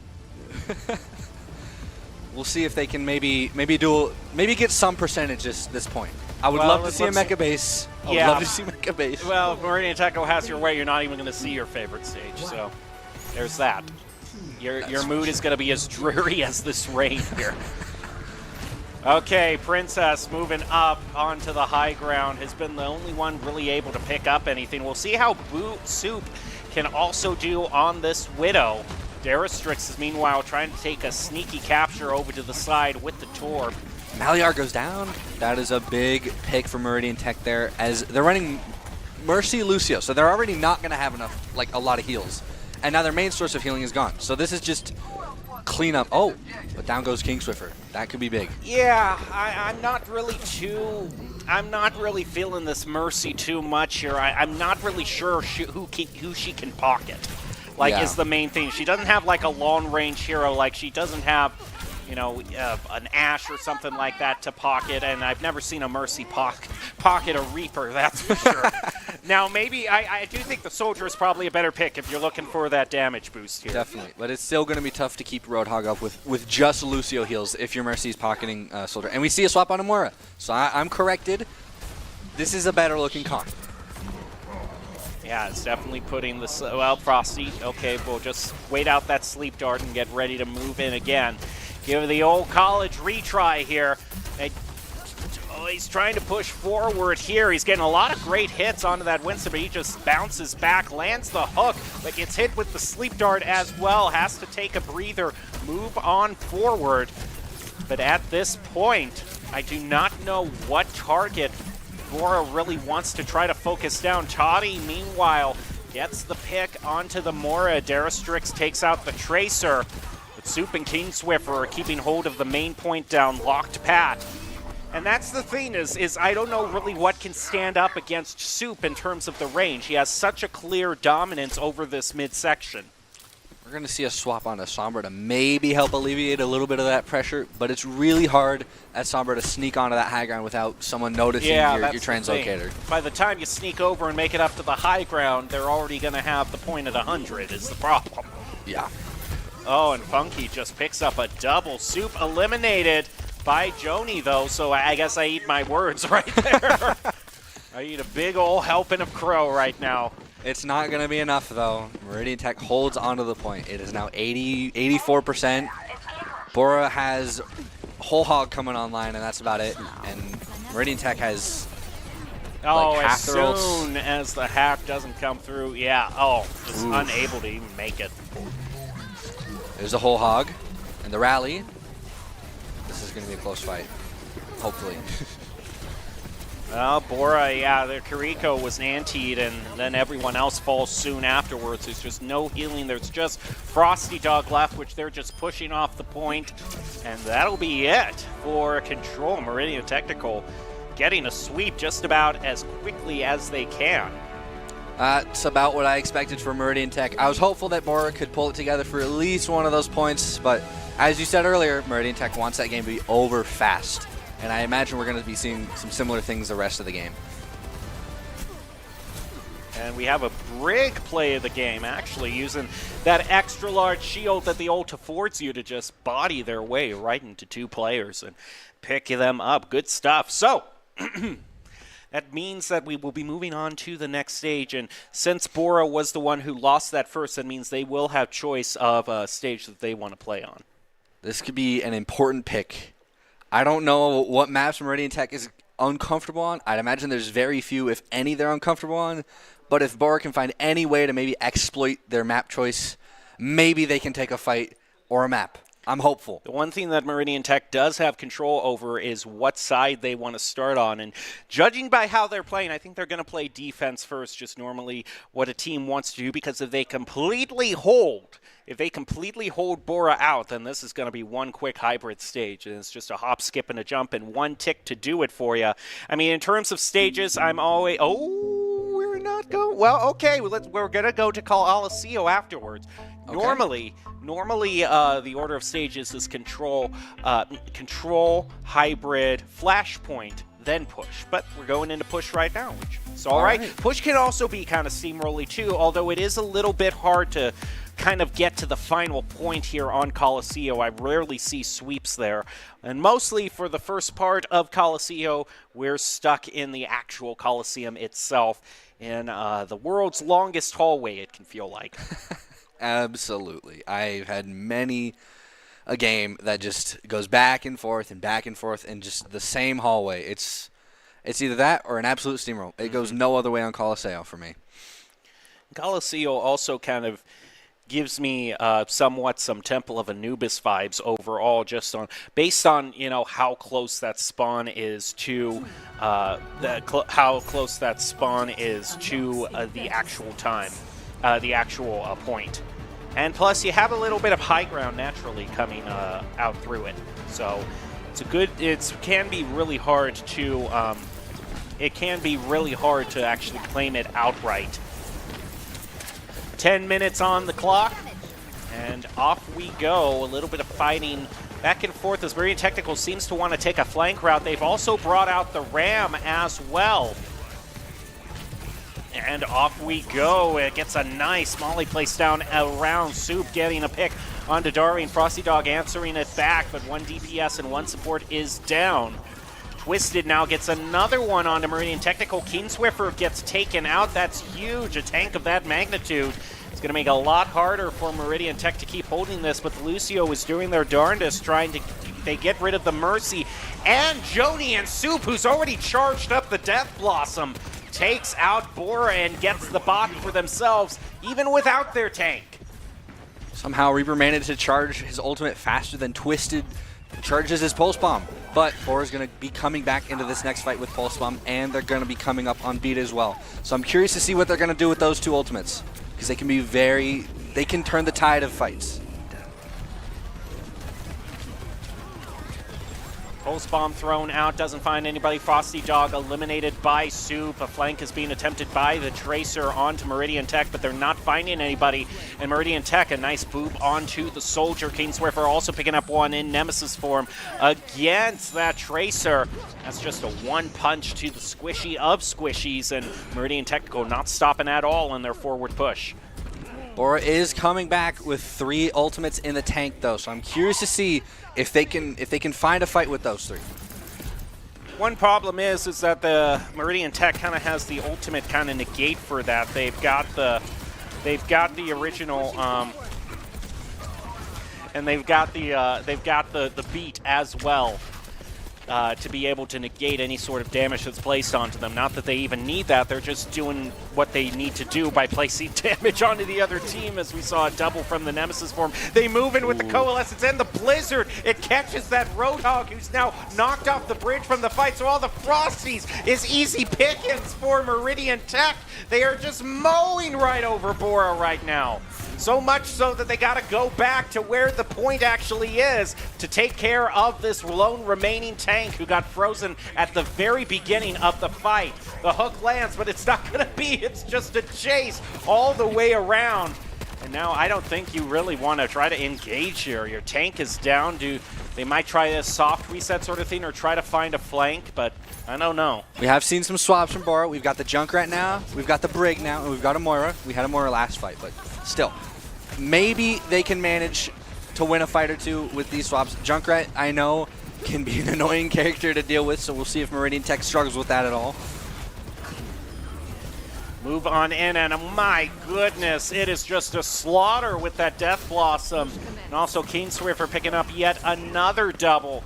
Now that robot is pushing forward at the maximum possible speed, and they are getting downright disrespectful, going right up to the spawn doors. Bora has 3 ultimates to maybe turn the tide of this last fight. It's potentially last fight here if they don't do something. They're going to pop Visor. And look at that. Marine Technical just ducks back into the building once they hear the Visor. They let that run out. Coalescence also going to be pop. Meridian Technical uses the beat and their own Coalescence to try to fight back. But already Bora has gotten a pick or two, so might be enough to stop Meridian Technical's push, especially how far away they are from their own spawn. They're finding a way to finally get rid of the dragons. They did it.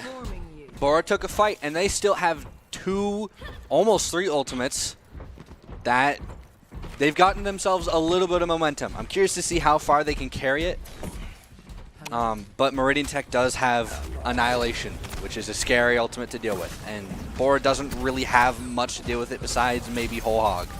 He hooks King Swiffer, and also King Swiffer uses his ultimate. And the thing is, there are so many people around that normally that would last longer, but they were just all focusing him down so intensely that it will be enough for Bora to get past the midfield mark and force Meridian Technical for another reset. Bora's finally gotten, they've got 2 fights under their belts now. That's a good bit of momentum. However, they don't have any ultimates. They need to be able to win this next fight without using any ultimates, whereas Meridian Tech, they're going to have Blizzard and Death Blossom, which is a scary combination to deal with.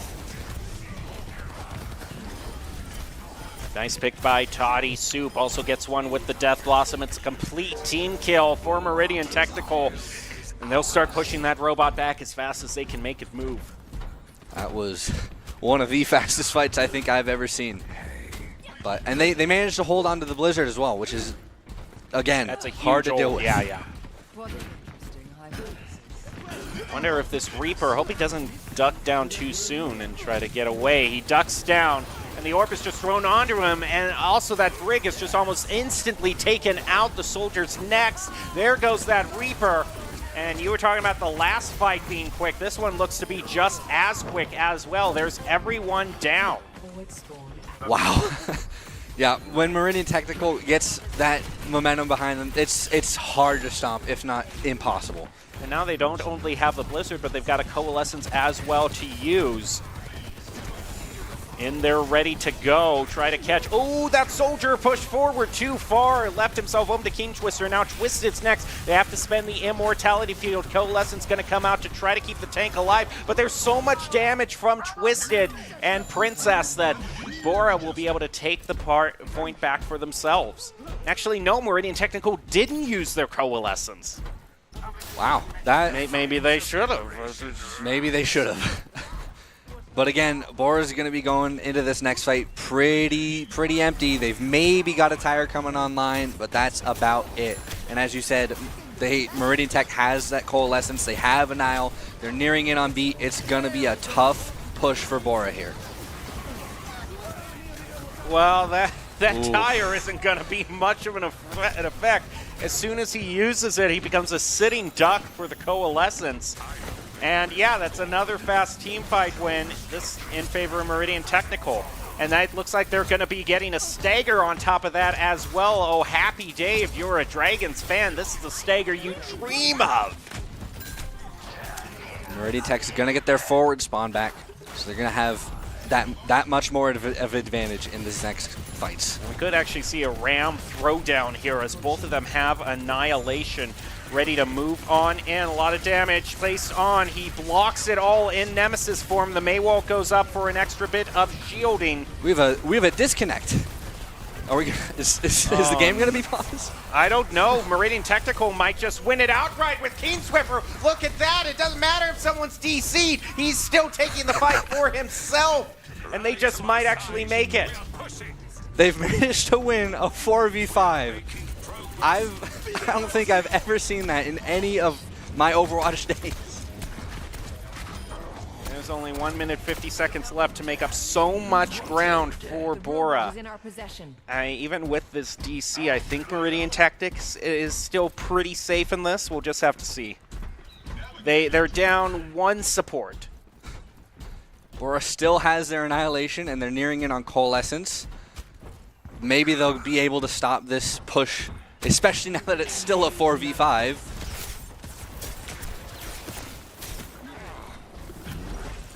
Right now it's just some poke. Yeah, we see no pause coming out. Okay, they do get the reconnect going in for Meridian Technical. Coalescence coming out. It's going to be answered with another one, just trying to keep their tanks alive. There is so many particle effects in this narrow hallway, just like Overwatch always is. Oh my goodness, and there are trades back and forth between both players, but oh, I can't even look at this. There's so much on the screen, it is hard to tell what is exactly happening. But King Swiffer falls to Princess Joni's Annihilation. This is looking like a pretty secure fight win for Bora.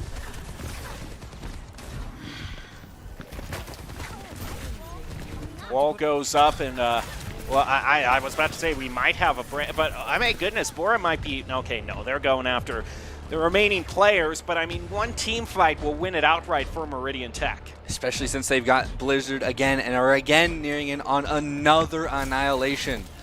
Bora does have Visor and Death Blossom, which can do some damage. But is it going to be enough? If you freeze them with the Blizzard first before they can use anything, then it's a null point. And they do use the Blizzard right away. They're only really able to freeze the tank, but hey, that'll be enough. As now the Annihilation also comes out, and the last remaining ultimates are being spent. It's not enough, however, for Bora to keep their push going. Meridian Technical, their Ram is just punching everybody here and there. trying to get those last little bits of damage onto the remaining Bora players, and that'll do it. ICCU goes in favor of the Dragons.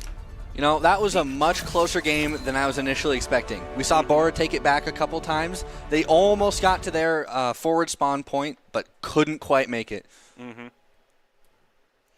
Well, now this only leaves just one, I believe, left for Meridian Technical for them to take the whole championship. That was about. I was so.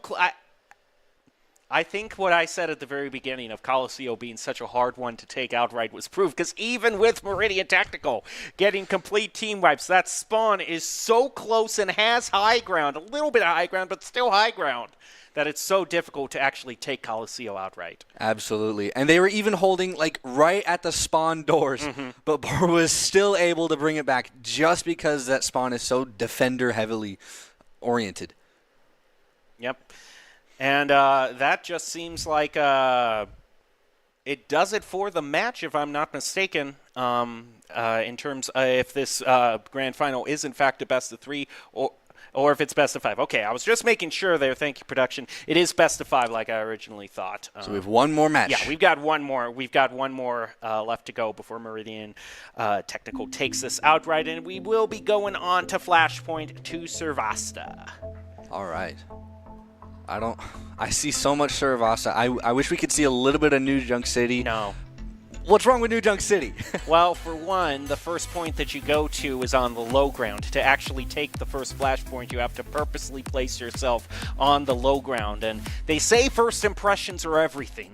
And I guess a lot of players just really didn't like it. That's a good point.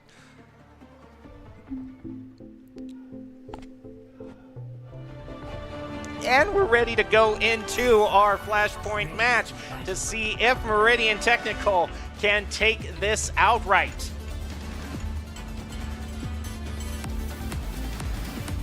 I see a Wrecking Ball being loaded in here, possibly by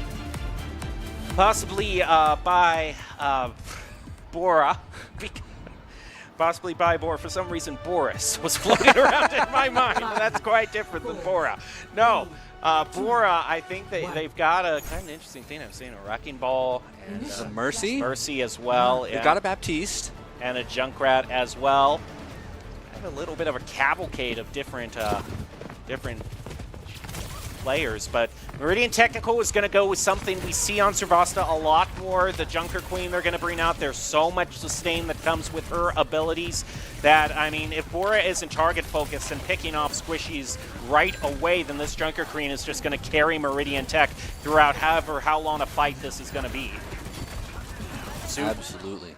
Soup already picks up 2, and it's a triple by this Genji. No one is safe. He's going for the quad. He's got it. Soup not breathing for 1 second. He is out for Bora Blood. Can he pick up a 5th? This Tracer is heading every single which way. It might just be the Wrecking Ball. Can he actually get it? The Wrecking Ball is trying to get away. No! King Swiffer takes him down. That's going to be another insanely fast fight for Meridian Tech. They're just going to show their dominance, assert their dominance right off the bat. Not so fast. They've already almost got beat online, and Bora almost has Minefield, so this is going to be an important next fight. And more importantly, in terms of Meridian Technical's penchant for wanting to end this fast, that'll work out in their favor on Flashpoint because that point does tick up a bit faster. Absolutely. We're already at nearly 50% here. It's on Bora to make a move now. King Swiffer gets another pick. This time it's on to Princess. And this Wrecking Ball is now just trying to spin to win. A lot of damage being placed onto him, however, and railgun shots being charged up pretty fast as well by Funky. Genji Blade comes out, gets rid of the Immortality Field, and that's going to be it. It was a nice thought, but that Immortality Field will put a stop to that right away. We are at 90%. This is it for first point. Can Bora make a comeback here? King Swiffer's almost dead, and he goes down. The tank is finally down, and Toddy is also getting focused down by this Wrecking Ball. But Meridian Technical, I like what we're seeing from them. They're realizing that they can give up this point and come back in with a whole cavalcade of ultimates to take the next fight. Bora's only going to have window and tire to deal with the onslaught that Meridian Tech is surely going to provide. I don't think they'll even have tower. If Meridian Technical just pops things pretty darn quick here, they'll have a rampage, and I don't think this Junkrat could even possibly use the tire. They're going to try to make some time for the... Oh, no! That tank was all by himself! And now it's a squishy buffet, all lined up for Meridian Technical. All you can eat. Can they actually get it? Yes, King Swiffer, of course he can. He'll pick up the double. They'll also use the Kitsune Rush as well. They only needed to use one ultimate. Had they used all four, this would have been a really quick fight. But as for right now, Meridian Technical looking like they're going to claim the first flashpoint. They just got to take out this tank, this Wrecking Ball, who's trying to make this keep on going in whatever means possible, but it's not enough. First flashpoint market in Meridian Technical's pocket. We are going to see Bora swap over to Sojourn, Brig, Moira, swapping up their comp a little bit. Maybe they'll have an easier time dealing with some of the squishies on Meridian Technical's team, but it is going to be a challenge. Yeah, I just don't see Brig being brought out on Servasta at all. It's definitely an interesting pick. Is it, yeah. We can also see a quick replay of how things turned out about how the original kind of pop-off by this Genji. He was just picking off everybody, picked up a quad. Genji Blade's going to be brought out on the current flashpoint, already picks up one against Bora. Bora used their own Dragon Strike to be able to pick up a few against Meridian Technical. And it'll be a one fight for the Dragons. Pretty quick flashpoint. Bora's going to pick up a Genji of their own. Maybe we'll see a little bit of a Genji 1v1. That would be interesting. There's also an overclock online for the Sojourn. They're still holding on to the beat, and they still have that rampage that they built up a little while ago. And yeah, Bora just seems like they're swapping between everything, trying to find something that sticks to the wall, but I don't think a Doom is going to solve all your problems, especially if your Junkrat is getting picked up that far. Everyone was just so far apart from each other there. They kind of did the target focus for Meridian Technical, and a tank all by himself is just not going to be able to beat 5 people focusing him down. I am sorry to tell you, Bora. We're already nearing in on the end of the second flashpoint. Bora's going to have one more opportunity to make it work before we move on to potentially the final flashpoint of this map. This Genji is already getting pinged. He's just trying to hang around, but he's also in a rough position of having to wait for the rest of his team to make a push by themselves. Kitsune Rush is going to be used by Meridian Technical, as well as the beat. Funky got taken out at the very beginning due to the deflect. Meridian Technical, the rest of them are staying in. They've evened up the fight, making it 4 apiece. They're still hanging on to this rampage. They're not even using it. And some environmentals as well onto Bora will claim it. There's just Twisted left, trying to flip this back, but it's not going to be enough. Meridian Technical now up to the final flashpoint to claim it all. This is going to be Bora's last chance to make something work. They need to pull it together if they want to take this map. But I don't know if they're going to be able to do it. Oh, ooh. What a knife by Toddy. Nasty.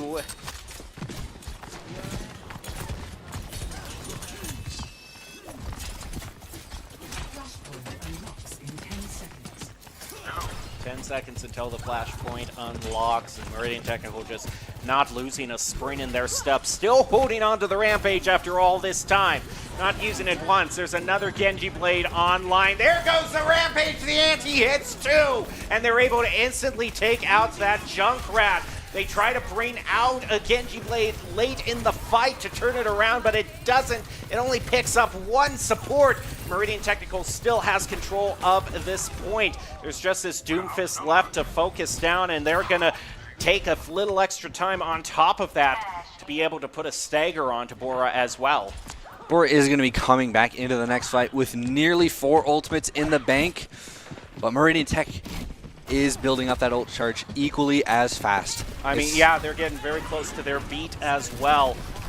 If that comes online, they'll have a little bit of time. Plus, they've just got the sustain that the JQ offers by herself. The the shout being able to give them that little extra health and to be able to take out that brig so that rally won't be online for that team fight. The overclock comes online as well as Kitsune Rush. It's popped as soon as it's earned. Marine Technical also holding on to this blade. Meteor Strike will be brought out. It's only focusing down one. Isn't able to take out that Kiriko. Oh boy, I think Meridian Tech has this one done and dusted. That will be it, a complete clean sweep by the Meridian Technical Dragons. You know, I can't say I expected much different.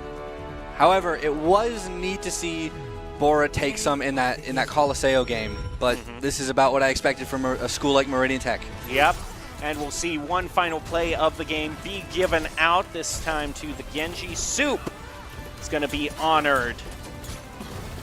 And yeah, this was the quad play that in production even gave a replay of that play. So they had already called out the play of the game before the game happened. We all knew it was going to be that. Well, that's going to do it for the summer games, and we have champions all lined up. Congratulations to Marine Technical for winning that. And of course, we saw Nampa have the great Rocket League run as well. It's been a fun day overall. It has been.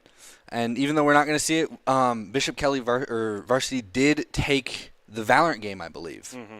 So good schools overall, picking up different wins in different games. Before we leave, we want to give a shout out to our sponsors. First of all, Idaho Central Credit Union for bringing us the Winter Games. I believe a great player makes a team more successful, just like how Idaho Central helps its members achieve financial success. And of course, the Idaho Army National Guard, who invites you to take your impressive critical thinking skills into real time. They offer 100 jobs to choose from, with several offering a $20,000 bonus and a degree of your choice paid for. You can live here, work here, and serve here with the National Guard. Reach out to them on Instagram, at iGuard Idaho.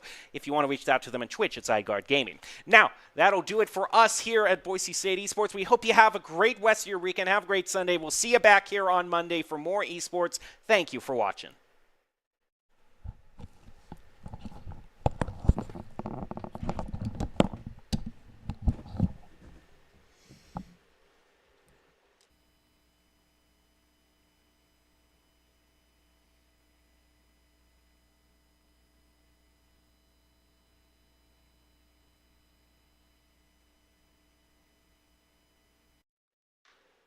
Here that needs to be followed. You are going out of turn. Able to win this next fight without using any ultimates, whereas